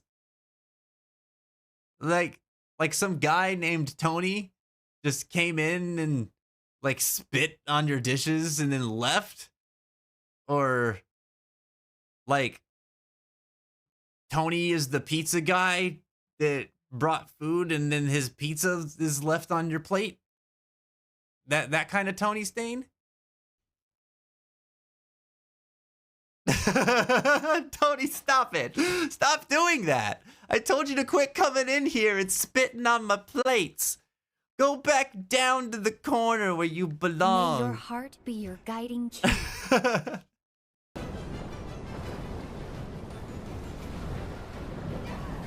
What did he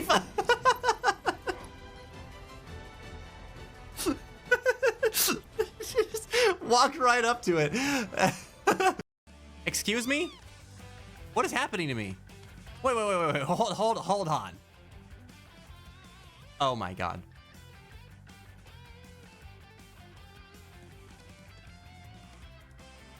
They have different racing controls. Like just hitting R2 just does that. This is how I'll win the race. You have to hold R2 and X. I am so dumb. I got audio ads, but I'm still seeing the stream. Can you see this? Meanwhile, all the subs are like, Vince, what are you doing? Like, we can hear you still, but some people can't. Whoa. Twitch has always been a strange place. How do you have such intellectual conversation while sleep talking? This is the magic kingdom of Zeal, where dreams can be made reality. But nothing in this world comes free. There is always a price to be paid. Woohoo! Okay, he's gone. What the hell? It's wild. Shadowheart was like over here, and she was like, dang, I don't know what's going on in there. They're probably having too good a time. I better stare out here and ponder my past and wonder, what on earth am I ever gonna do if I find out that my whole life is a lie? And then Karlach was over here like, damn, Problems, your booty fine. It's so good. I don't wish that I had a booty like that. And Problems was like, I know. Isn't it fantastic? I'm gonna go over here and sniff these flowers because, I don't know, they're really pretty and colorful. And then Will was like, but you know, I actually wonder what's going on in there. Maybe they won't notice if I just open this door. Another muffled cry. The two inside are still in the throes of passion. Uh-oh. What the hell are you doing? Well, Will, you've done it now. No! Oh my gosh. Go! Go! Oh God, oh no! Oh please! Oh God, no! Oh! It continues! Oh my gosh. Come on! No. Come on! No. That was so messed up! I had no problem with it the first lap. No! Ah. Oh, you guys did great though. Whew. Congratulations! All right, I'm part of Beck's business now. For a qualified applicant, and your accomplishments speak for themselves. What the heck?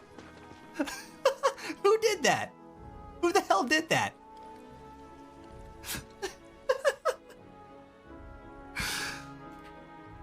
This game, dude. Tifa's throwing trash.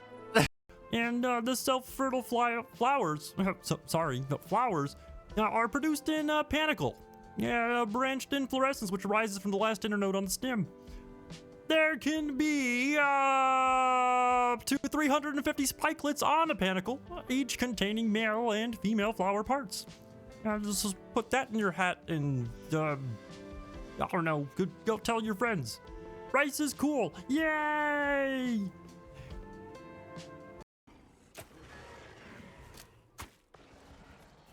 There we go. Ah! Jesus! No! Run! I would like to use magic, please. No cheating! I've got my eye on you. Do it over from the door, clockwise along the wall. 3 times. Well, I would like to use magic. I would like to use magic.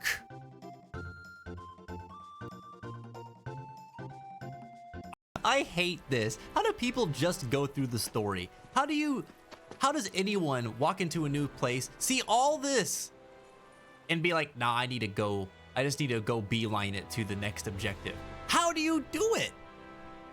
How are you not like, wow, wow, wow, wow, wow, wow, wow? I just don't understand. I don't understand. Y'all are built different.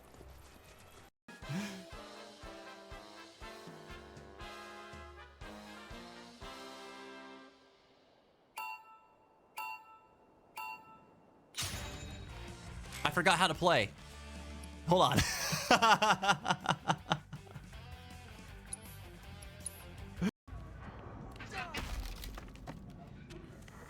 God dang it, dude. Oh, Jesus, I walked into a bomb. I'm in a barrel.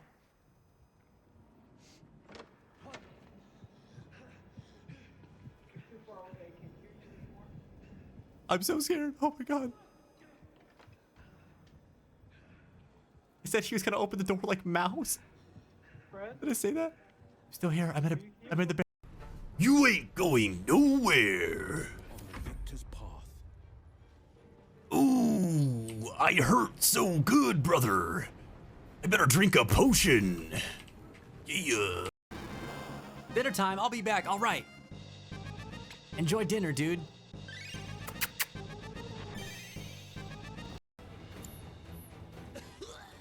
They say that the the modern potion. That cough was so extra. Supposedly they're it looks like they're sold out. Why did he make him sound like that? Oh man. That's good. That dude is struggling. Get off my darn lawn! Don't make me reach out and get my whooping stick! I'll get you! I'll get you, you damn kids! Hero! Get off my lawn!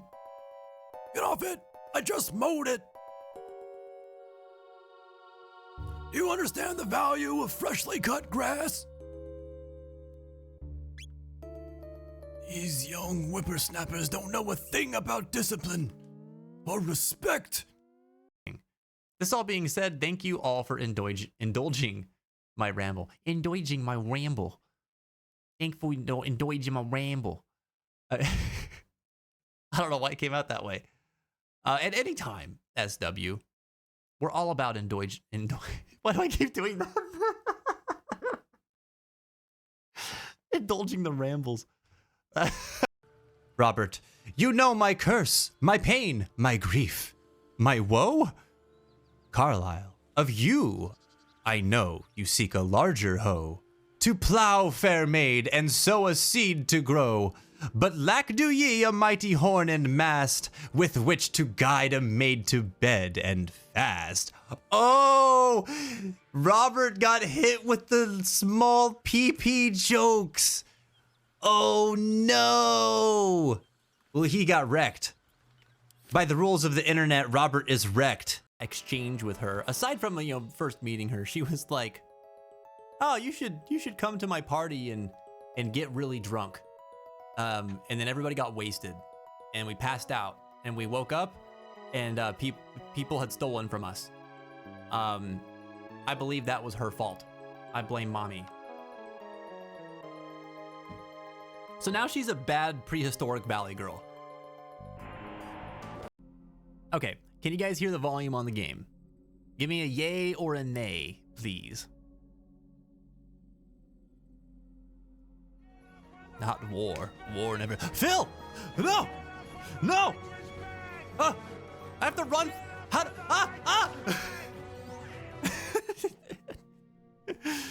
Oh, good God.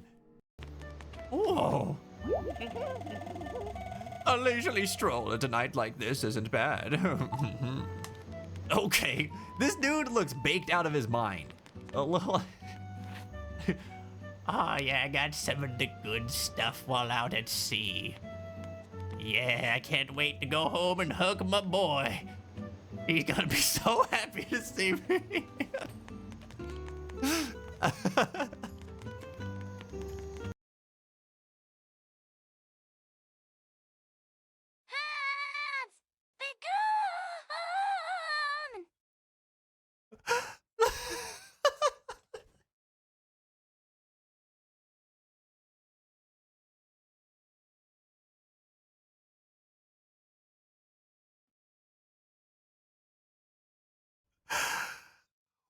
What the hell? Wait.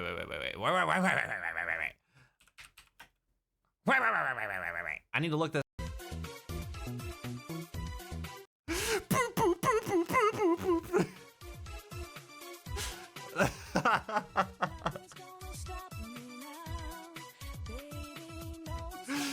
Oh, dude, it's so terrible.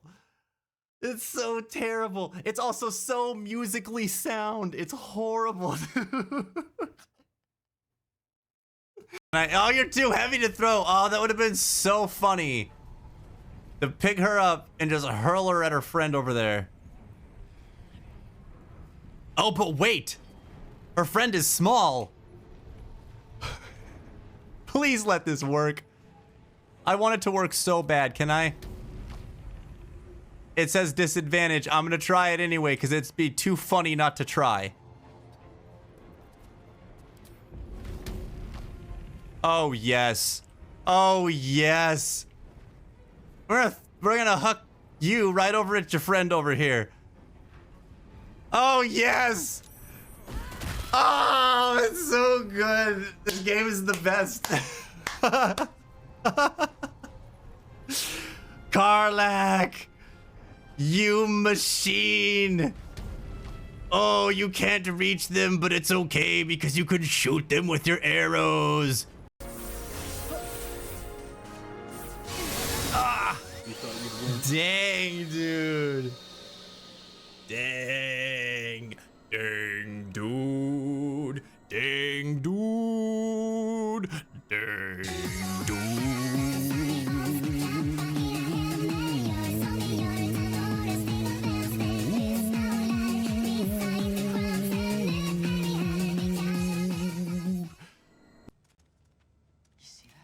I almost poo-pooed in my non-existent pants.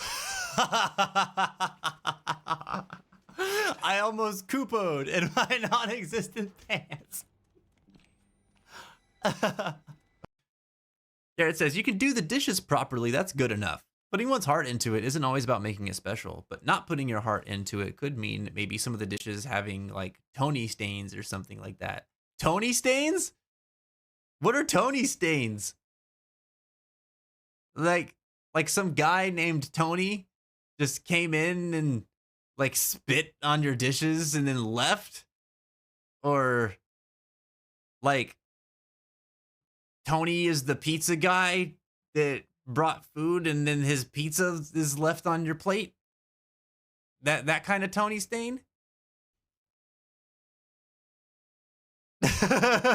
Tony, stop it. Stop doing that. I told you to quit coming in here and spitting on my plates. Go back down to the corner where you belong. May your heart be your guiding key.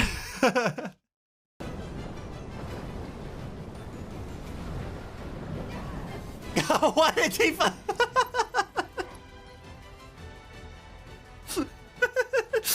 just walked right up to it. Excuse me? What is happening to me? Wait. Hold on. Oh my god.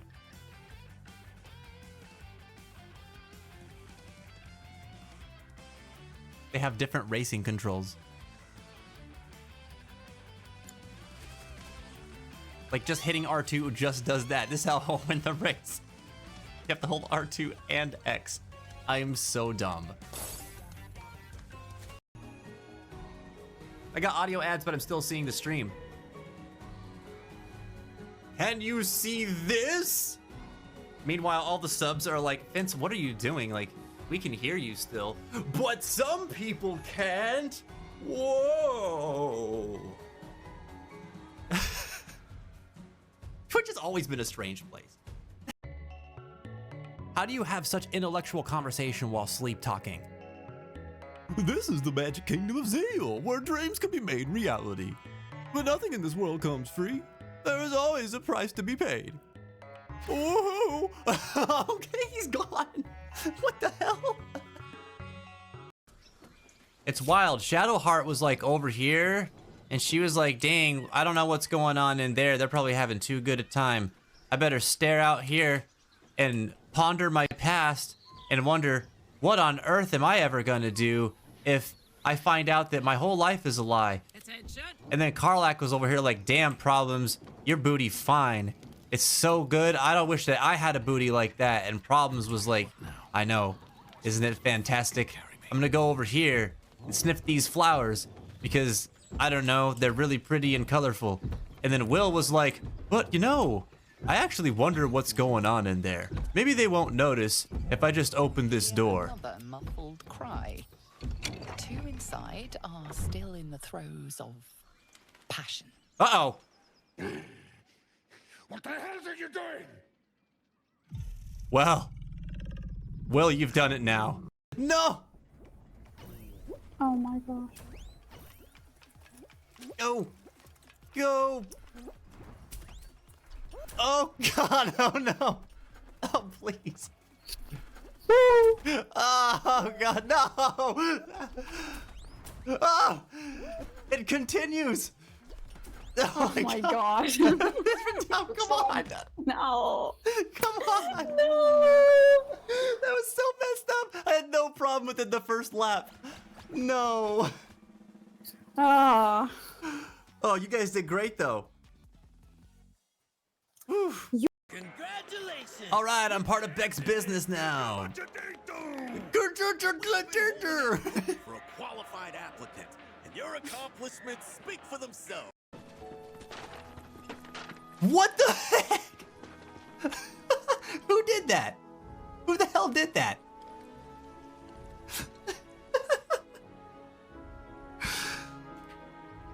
This game, dude. Tifa's throwing trash. And the self-fertile flowers, flowers are produced in panicle. Yeah, branched inflorescence, which arises from the last internode on the stem. There can be 200 to 300 All different right, spikelets on the everybody, panicle, welcome each back. containing male and female flower parts. Hope you guys enjoyed the break. I sure did. I got some good tacos. Feeling mighty satisfied now. We are still playing some Monster Hunter. We're doing crown hunting today. I gotta unplug this thing, man. Oh my god, dude, my cat has been having a field day with this freaking controller too. This controller cable. Ah, god. That's not good. Alright. A problem for another day. I went looking for crowns where you were gone and nothing. This game sucks. You and Jin get all the crowns. Well, we will improve our odds if all of us are searching for them at the same time. That's for sure. Usually this is something that I just kind of do passively. But I figured, you know, we're here. We've got time for it. We may as well. Whoa. Seemed like a fun thing to do. I don't want to do deco farming because we're going to do a lot of deco farming during the event next month. Which, by the way, anybody who's playing Monster Hunter Wilds, we are having a Wilds event on the fence, both in Discord and on stream for a few weeks next month. It actually starts next Monday, where we're going to be doing hunter time attacks. So you're going to break into teams of 2. You guys will come up with a team name, you and your partner, and there will be 1 monster per week that is the target, and teams are going to compete for the fastest hunt times in the community, and the winning team will receive prizes, and then we'll do that for 3 weeks next month. So there'll be 3 different monsters, 3 different chances to win prizes, and then on stream we'll be doing a fashion show once a week for 2 weeks, and that'll be an opportunity for y'all to get your glams on and, you know, show your coolest hunter fits. And we'll show that on stream, and then we'll be doing some special hunts and some deco farming during the stream proper after the fashion show. So it'll be cool. We'll be sharing results of all that stuff in Discord as well. So yeah, it'll be fun, man. I'm looking forward to it next month. But because of that, I figured that, it might be cool just to do some crown farming today, and that'll be a good use of our time. Found a mini Guardian Doge. Mini Guardian Doge. Oh, you know what? I'm down. I'm down. Can you post that for us? Actually, I'm still in the same lobby, right? Or did I get booted? Oh, hello.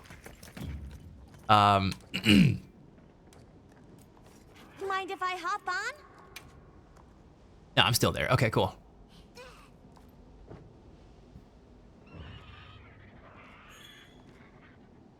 You got a mini Gypsaros? Oh. You know what? I need that too. I think. Let me double check. Yep. Cool. A potential target has appeared. Check your map when you're ready. Sacred have such gorgeous wings. Yeah.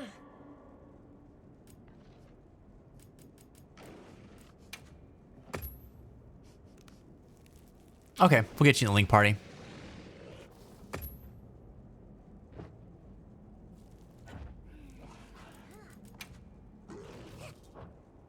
Are you in it right now?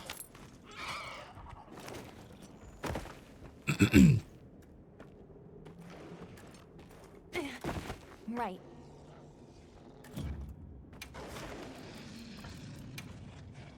No matter how far.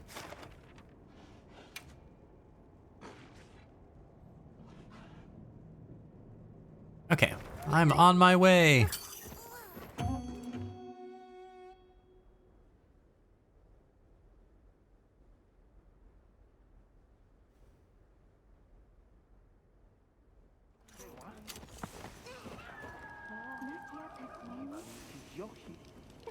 Commencing quest now. Are you prepared? Oh, it restarted disc 1 on the soundtrack. That's not what we wanted. I'll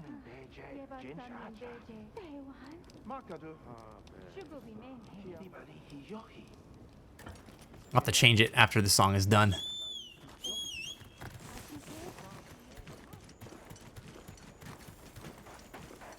Oh, after this hunt, I want to look at Ghosty's pics from Italy.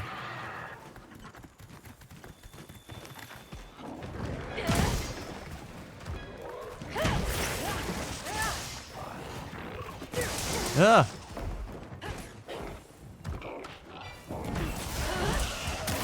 Oh, I didn't hit anything there.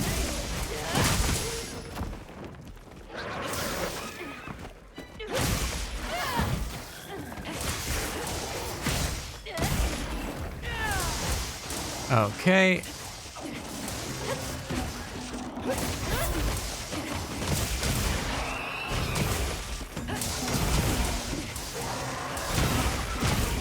Cool. All right.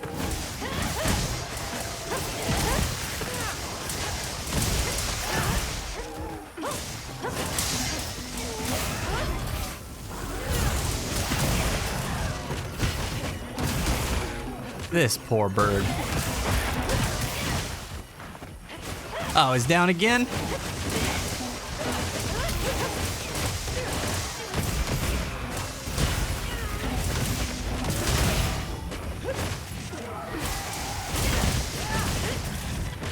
Oh my god, it's already playing dead. Hilarious.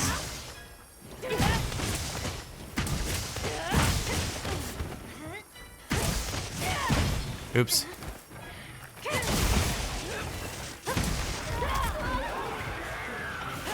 Oh, that's what happened to me last time. When it wakes up, it does a big AoE attack. Oh. This guy's such a goofball.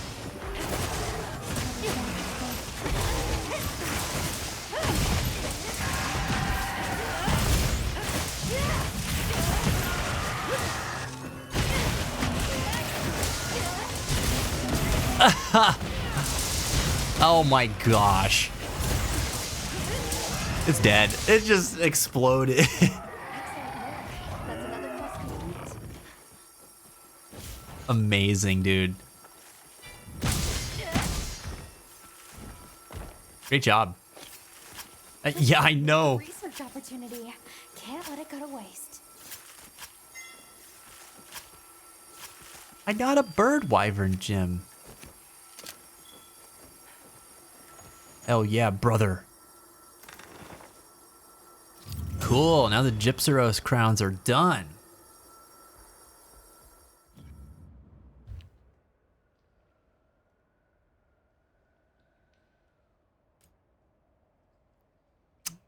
Perfect.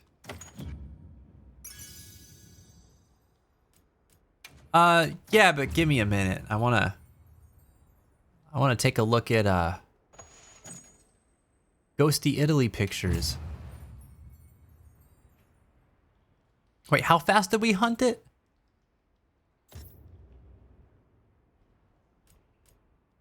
I didn't see the time. That was some like absurdly short amount of time though.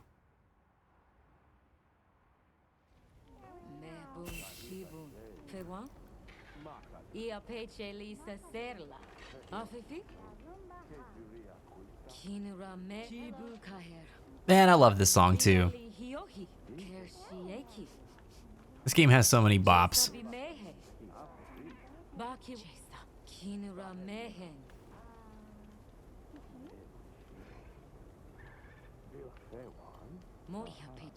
Five minutes and 43 seconds. Oh, hell yeah. That was very good. All right, let's see, IRL.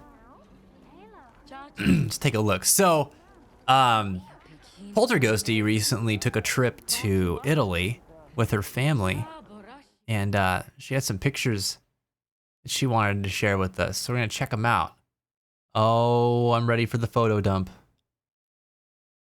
So this was in Vatican City. Man, cool.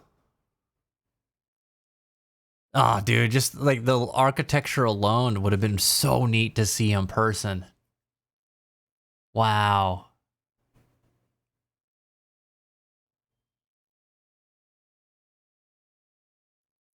Dang, dude.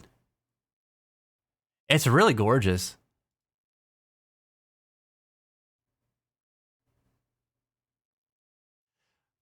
Like it's really interesting seeing them separated. Oh, cool. Yeah, that's awesome. Look at this. Wow. That's awesome. It's really, oops. It's really cool seeing these like separated. Oh, this guy's yelling. He's issuing a decree. Yeah, dude. That's the thing. The architecture involved him in this, and them actually like sculpting all of this in this building is incredible. Like truly amazing, and it's all part of the structure. Like that's really awesome. I imagine that like seeing everything all together in the basilica, like standing there and then looking around and seeing all of these different things that we're seeing separately in these photos, just had to be a really amazing feeling.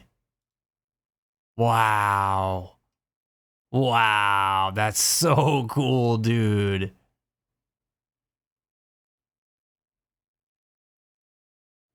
Dang.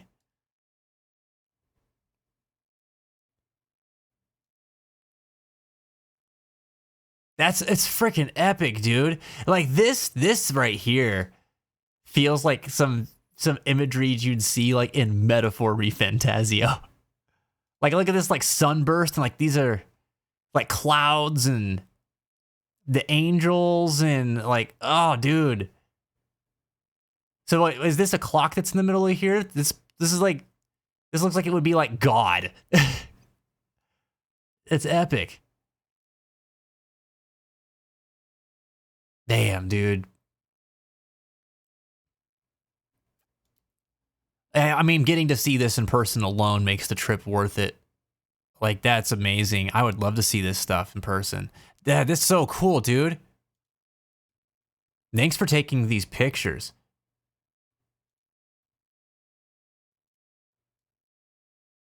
Gosh, dude. They all have, like, something really intricate beneath. I mean, it's all really intricate, but I love that we have these, like, they're like 3D murals, the way that they carved them beneath the statues themselves. Like, this is just amazing. The monuments are amazing. Wow. Wow, dude. Jesus.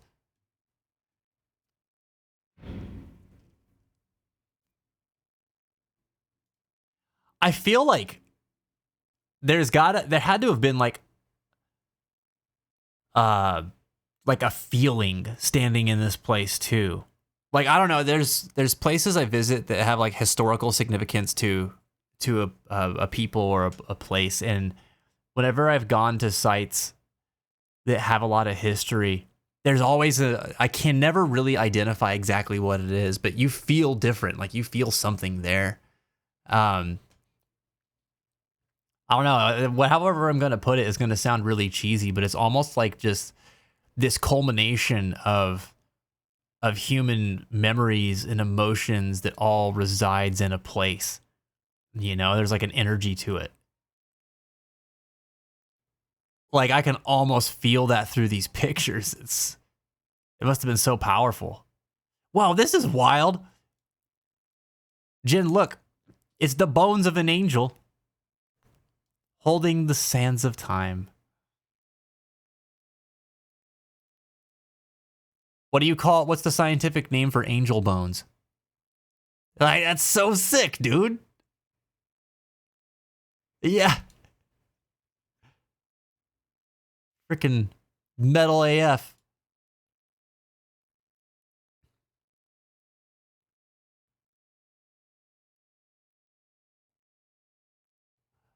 My God, that's so ominous. Yeah, dude. The Romans were bananas, dude. Holy crap. Hold on a sec. Last song.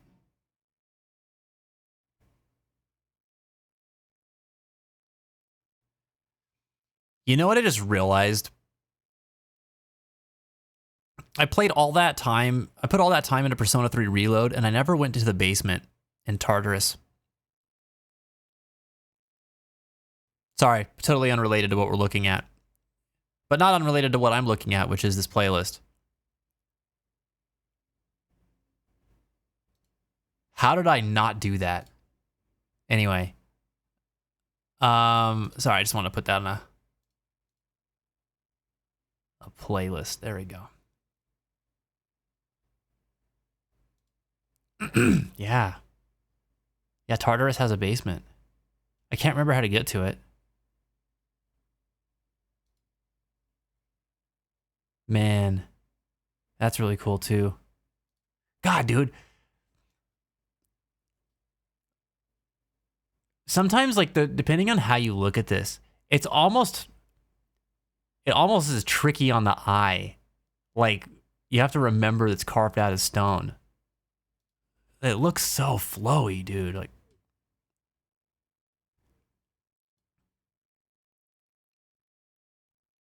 wow. Oh yes, the famous mural. That's cool to see in person, dude. Dang.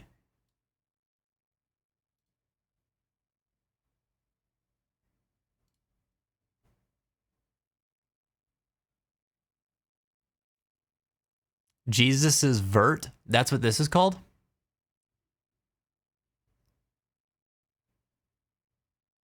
Oh. Don't do that to me.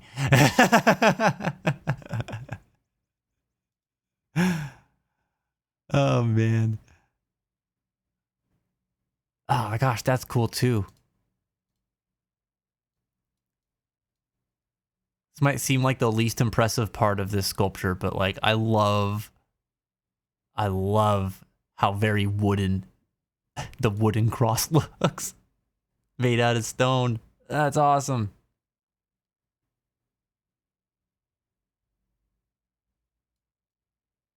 Man, see what you can accomplish when you're not distracted by doom scrolling on TikTok and social media? You could just learn to make stuff out of stone like this. You could become a sculptor.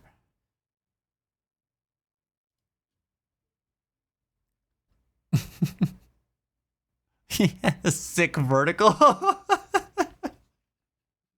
My God.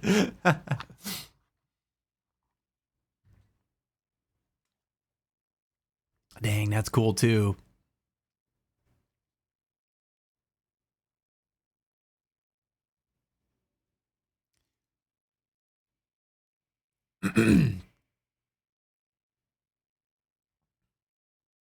Wow. I love these like this dome kind of shape on the roofs. But wow, dude, look at this. Look at the inlays here. What the heck? That's insane.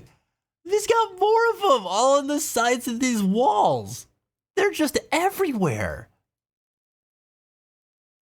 Wow.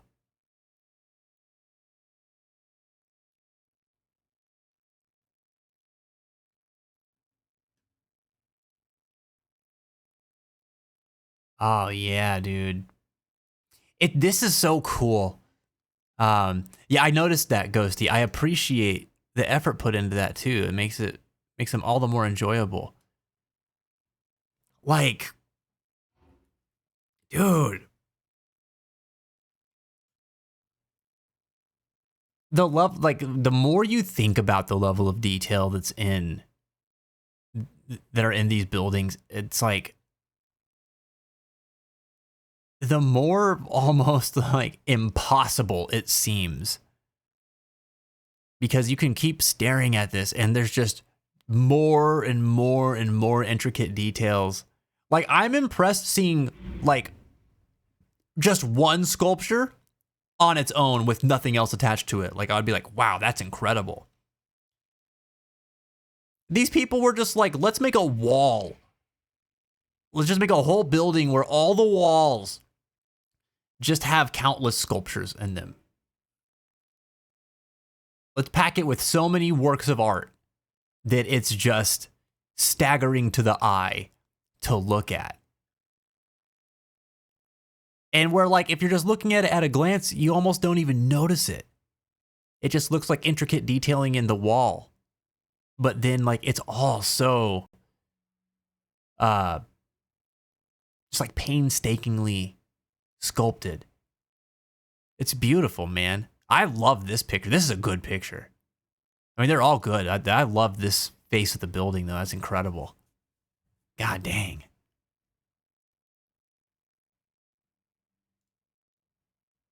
Dude, it's so awesome. If it wasn't for my damn phone, I could be building an entire basilica right now. Man. They're holding us back, man. They're holding us back. Tech bros. Dang it, I keep doing that. Keep clicking that button. Cool. Yeah, that's neat. I want to know so badly what that sign says. It's probably something really mundane.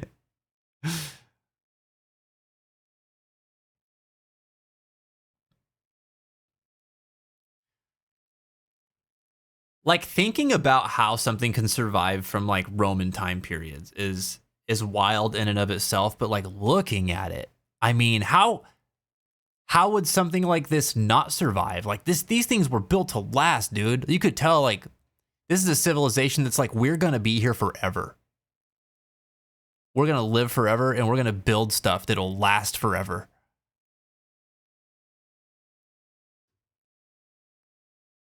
It's nuts.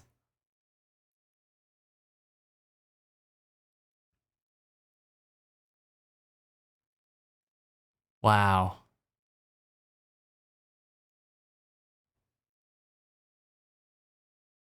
It's even more crazy if you think that all the way back then they don't have cranes or drills or jackhammers. I know, that's what's getting me, dude. That's what's getting me. You got a dude with like a chisel and a hammer. Just going at this. God. That's crazy, dude. That's cool. This is a cool stairwell. That's what it is, right? Oh, yeah. Man.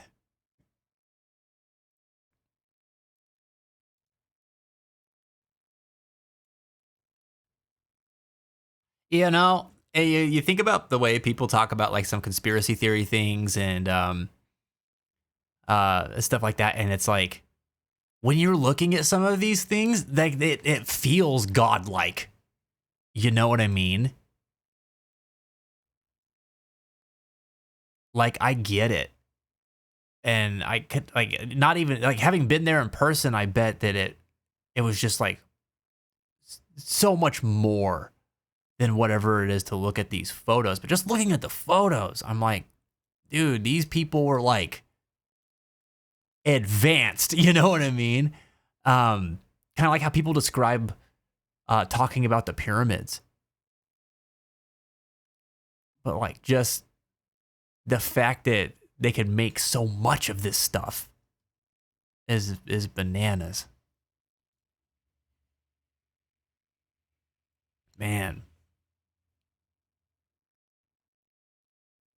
It is art form all of its own. I meant to take a picture in Venice that I'm so sad that I never took, since Venice is seeking. But there was this huge clock tower that was sinking into the ground. Really? Oh, man. Well, you know what, though? You captured so much. Gosh, that's so cool. Man.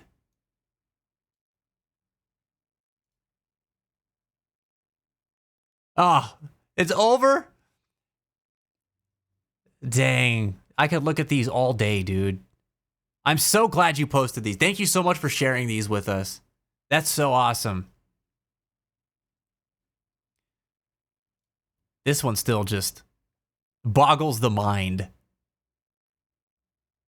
God. And I'm sorry, I have to look at it again.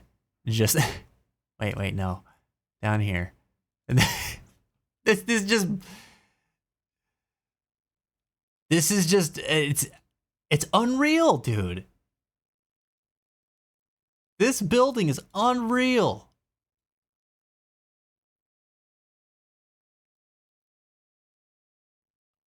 Wow.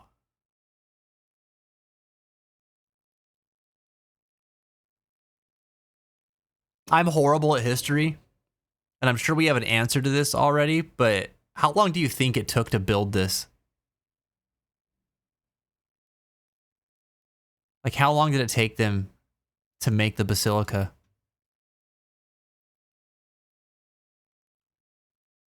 Jeez. Yeah.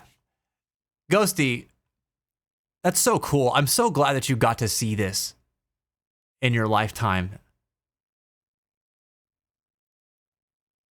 Absolutely incredible. You have two more? Oh. Oh, look at the cat. Look at the baby. Oh my God. I mean, not a baby.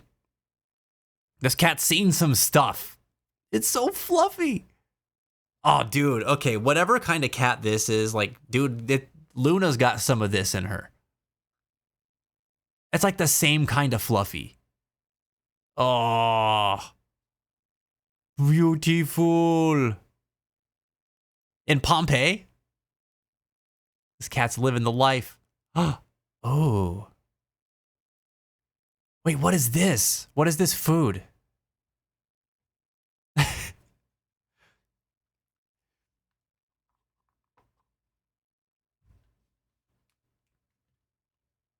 A pizza? When I'm ready. It looks like a gigantic sopa. I dared not say sopa. But my brain went there. Oh, but this is like, they've got like the... What do you think of it as a sopa? It's pretty funny. With like the melted mozzarella on top and everything. Yeah. In Italy, we put cheese and marinara on our sopas. You guys put honey on yours.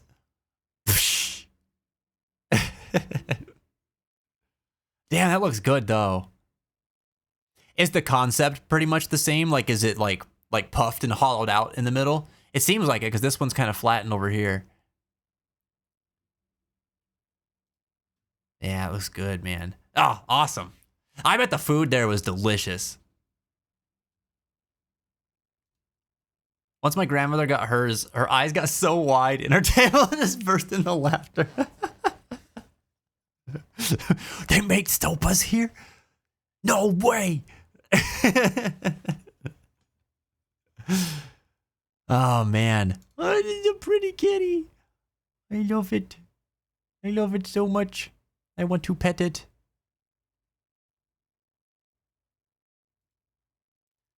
So cool, man. Yeah, that's awesome. Well, I know that the trip overall left something to be desired for you, but this is awesome. These are like lifelong memories. These are something that like some people never ever get to see and will only like see in books or on pictures online or hear stories about. This is amazing. This is such a cool thing you got to do and see. Man, thank you so much for sharing this with us, Ghosty. All right.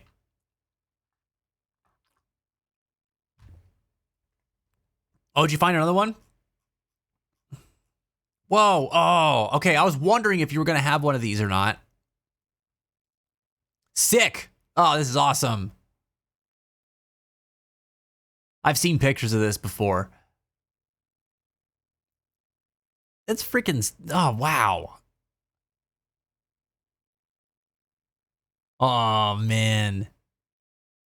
God, and just thinking about like the symbolism of it too, because I mean, like there's all this, right? And then it just all kind of comes to the center where like the light of the sun comes through in the midst of all this. Like it's so intentional. It's beyond impressive. Wow. This is a cool thing to look at forever too. Oh man, this layer up here. Whoa. And then of course, it's just wild. It's like a layered cake. But like each layer it's like capturing a different level of existence.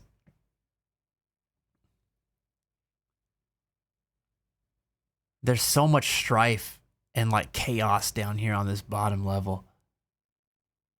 Oh. It's so interesting.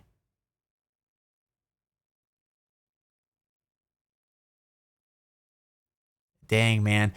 You got to tag Miles. Have him look at all these photos too. He would love it.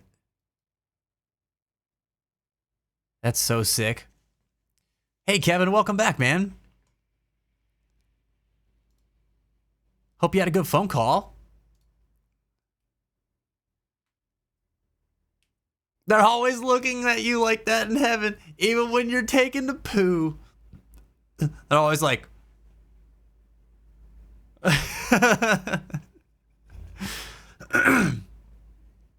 Wow. Dude, it's weird to think about now.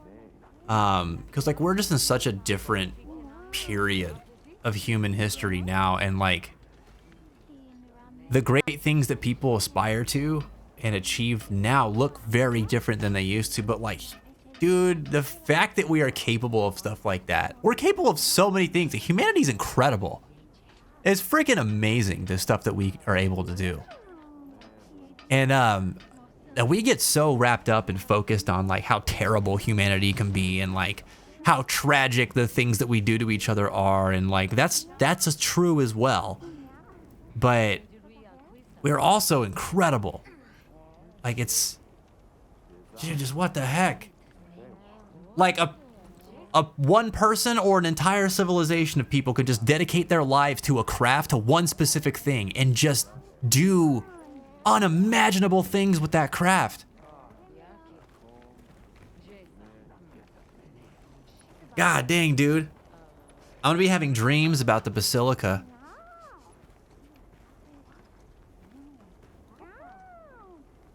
There are like no depictions of hell anywhere, which I guess makes sense since they're all in churches, but I think that it would have been really cool to see.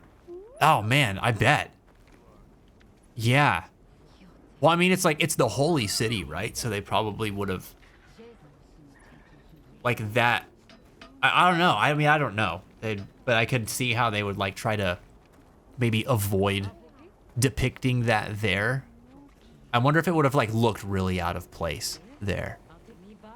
What's interesting is that last picture where they have like the bottom layer where there's all the strife and chaos and stuff. It looks like it could be hell, but it's like, it's just the world of man. Just, you know, humans just being at war with each other, and all the deities just sort of like looking down on it all. And like enlightenment finding some small pieces of it, but everything else is just sort of in turmoil. Really, really wild to look at.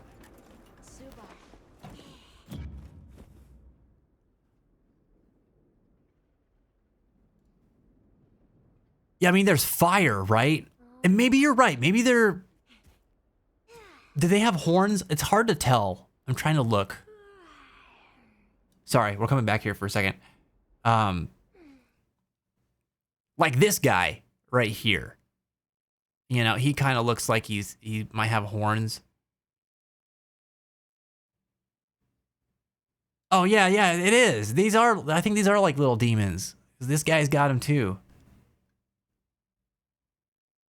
But the way it translates to me doesn't feel like this is hell. It's almost like the earth's opened up, and like the demons might have come out to walk amongst men, you know? And that's where so much of this strife is like originating from almost. That's what it feels like.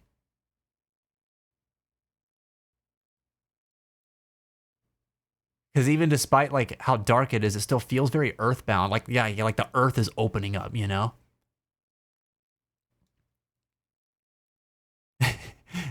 And I like the skeleton guy too. We got a Mr. Bone in here.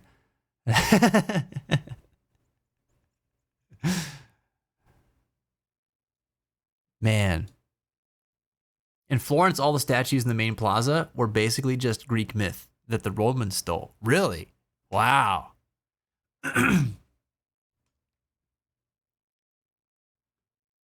What a fascinating people, man.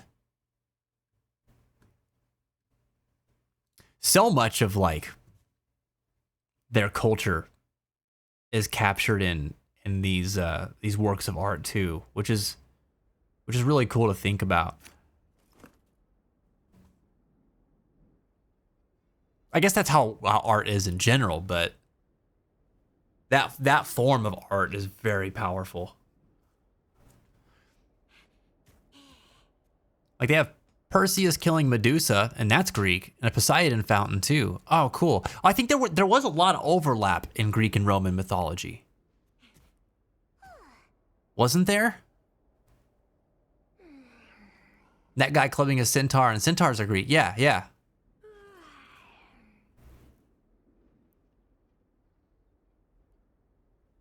Again, I'm really bad with history. But didn't the Greeks and Romans share like a lot of things?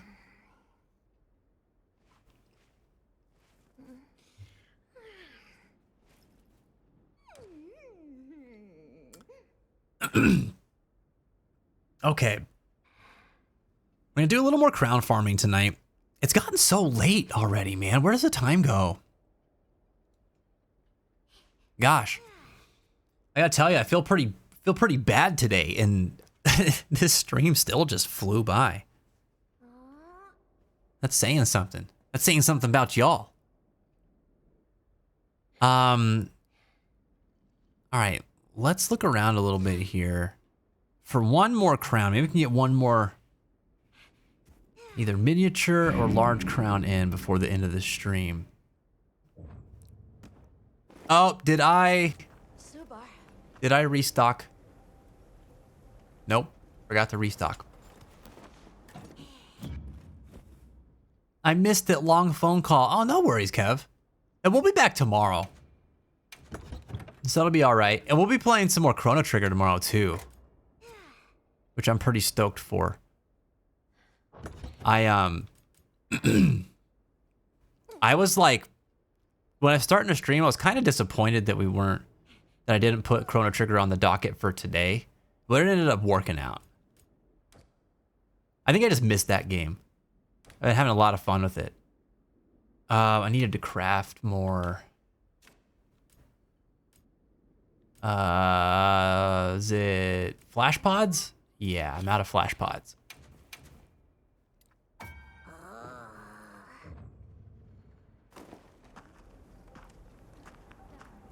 Yeah, I think tomorrow's gonna be episode 12 of Lost to Time. So, you know, we've been trucking right along. Anybody who knows Chrono Trigger, by the way, can you give me a rough idea of how far along we are in the game? It feels like we're getting closer to like the late game, but I don't know.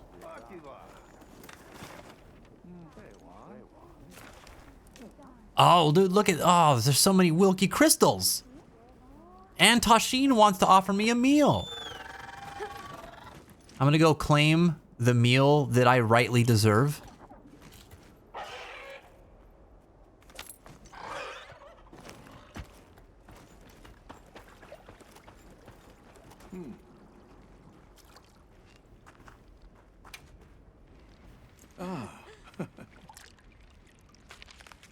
Yeah, we'll have a stream tomorrow, Kevin, and we'll that'll be Chrono Trigger, and then on Wednesday we've got another stream as well.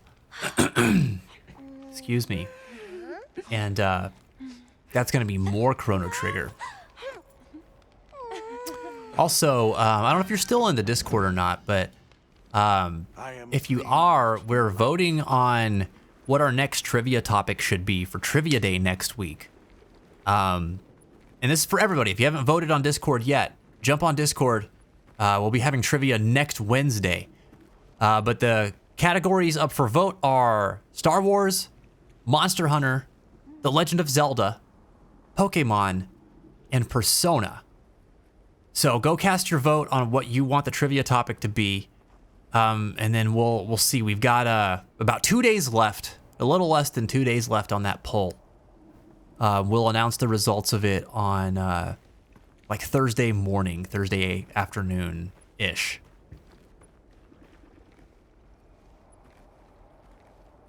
I think that Persona should win, but that's just me. Hey, I get it. The bias is real. I'm up there with Persona and Monster Hunter personally. It's a tie between the two. This as somebody who is not playing the trivia, is just hosting the trivia.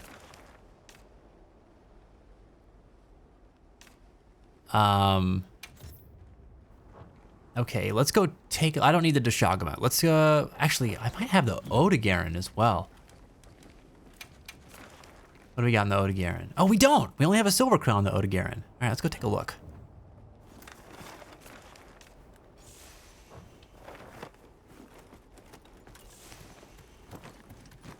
Oh, another bop. This soundtrack is so good. So good.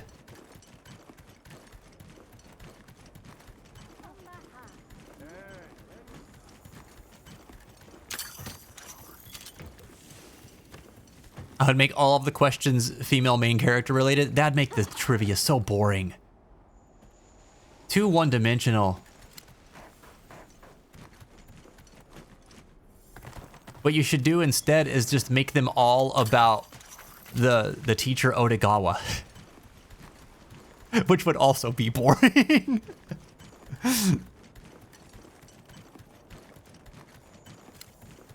Oh, not Odegawa. What the hell is his name? He's the one who talks about magic all the time. Edogawa. Edogawa. He's my favorite.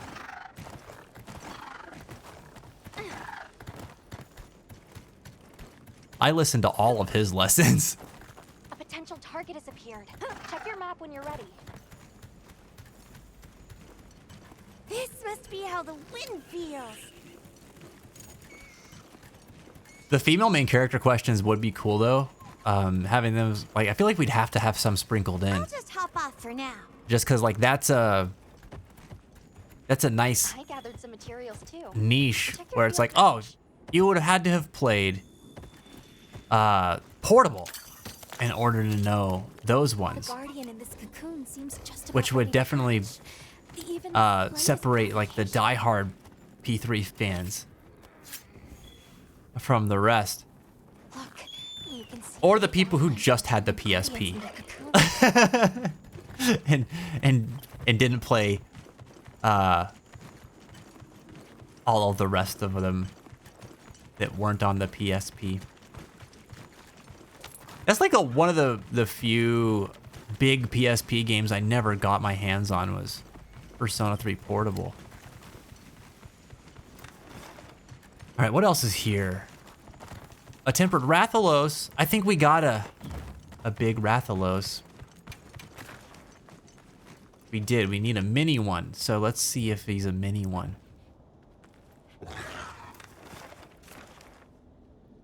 Is Mr. Edogawa annoying? Answer A, yes. B, yes. C, yes. No, he's so good. He teaches the most interesting subject in the whole game.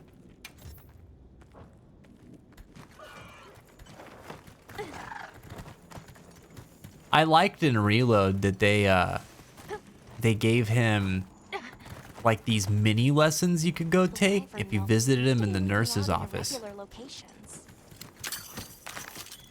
And there were a bunch of them, and it just explained like tarot. It was really interesting.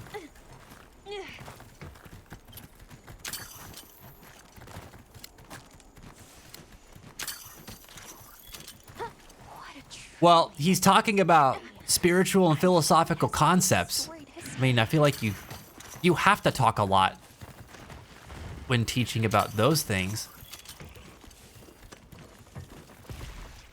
It's very deep thinky kind of stuff.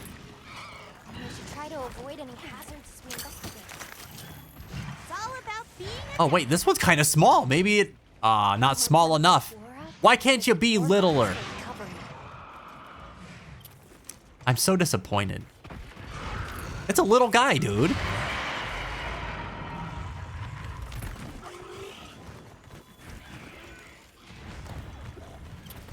All right, next. Let's go to the forest. We're looking for a Congalala there, and maybe that Rathalos will have some promise as well.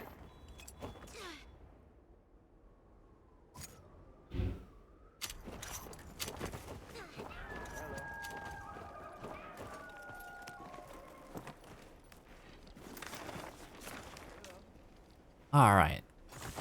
Monkey Man. Show me what you got. We need both crowns for the monkey.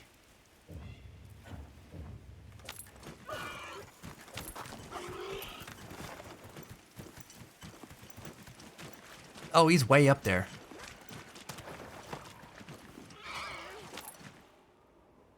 Speed that up a little bit.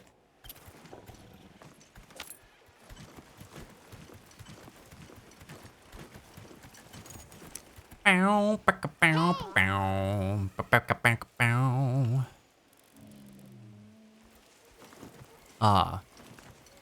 we going after Jin's mini monsters since she has to get off in a bit? Oh, that's right. She's got one. She has the mini Deshaguma, right? Yeah, we should do that. I forgot.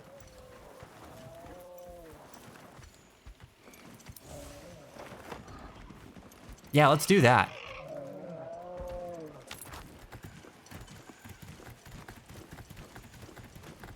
Thanks for the reminder.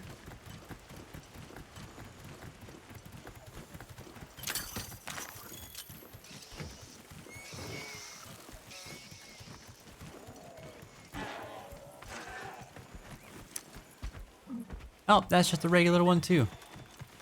The monkeys suck. Okay. I'll get you in.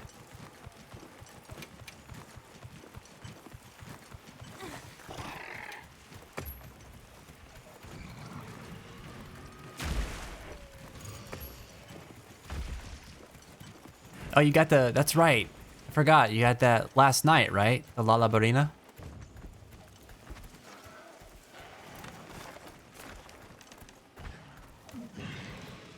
You can carve materials off of small monsters as well.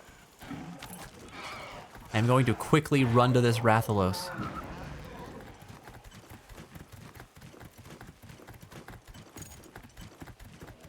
Oh, you just grabbed it. Ah, regular guy.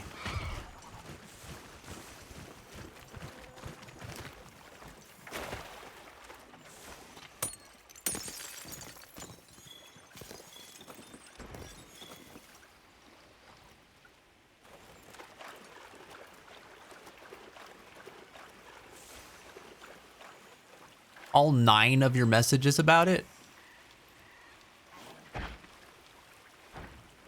Oh, I did. How did I miss all those?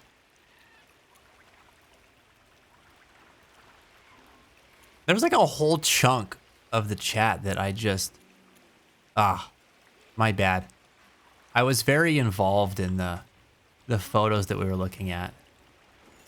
That's crazy. I was just scrolling up the chat and seeing all of them.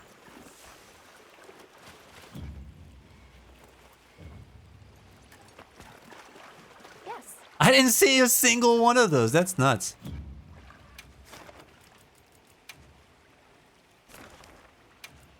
I'm sorry about that.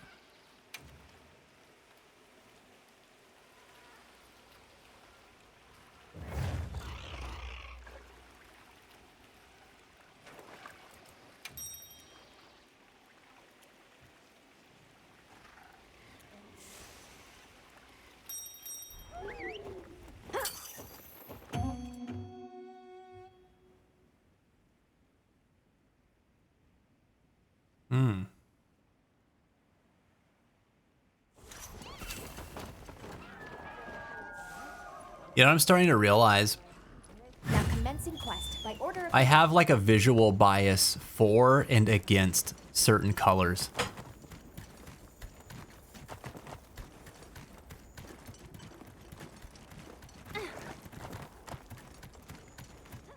Because I miss a lot of people's name, like messages that have like purple names. Or like a darker pinkish kind of name, like that fuchsia kind of color.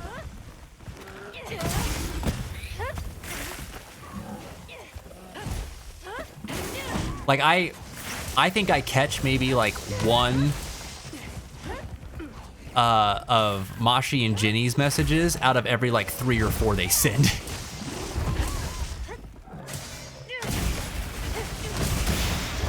Oh, wrong combination.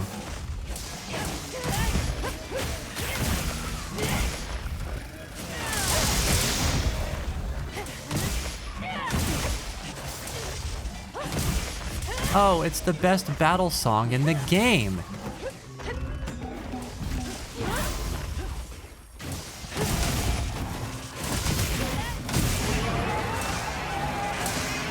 Don't yell at me. I'm buffing.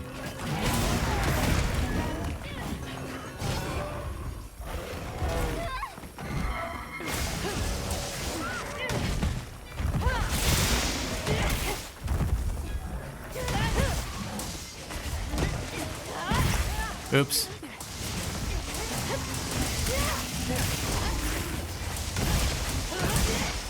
Nice. Oops, I didn't mean to come back here.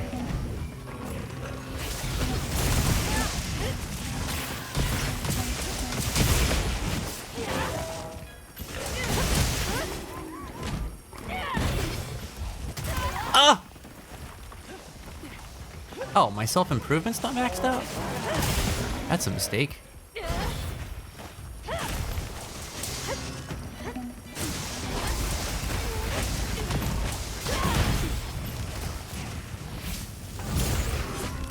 Ah! Dang it.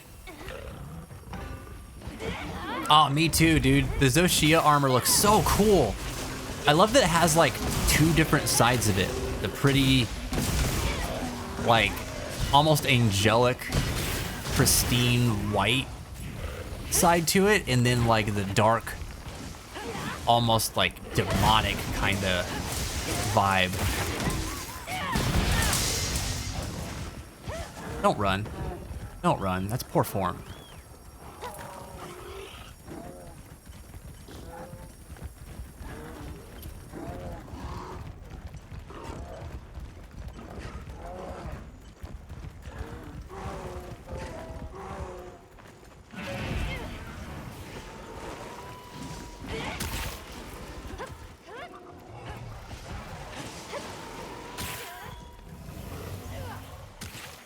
What, did Apple Music on desktop just ask me to leave a review? What do you think this is, Google Play? Don't ask me that.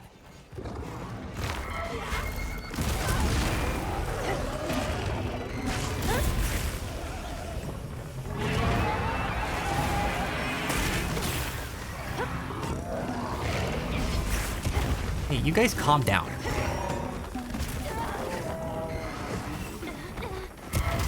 Ah, Jesus. All right, calm down or else.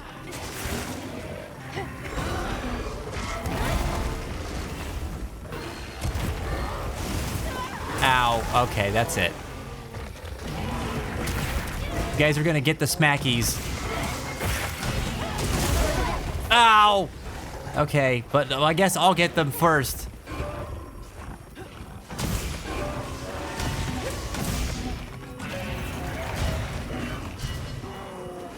You bastard.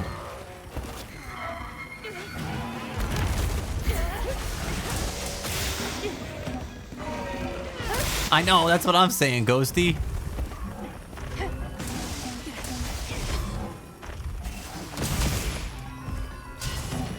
Bam. Bam, bam.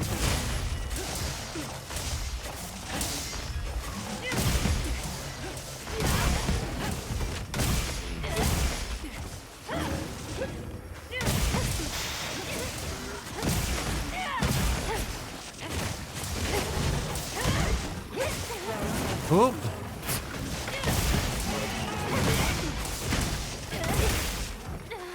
Yikers. Get out of here. Don't do it.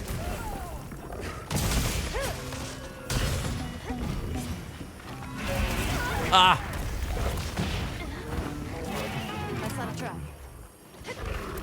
Why me?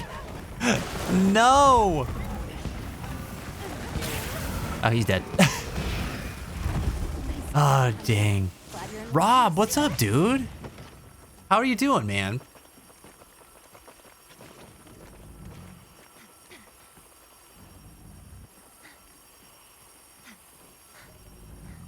Dude, it was good to catch you on stream the other day. How was the rest of it, man? I actually rolled Apple Music back for iTunes. AM was too slow. Yeah, I got sick of Apple Music. I wouldn't even be using it today if it wasn't for the fact that, like, for some reason, I got signed out of Cider. Cider is, like, my favorite music player for Apple Music. It works great. It's a beautiful interface, and I love the way it lets you manage your libraries. And it's snappy. But it signed me out today, and like it was like in the middle of stream that it happened, and I was like, oh, okay.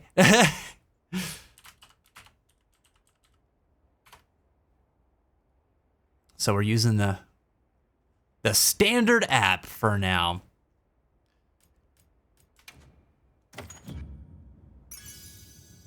We had no power for 9 hours yesterday because a tree fell on the lines next door. Dang, dude. That sucks. But they already restored the power after a day? I mean, that's pretty good. Is everybody okay? Did anybody get hurt?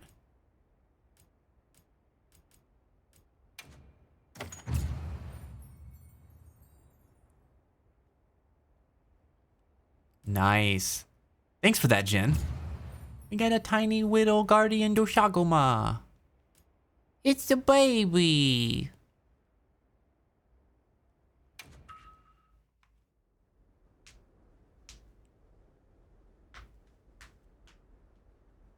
I just realized that I'm still using my gathering set. I figured it'd be kind of inconsequential since most of the monsters we're fighting aren't that big of a deal. But I'm definitely feeling it on the damage front. All right. From the others. Restock some things.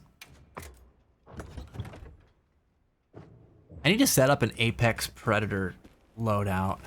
I've been meaning to do that for a minute. Gotta jump off for now. Okay. Well, thanks. I had fun. I appreciate all the little crowns.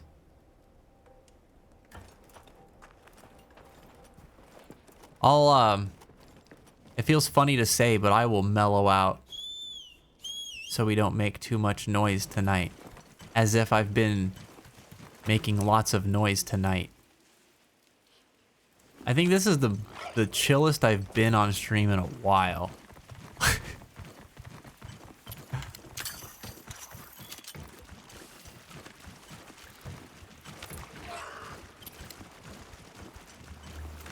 All right, what else do we have here? I'll ride with you. Oh, I think those are the same ones. Let's go look at a different map.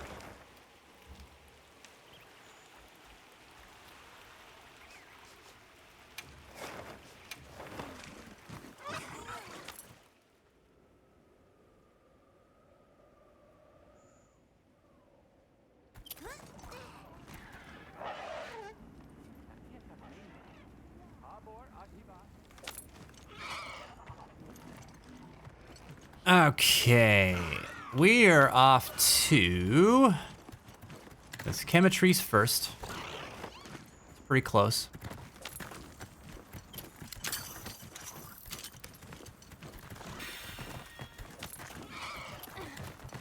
You know,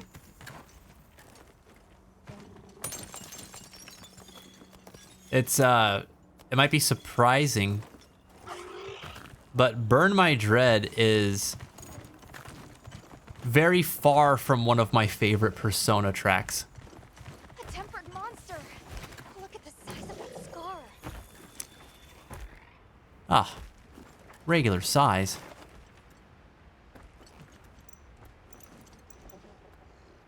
Oh, he destroyed my...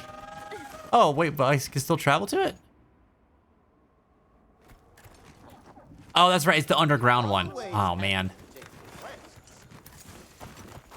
Wow, what a view!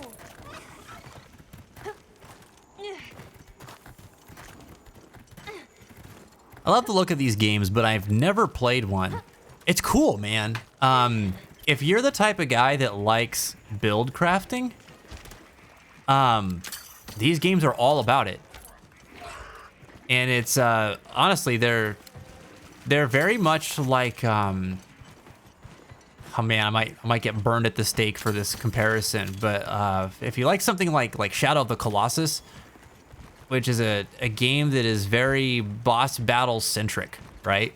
Like that whole game is boss battles. That's all Monster Hunter is as well. It's just all boss battles. Except that like some monsters are not difficult to beat at all. but they all have very specific kinds of mannerisms, weak points, behavioral patterns. But there's like, since it's all kind of handled as like as this living, breathing ecosystem, they treat the monsters as part of like the biome and nature, and so they actually interact with the world and interact with other monsters. So like sometimes they'll fight each other and stuff like that, which is pretty cool. And so it's just like really dynamic and interesting. But the whole game is just, you know, discover new monster, fight new monster, carve parts from monster to make new weapons and gear, get more powerful, fight monster better. And so you just end up like over time becoming like an expert at slaying these creatures. And there's so many different like elemental affinities and like building up crit chance and like doing weird math with raw damage numbers and multipliers, and like there's blunt damage and slash damage and like stun and stamina values that you can deplete for the monster and like all this stuff.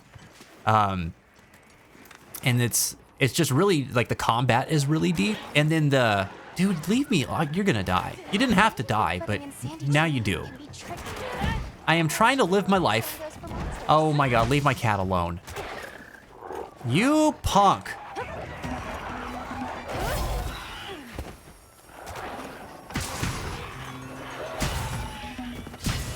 Sometimes you get these annoying little guys that also don't want to leave you alone. There's a lot of them. What the hell? Oh god.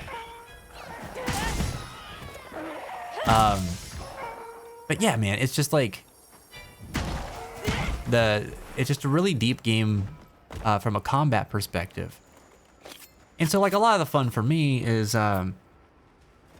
understanding like monster attack patterns, strengths and weaknesses, and then building my character to capitalize on those strengths and weaknesses.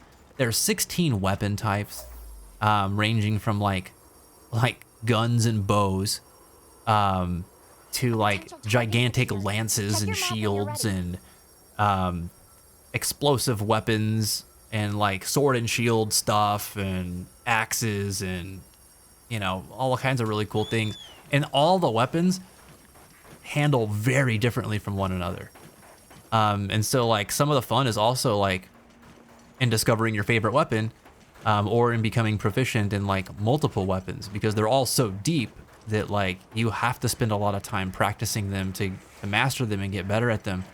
And they all have very like nuanced move sets and stuff, some of which work better for monsters and worse for others. So it's just really fun. There's a lot of replayability to it. And then the multiplayer experience is excellent. I mean, the getting together in lobbies and stuff can be a little weird. The way they handle it in this game is strange, but it's always been like that for Monster Hunter. But once you're in the game and in the session and playing together, like, oh, it's so fun. Sure are a lot of monsters there. It's my favorite multiplayer game. Like, there's no contest, you know? It's just so fun. All right, we got a bunch of Raytheon in this one. Let's go check out the oil well basin. I think that Burn My Dread Final Battle version is way better in OG. Yeah, I can't picture the Final Battle version in my head.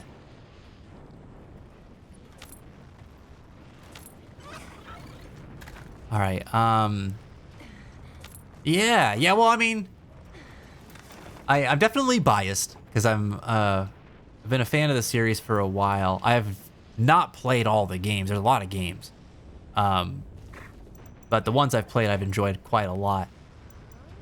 But you asked, so I figured, you know, I'd give you as detailed a response as I could.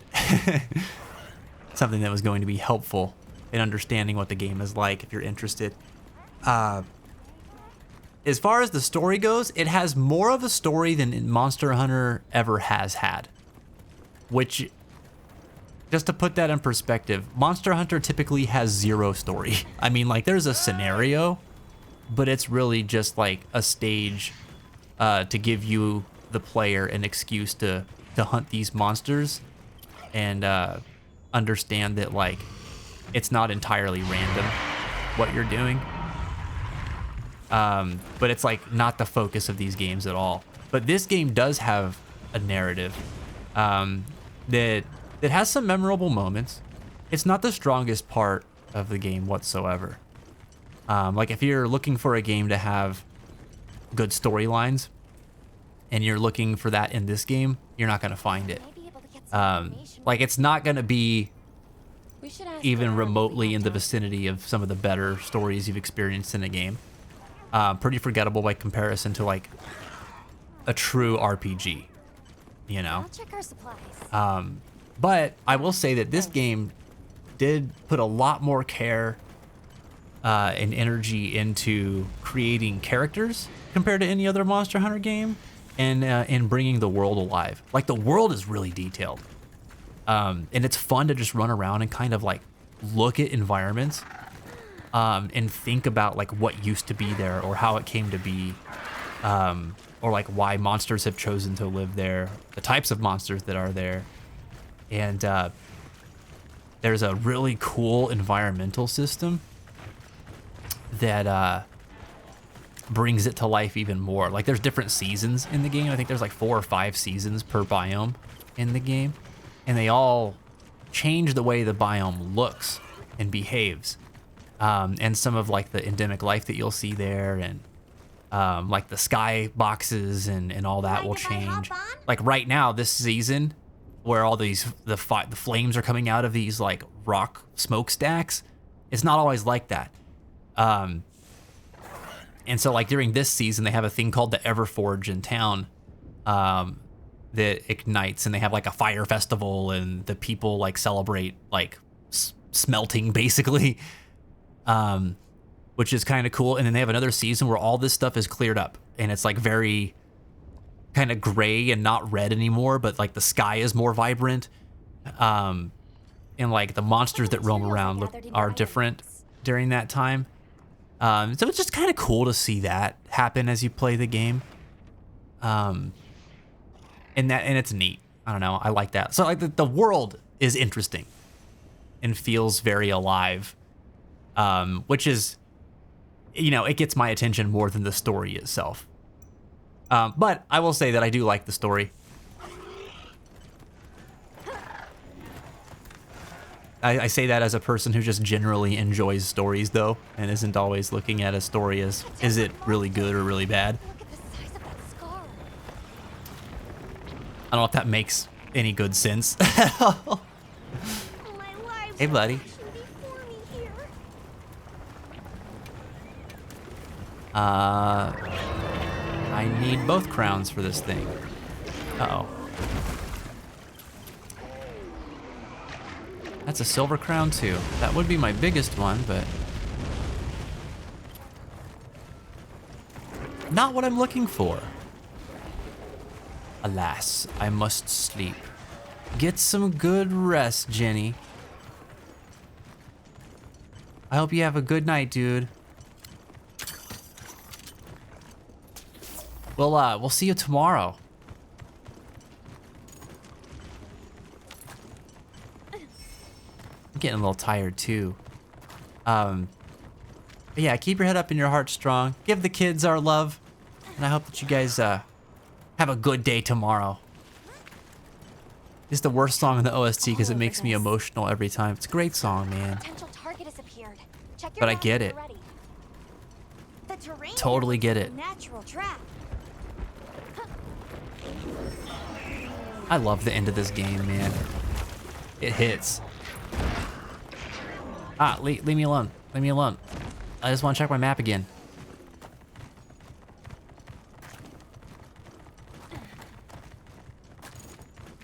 This game is one of my favorite, not Monster Hunter, but Persona 3 Reload is one of my favorite games to sit through the credits on.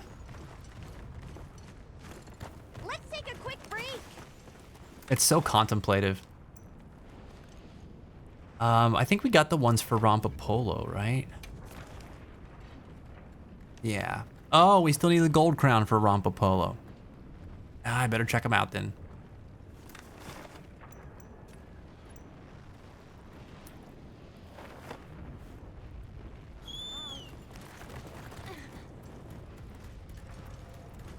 Thanks, Jenny. I will for sure. I want to get one more crown in before we wrap up tonight.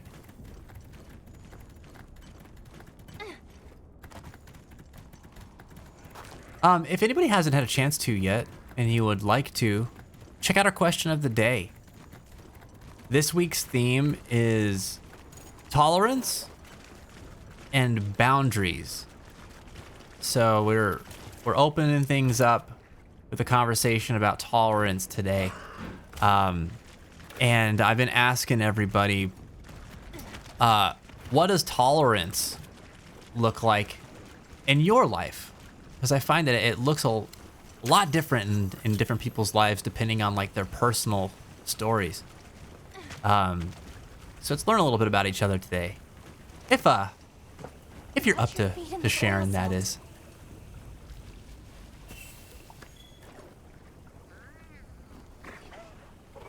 All right, we gotta get out of here.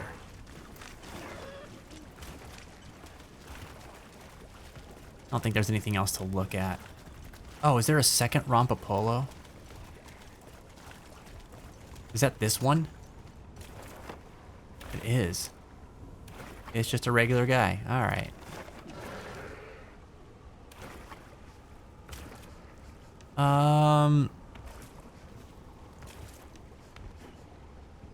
Let's go back to the... Oh, wait. Let's see what this Balahara's looking like. I'm gonna go back to Wyveria after that.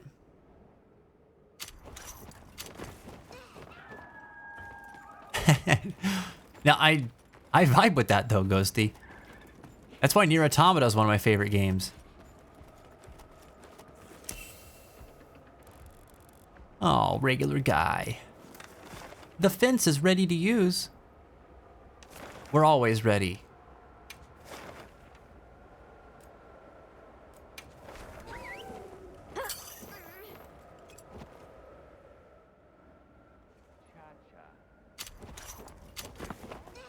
That reminds me, I still need to go through and play episode Aegis. I haven't done that yet. All right, let's see. Check the Hirabami first.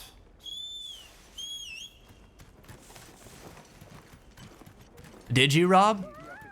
Did you play both of them? Did you play like Replicant and Automata, or which ones? Automata was like such a cool game, man. I tried getting my friend into it recently, and he usually doesn't play like role-playing games, and so I was like, I'm really into them, and I've been trying to get closer with him. So he always shares like games that he's into with us, and anime and stuff like that. And so I've been trying to do a little bit more of that because I usually don't do a lot of that these days for some reason. I'm not really sure why. But I was like, oh, well, they have Nier Automata on the Switch, and that's the console that he has. And so I got that for him for Christmas, and he played it through the first ending, and he was like, that was really cool. I really enjoyed it. The combat was really fun. The story was really heavy. He said, I'd never played a game like that before. And I tried to encourage him to play through the rest of the endings, like actually complete the game. And he started trying to go back through ending B, like going through the second playthrough with 9S, and he didn't finish that up. So I don't know if he ever will. He might. He was saying that part of it was, he's a school teacher, right? And part of it was that like when he played it through the first time, he was on winter break. And, you know, and then when he's back at teaching, he doesn't play games as much. So he said that, you know, he'd want to have another break before he tried to dig in to the rest of it. We'll see. I really hope he does, though. Because that's one of those games that, like, yeah, the first More plentiful flora brings with it more methods. the first branch of the game is cool. It is very interesting. But that game is just like so much more than that. Like that's just such a surface level experience of the game. And I was really glad that somebody had told me or encouraged me to play through it, quote unquote, multiple times.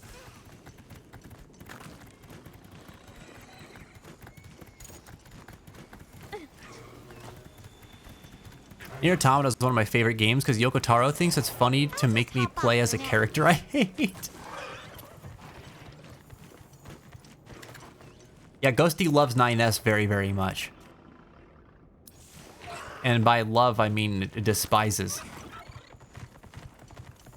No Replicant yet, but I plan to very soon. Ooh, exciting.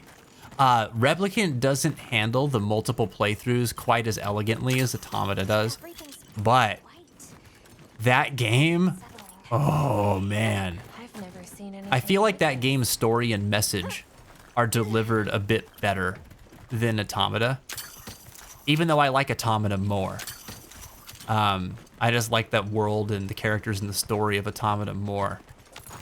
But in terms of like just cohesiveness and the writing and all of that, Replicants is just a little bit above Sure, it has quite the Automata. It's a treat, man. It's a good time. I'm excited that you're gonna play that too. Especially now that they have like that new version of it. The remake of it was very good. The Guardian Rathalos, I think we have the crown of, right? No. Oh, we have the gold crown. We don't have the mini crown. Okay. Go check it out. No, not the Nullberry. Yeah, very, very, very worth the quote-unquote replays. Yeah. I think about it and I'm like, I used to make the joke that like there's so many players who played Nier Automata and never actually played Nier Automata because they only played through the first ending. And those are the people who are like, it was an okay game. I don't understand all the hype. Like, why does everyone think this is like one of the greatest games ever? I'm like, oh, you never beat the game, did you? I'm like, I did. It was like, I get it, the tragedy and all that of 2B and 9S. And I'm like, no, that's just the beginning. All right, cool. This will be good. Oh, wait, no, we already have it. We already have the gold crown. Ah, dang it. Ah, you're a big boy, but you're not the big boy that I want. I need you in little... Ugh, I don't want to say that. I need you in small guy form.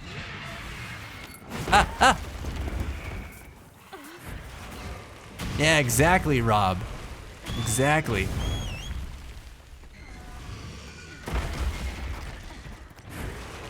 Oh man,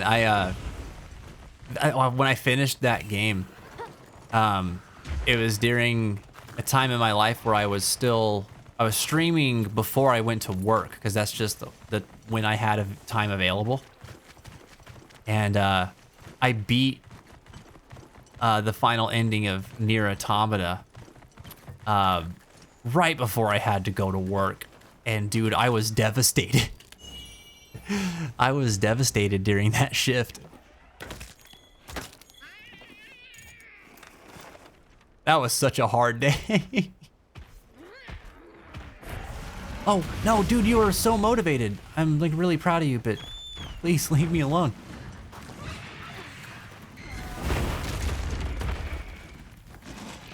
This Rathalos is inspiring as it is irritating. Signalis kind of has that too. I thought I beat the game when I first played through it, but it has a fake out ending, so I had to go back and replay it since I forgot all the controls. Oh, really? Oh, dang. That's wild. I wouldn't have expected that. Oh, it's a big boy. Big ol' Camatrice. All right, here we go.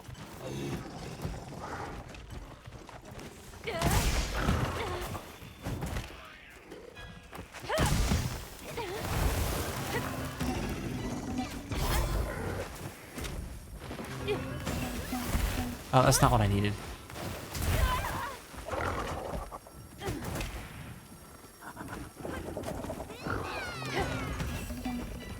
There we go. Ow.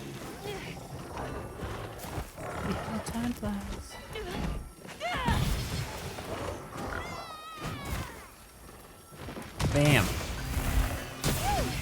You're a lifesaver. Oh, come on, don't do it twice. Guild permission received. Begin the hunt. My guy.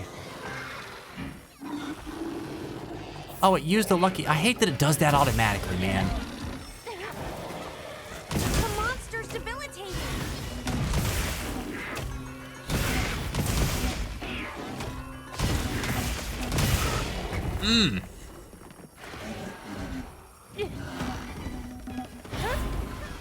Oops.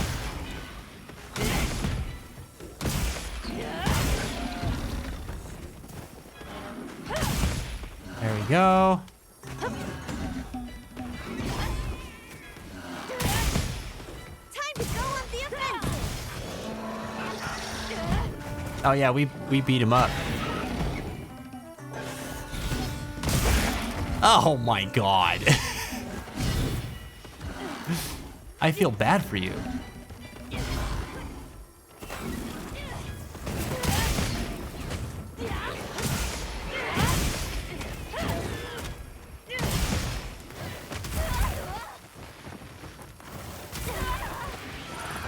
Ah.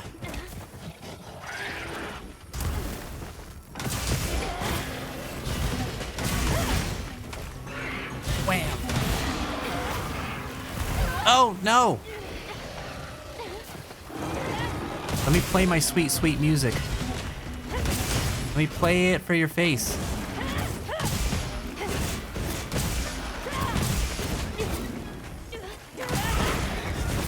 Oh my god.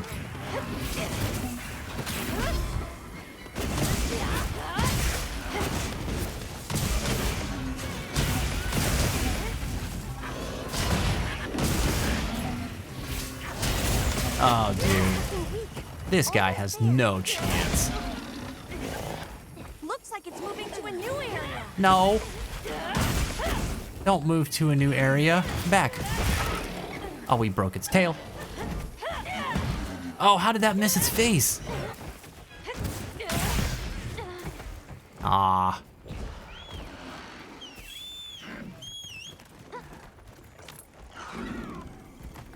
Hello. Oh, and it's a Widow Doshaguma. It's a baby.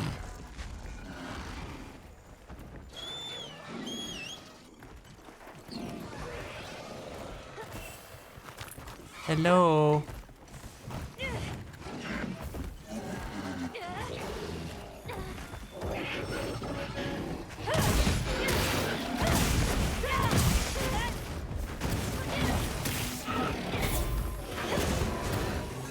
This ought to put a dent in it. It's for sure gonna die now. Oh, what the hell, Doshaguma?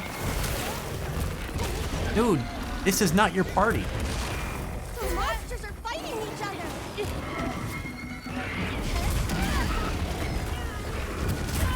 Oh my god. Ruining my groove.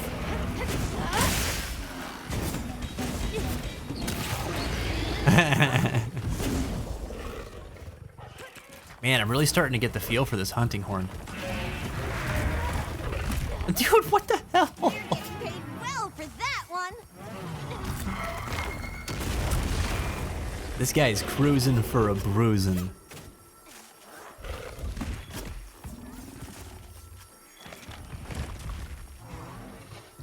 All right, I'm gonna need to save this as a field survey too. All right, what's your deal, Shaguma? Nothing special. I beat it and I thought that was a really good game. I love my traumatized lesbians. Then I look up a playthrough of it and realized, oh, my favorite lesbians have more trauma to go through. Psych! There's more devastation to experience. I love it when that happens. Yes.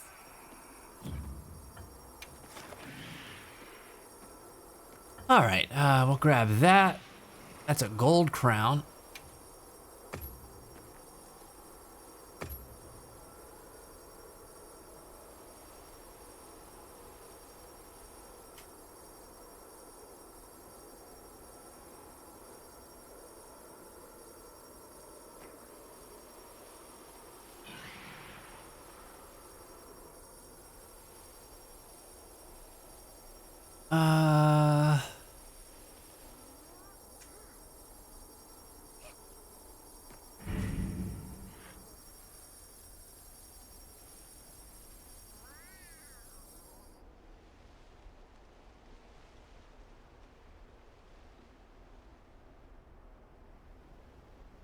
That Gypsaros we got earlier was a gold crown too, wasn't it? Both of these are gold. Or not gold, sorry. Large crowns.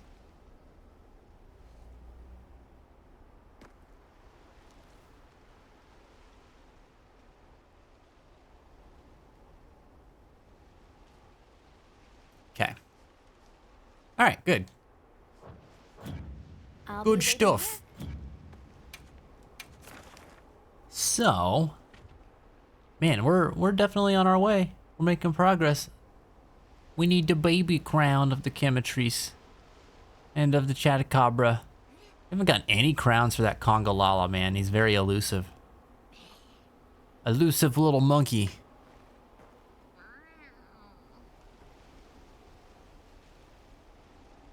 Okay.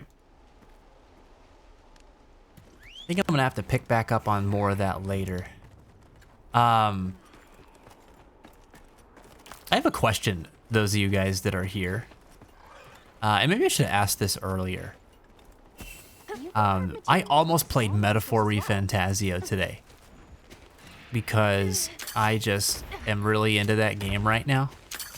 And it keeps making me think. And I have this tug of war with it where I'm like, I really wish that I was streaming it whenever I did this part, or I wish I was streaming it when I did that part, because it's so interesting to think about and talk about. And then I'm like, I would hate to only be able to play this game on stream. I'm pretty far into it now though. So my question is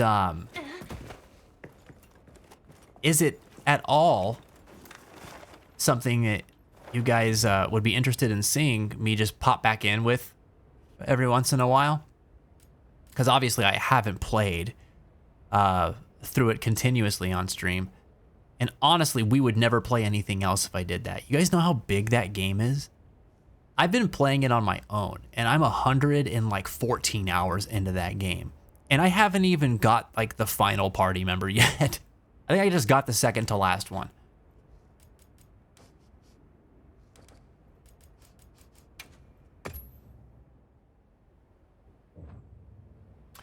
Oh, hold on. Let me check one more thing before I go. I think I forgot to...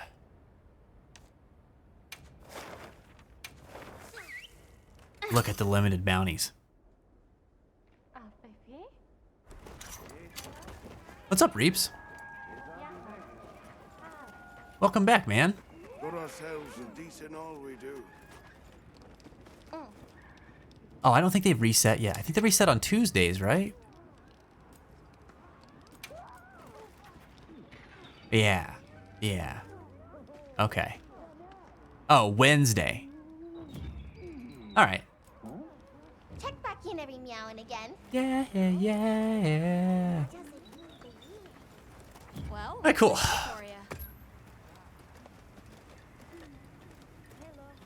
I want it on stream every now and then because of Yufa. She's a great character. I've enjoyed her quite a bit so far. Though I haven't had her for long. I just got done with every side dungeon in her section of the game, which I imagine in the next section of the game, I'm not going to have enough time to do all the things there are to do. Because I was pretty efficient in my time management this time. And whenever I finished up everything there was to do, like dungeon-wise and side quest-wise, I only had 4 days left, which I got to dedicate to strengthening some bonds, which was pretty cool. But I've noticed every section of the game gets like the window of time that you have available gets like narrower and narrower, in contrast to the amount of activities you can do. So I'm wondering if the next leg of the game is gonna be the part where I'm like, oh, here's where I have to make some decisions on what I'm actually gonna do and what I am gonna have to try to do the next time I play the game.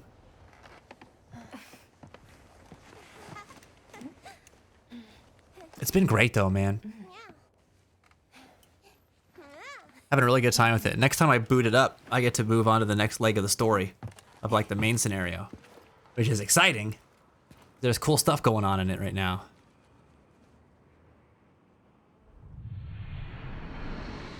All right, man, that was good stuff. That was fun.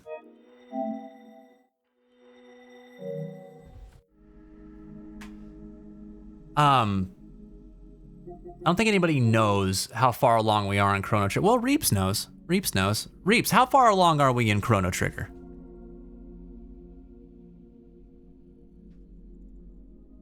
Like, if you had to put it in percentage, beginning of the game being 0, end of the game being 100.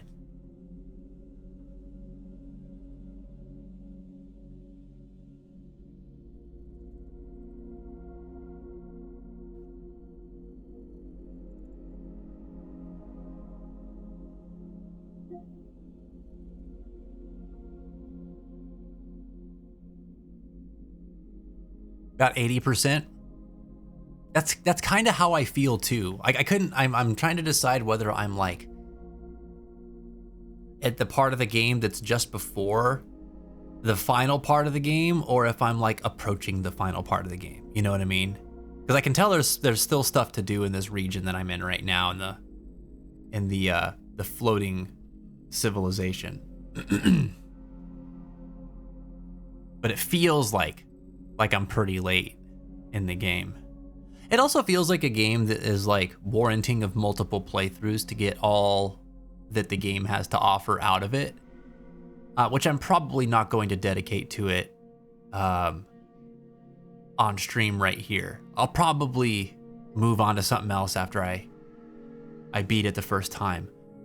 But I do look forward to playing it again at some point. I ask because I'm like trying to figure out what we're gonna play next. And I've got some things that I've been thinking about. We've kind of been on this, like retro's been on the brain lately. So I've kind of been wanting to go back and play Final Fantasy VII again. But where is it? Oh, it's on the other console. But I've also got Valkyrie Profile that I've really been wanting to play because I've never played the first Valkyrie Profile. And I'm a huge fan of Valkyrie Profile 2. Gosh, how far along this list is it? Here it is. This game. And I'm like, I almost might make this the next game that we play if I can't find something else that's more interesting to me at this time. Just because I'm like I said, I'm in that like old school game kind of mode right now. But I'm thinking about that. I've been thinking about Resident Evil 3. The remake, because I haven't played that. I've thought about Celeste too. But I don't know that that's the kind of game that I want to play right now. Okay, thanks, Reeps. But yeah, I've just I'm thinking. I could also just go back to our Problems Fitzgerald campaign. I wouldn't hate that idea. I don't know. And my point is, I'm trying to decide what we're gonna play next. So I'm thinking on it. Death Stranding 2 is coming out in the summer, if I remember right. Yeah. Yeah. Actually, they're advertising it right now. What's the date on that?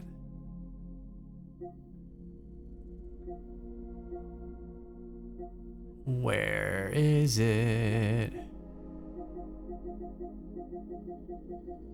No, it wouldn't be there.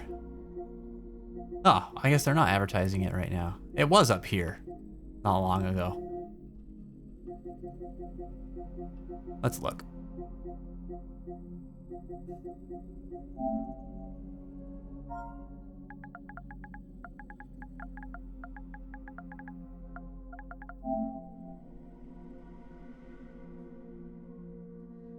Death Stranding 2. It is coming out on the 26th of June. So, about 3 more months. Almost. A little less. Looking forward to that a lot. I think that'll be a really good time. That might be a tough game to stream. Just because the first game is so big, dude. It's so long. And you guys know my thoughts at this point in the game on streaming really long games. Here's the thing. I don't think that I can stream massive games in their entirety anymore unless I'm doing this like 5 times a week.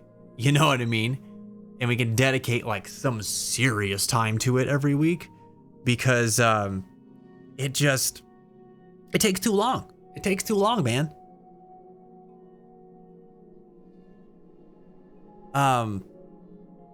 Like, god dang, we played Final Fantasy VII Rebirth for almost a year. It's huge. It was too huge. I mean, it wasn't too huge. I enjoyed it a lot. It was great.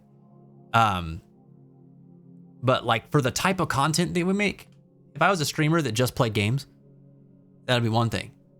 But because it's just kind of like one of the things that we do, game playthroughs are tough with these bigger games.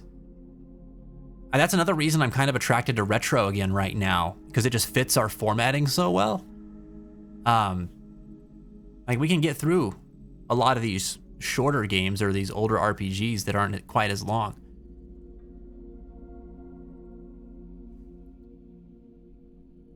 I'm so surprised at how much I'm actually enjoying a modern Ubisoft game. AC Shadows is so good.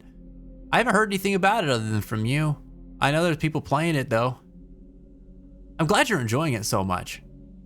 It's cool. I like the setting that they put that one in. That's true. I mean, Death Stranding 2 would be a really chill game to just like talk over while we're playing. It'd be really easy to do, you know? But we'd be playing that game for forever, dude. You know? We'd be playing it for so long.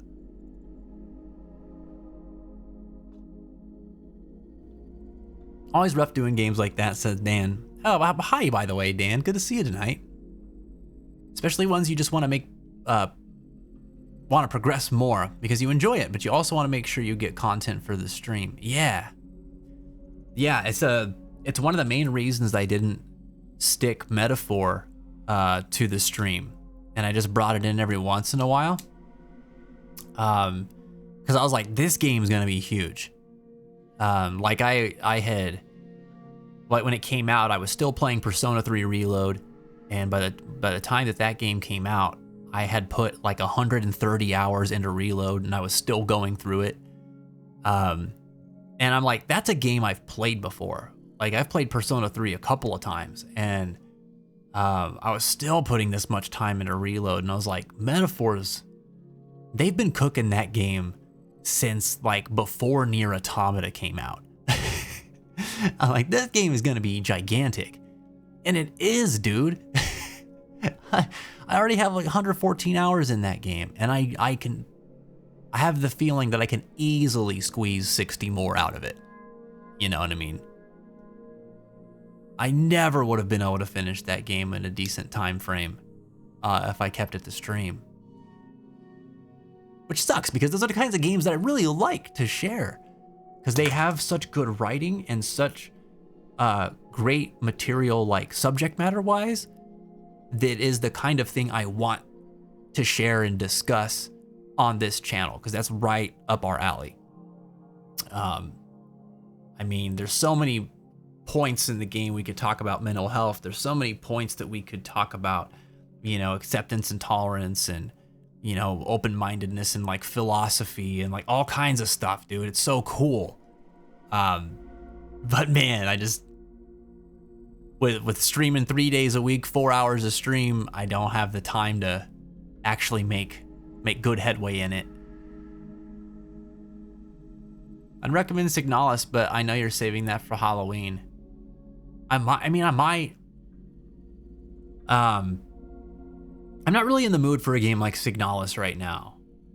I don't really feel like doing like an old schooly kind of survival horror.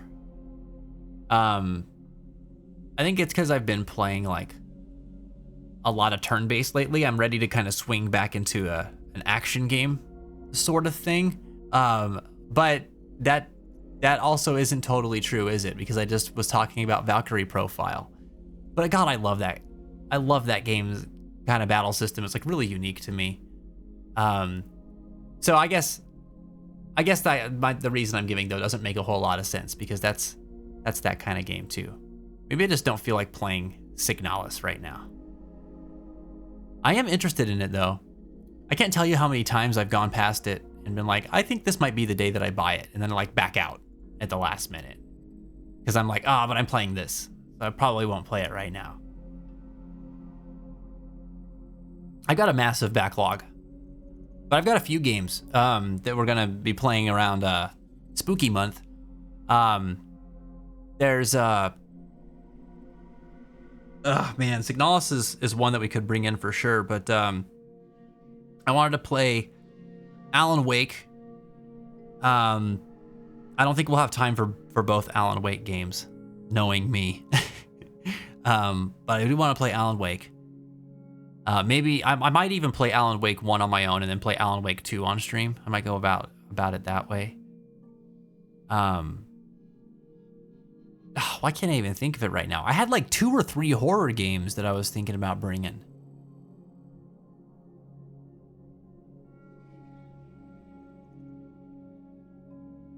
Oh man, this is not a good day for my brain. I'm in Reap's position today, dude. It's just not working today. I don't know, but we got plenty of time to think about that. It's still a ways out. But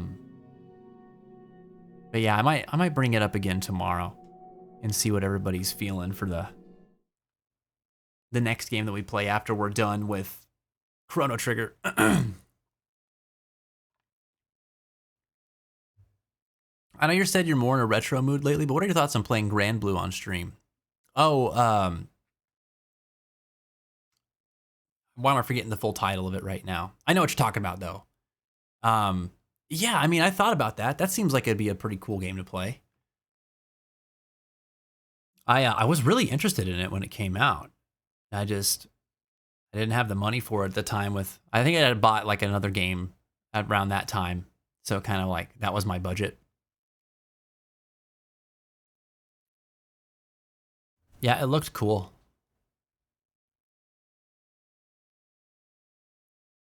I saw that they recently re-released or remastered Xenoblade Chronicles X, and I was like, oh man, there's a game that I always wanted to play, and I started it up on the Wii U when it came out, And I was like, dang, this is a cool game. And then I never finished it. It was one of those games that when I tried it, I was like, this is so cool. I want to stream it. But I just never got around to it because I was in the middle of like 2 or 3 other games on stream at the time. Shame. But that's another one of those games that I know is like over 100 hours, you know, big old game. I don't know, man. I've been thinking about things like Valkyrie Profile, like the old Star Ocean games. I really want to check out Second Story, because I've never played that one, and the remaster of that looks great. They're getting ready to release Saga Frontier 2 remastered, and I was like, oh, dude, that's cool. The Saga Frontier 2 is a cool game. I played it when I was a kid. I remember nothing about it other than the visuals, and like some of the character names. But I wanted to give that a shot. That looked fun. And then I've got, Sea of Stars. That's on my list too. I want to play that game. But I don't know if you guys ever played them, but the Grandia franchise, those are some of my favorite retro RPGs. And I got my hands on a copy of the first Grandia last time I was in Albuquerque, I think. So I'd like to go back and play that again. And I just got a copy of Grandia 3 from a game shop out here called Cloud City. I was so surprised to find that. But I'd like to play that too. Also, I've been talking about it for years, about playing Parasite Eve on stream. I would like to do that too. So I've just got like all these old games on my brain right now that I would like to play.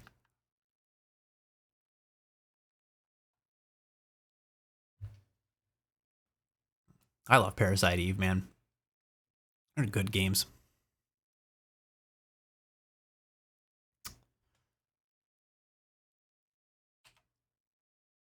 All right, let's see.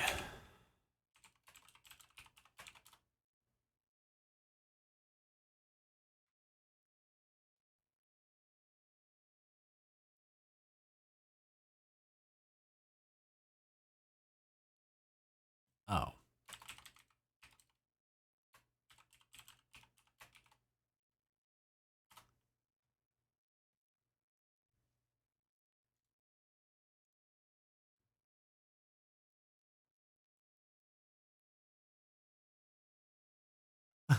100%, but you have to play like me in the police station and die to the same dog in the hallway 50 times because he refused to get off 100 times speed.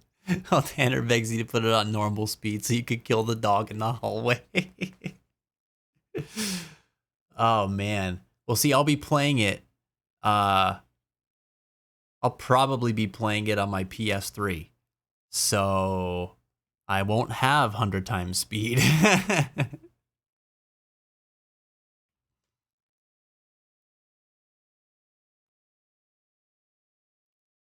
That game is so cool. I remember that was one of the first games I actually bought on eBay.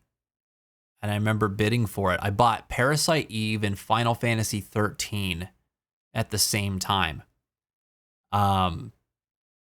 It was like a year after 13 had come out, and I won a bid on that game for $10. I was like, oh damn, I was so excited about that.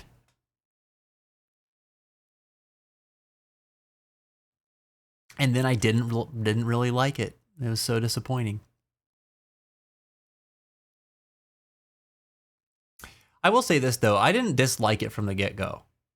I think I enjoyed playing it for about 30 hours. And then I played it for 40 hours. But that last 10 hours I played was like, oh man, it felt like such a slog to me. But I was like, it's the only game I've ever done this with. But I was like, well, I'm kind of sick of playing this, but I've invested this much time in its story. So,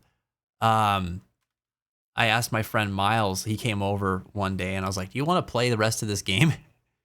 And he loved Final Fantasy 13. So he was like, yeah. I was like, cool, I'll watch you play it.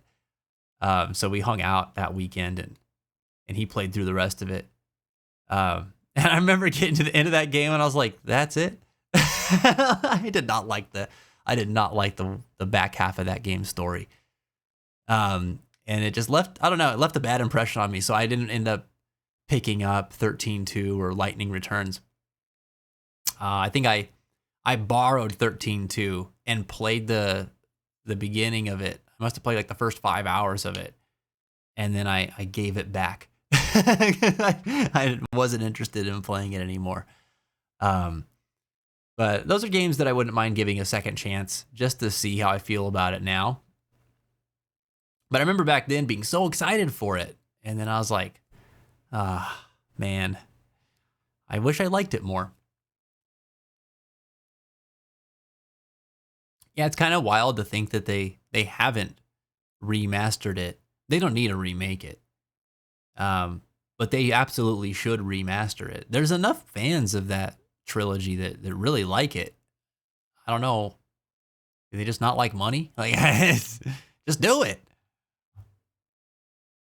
I feel like some of it has to do with the fact that it was like designed for PS3 in such a way that I wonder if it's like hard to translate to other hardware. I mean, like the PC port of it's abysmal performance wise from what I hear. So I don't know if that's one of the things that is holding them up on it or what, but hopefully they do it one day. I mean, I'm still pulling for that, and I'm not even a big fan of the games. There's just, I know enough people that love it. They should do it. Have you heard of Dark Cloud 2? Oh, I love Dark Cloud 2. That's such a good game. Yeah, I played that one with my grandpa. Well, I played both of them with my grandpa, actually. Really unique games. Interesting idea for the time, too, with the city builder mixed with the dungeon crawler. It was pretty cool. Dark Cloud 2 is really cool, too, because like it's so... Like, the first game was so interesting and novel. And then when they came out with the second one, they just like... Man, it's like leaps and bounds better than the first one, but it just expanded on every idea that made the first one so interesting and original. Like they knew what they were making. They had a clear vision for it. I really liked that game. That's a good one.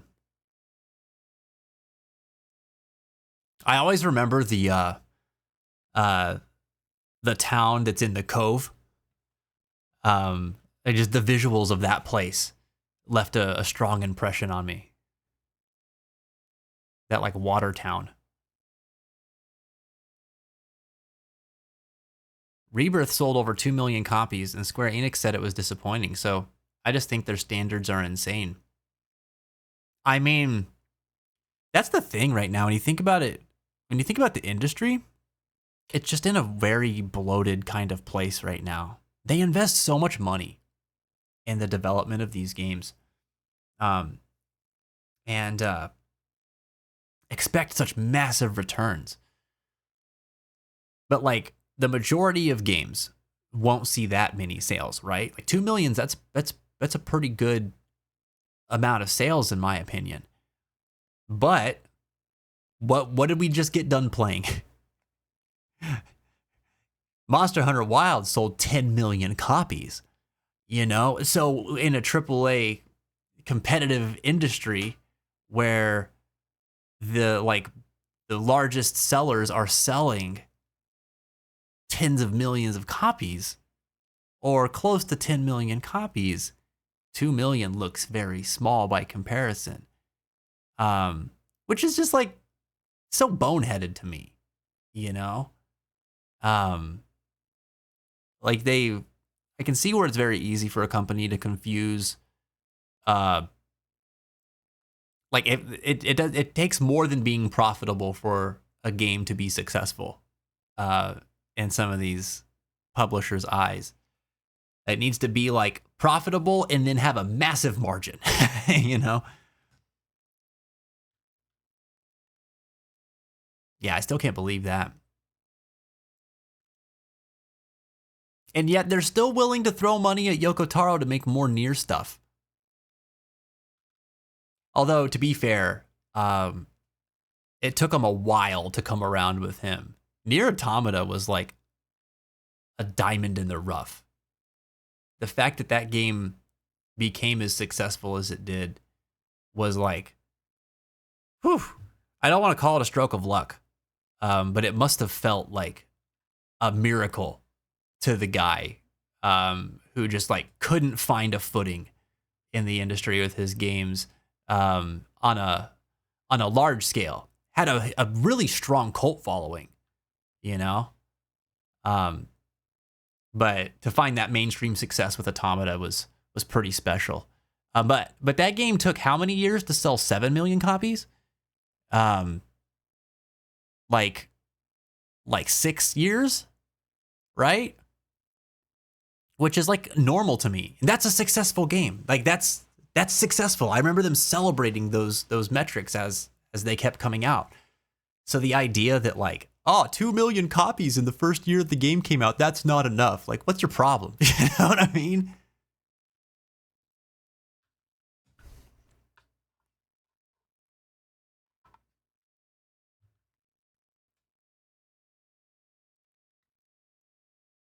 Alas, I am returned. What's up, hero? Welcome back, dude. How are you doing tonight? You caught us just at the tail end here. We need another Dino Crisis. Agreed. Agreed. If not only to revitalize interest in the franchise. I have never played Dino Crisis, but it was always one of those games that I thought looked really cool and I wanted to play. I was a Turok kid. So I played all the Turok games. But and I was a big Resi kid too. But I never played the Turok Resident Evil mashup that was Dino Crisis.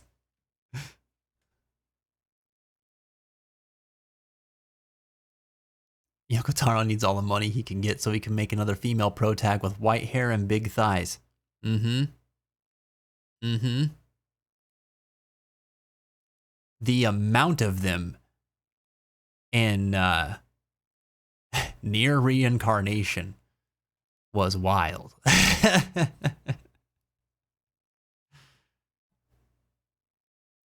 That was such a cool game. I wish that they had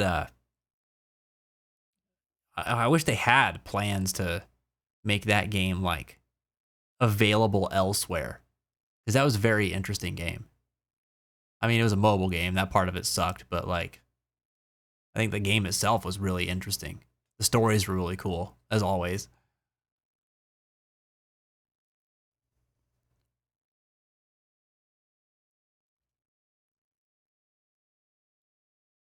Got some new fun games, which I've dedicated myself to fully playing. Listen, hero, I will believe it when I see it, okay? I saw you over there with all the different Tales of games. You gotta beat them, man. I wanna know what your thoughts are on some of them with the whole story. I'm still excited for whenever you finally play through Tales of Arise. That game's story is so good. It has some really cool moments later on. You got the Trails of Cold Steel. Wait. Those are the games that you're dedicating yourself to fully playing? I believe in you. But those are big games. Those are long. There's a lot of them. I wish you the best of luck. That's a series I'd really like to get into as well, but I know I do not have the time for it, which is a little disappointing because they've made some new ones that seem like they're really good. I wish I had gotten into that series earlier.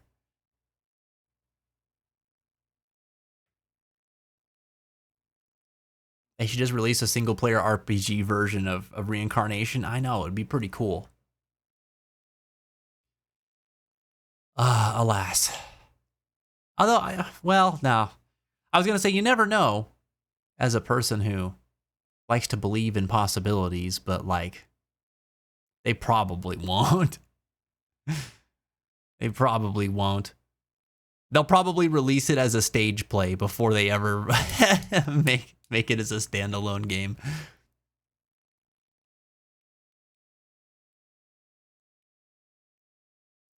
Oh, Reaps. I didn't know that the first Berserker Kazan was out. I thought we still had a while yet for that. That's cool. What are your first impressions of it? Yeah, you've had a lot going on, dude.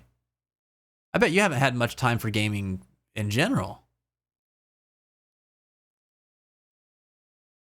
Tales of Arise gave me a midlife crisis.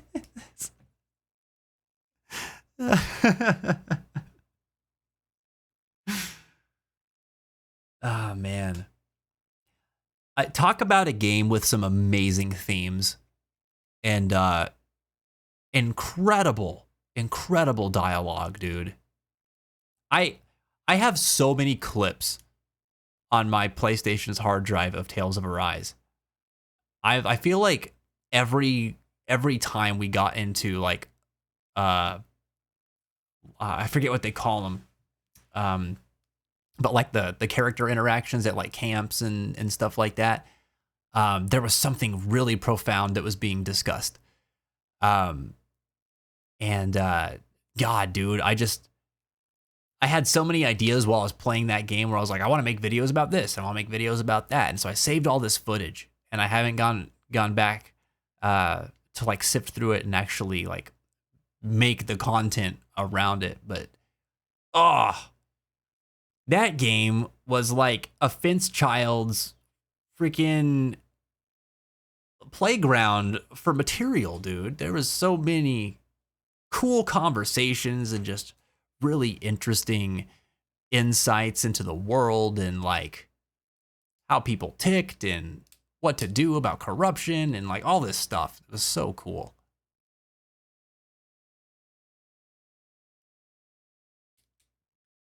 That's awesome, Hero.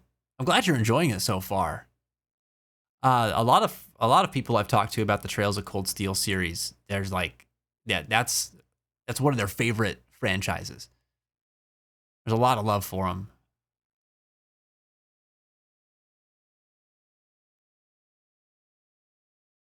I should probably play Tales of Arise or, well, continue, but I may as well start a new game because I don't remember everything, and I don't want to fight the second Lord boss again. The first time he gave me a midlife crisis. Yeah, that game's a tall drink of water too. I put over 100 hours into Tales of Arise as well, if I remember right. See what I mean? And these games are so great, but they're all too goddamn big. Stop making gigantic games, you guys. All right? Make your game smaller. I only have so much time.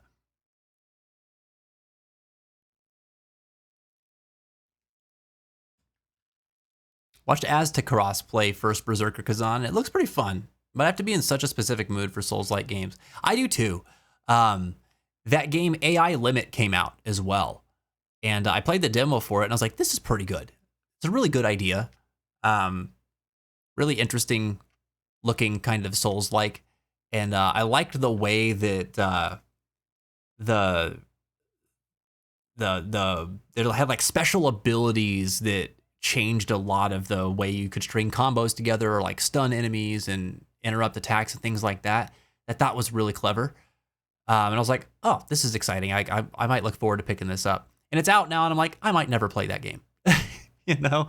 I'm like that with every Souls-like game, where I'm just like, it looks really cool. I might check it out. And even then, I might not finish it. I still haven't beat Elden Ring. And that's like the game, you know?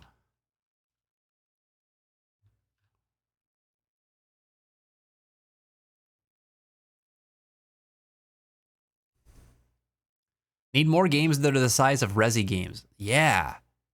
Those are such comfortable games. Like, they're long enough, right? They're not so short that you're like, oh, damn, I wish there was more to this game. But they're not so long that you're like fatigued by them. Like they're a really good length. Like you're satisfied the whole time you're playing it. And then when it's over, you're like, that was nice.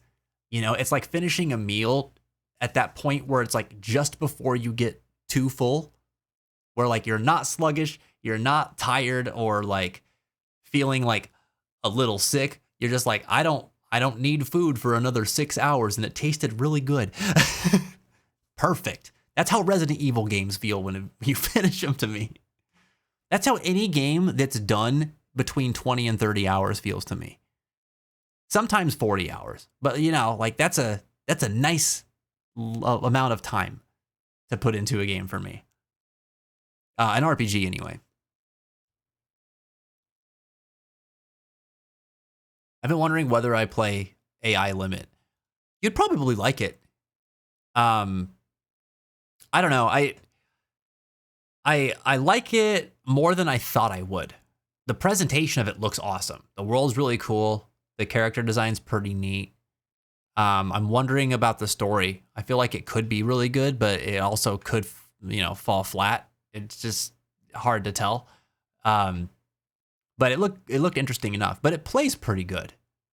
Especially like they had like in the demo, they had a thing kind of like the Stellar Blade demo, where you could fight like a high level boss, and you had like a bunch of the game's gear unlocked. So you could test out like a lot of the mechanics and like special moves and types of weapons out against it. And it felt super satisfying. I was like, oh, this is cool. This will turn into something where like the battle system's going to feel really good. It's definitely standing out from a lot of other Souls-like games. So I feel like you would like it. But yeah. It's another Souls-like game. Gosh, I still want to replay Stellar Blade. I was going through some of my Stellar Blade footage because I took a lot of footage of that game too. I was just very impressed with a lot of things that game did. And I was like, dude, this game was so fun.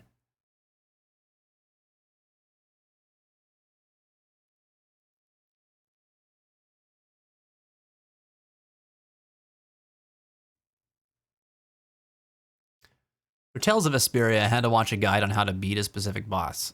I got him first try with those tips, but people in the comments said that they were the hardest boss of the game. Oh yeah.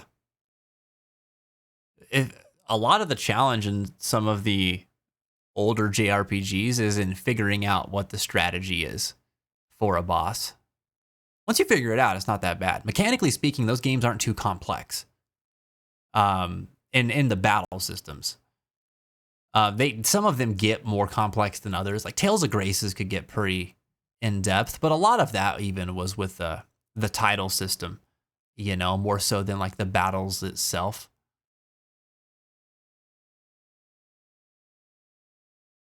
That second lord from Tales of Arise, man, what was their name again?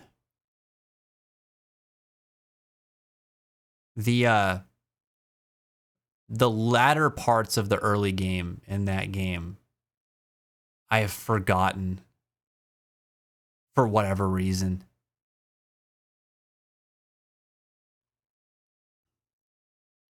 Technically, Resident Evil games are pretty short, but the exploring and figuring out where to go is pretty long. I mean, you can beat a Resident Evil game once you've played through it and like know what the game has to offer. You can beat them in sub 10 hours,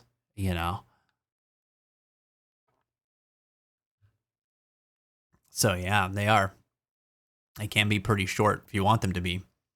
Persona games are pretty long, but I also feel like the gameplay loop's perfect enough so that it doesn't feel like it drags on, says Ghosty. But I might also be biased since Persona is my favorite series of all time. I agree with you with Persona 3 Reload. Persona 4, I remember at the time in my life that I played it for the first time, I was like, this is a great game. And it's also a great length. It's a bit long compared to some other JRPGs, but it's not overly long. Like to me, it didn't overstay its welcome. Persona 5 overstayed its welcome to me. Even the base game, I was like, this game is long, dude. Like I'm ready to be done with it. And then I still had 20, 30 hours to go. It was good. It was very good. But I remember getting fatigued a couple of times during that game. And I was watching Jin play Royal, and I was like, oh man, I might never play Royal. Again, all the stuff they packed into is really, really good. But dude, you're not gonna catch me putting 200 more hours into that game. I just don't have it in me. Persona 3 Reload, though, man, I felt like I could have played that game forever. There was just something about it that was really, really fun and engaging the whole way through.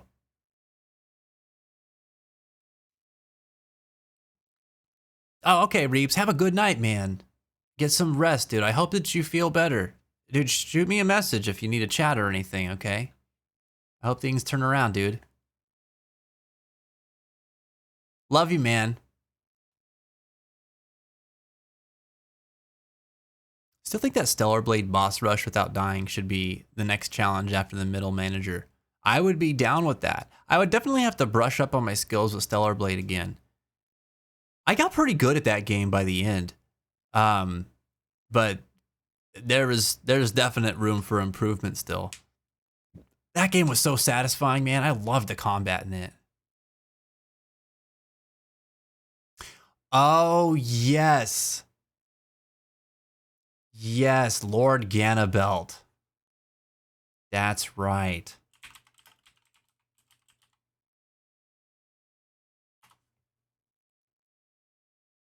He was a toughie. I think I had to I'm trying to remember how many times I had to fight him. I think I had to fight him like maybe 2 times, 3 times.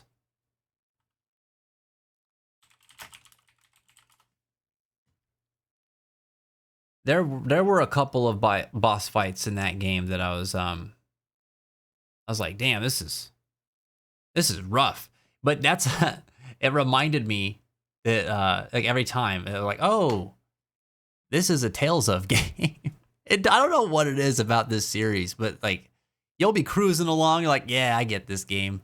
I am getting better at this game. I know what I'm doing. And then you just run into a boss that just whoops the crap out of you. And you're like, I don't even understand how that happened. I have no idea what I'm supposed to do to win. And then you end up figuring it out. But like that always happens in those games.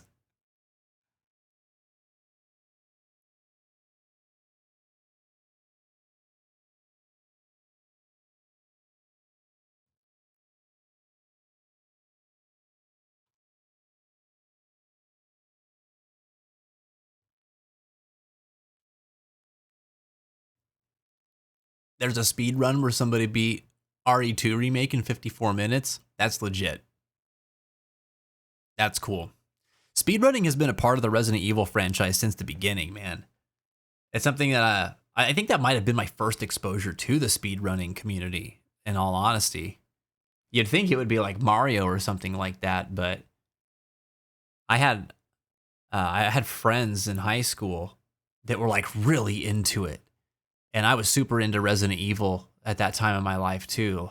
And so it was really cool, like, to see how they would play the game. And I was like, oh, that's just so different than I've ever played this game. And they developed the Resident Evil games. Like, they set them up for that time attacky kind of mindset. It's really cool. Really cool design for the survival horror genre. Makes them really replayable.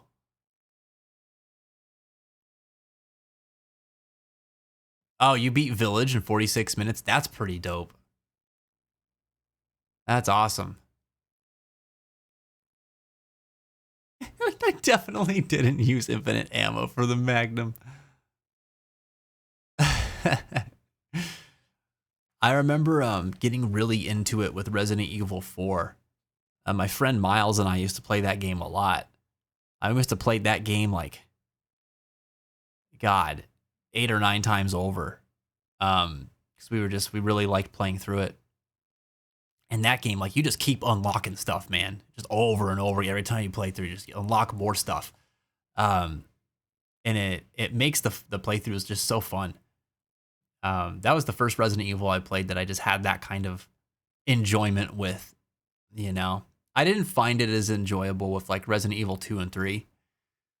But 4 had something special going for it. That was just a fun game in general.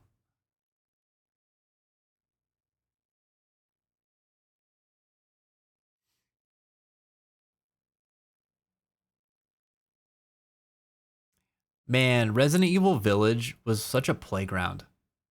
You know what that game felt like? It was like walking into an amusement park. And the amusement park had like, you know, various attractions, like different themes, you know? A better way to put it is probably like, it's like walking into an amusement park that had like several theme parks packed into it. And like, every section of that game was a different theme park. And it just had its own things going on. Oh, it was so cool. It was so fun. I really liked that game. The stupid fetus. Oh, man. The Puppet House in general, dude. That whole thing is like... that was so crazy to me. I loved to hate every bit of that.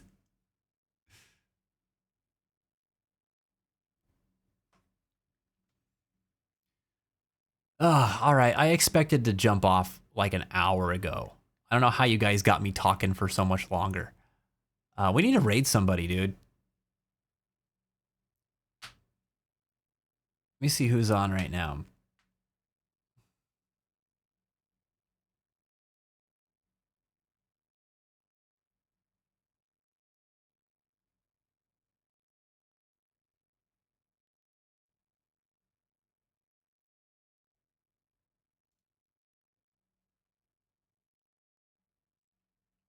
Run away.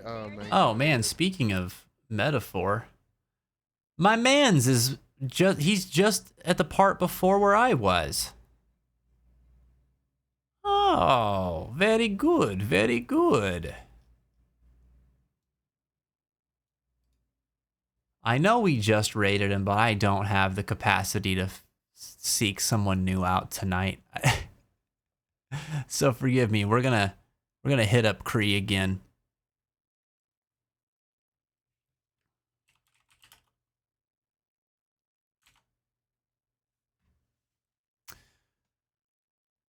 Oh, God, dude.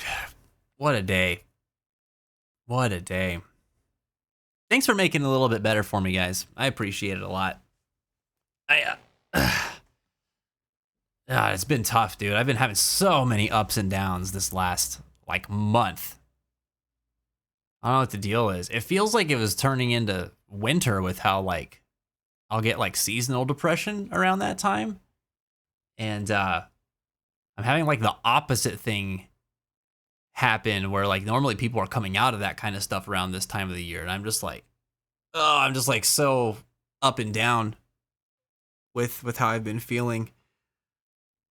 I don't know what the deal is, but I'm ready for it to mellow out. I thought it was about to last week, and this week's been a little bit of this weekend had been a little topsy-turvy. We'll see. Getting better every day. If you haven't already, jump in the Discord and check us out on the socials. We got TikTok. We're on Instagram and Blue Sky. Man, I really haven't got to sit down and do any editing recently, but I'm hoping to put some more videos out this week. We got a lot of stuff that happened over the last couple of weeks. I actually want to get some out from our Split Fiction stream last Thursday, because that was a lot of fun. If you guys missed that, look out for the clips of that I'll be posting later this week. We'll probably do that again, by the way. That was such a fun time. Just a reminder, if you haven't got to look at it yet, check out the merch shop, man. We got hoodies, we got t-shirts, we got couple different mugs and desk mats there too. Check it out. Pick out what you like. Subs get 10% discounts on that too. It's good stuff. All right. We're going to be raiding Creammeister. He is playing Metaphor ReFantazio. So we're going to go show him some love. Encourage him to keep his head up and his heart strong. Ghosty got our raid messages in the chat there. Second message is for subs. First message is for non-subs. Grab the one that works for you. And we're going to show this dude some love, man. Chris, before you go, I just found out Asbel's voice actor is the same as Law from Arise. Oh, is that right? That's cool. Right on. Yeah, the voice acting pool is small, man. Small, at least it's smaller than you would think, especially in that genre of game. But yeah, dude, thanks for helping me out tonight, guys. Making me feel a little bit better. I hope that we were able to lift you guys' spirits too. Keep your heads up and your heart strong out there. We'll be back tomorrow for some Chrono Trigger. And until then, hope you guys have a great night. Let's get to raiding. I'll see you in Kreese.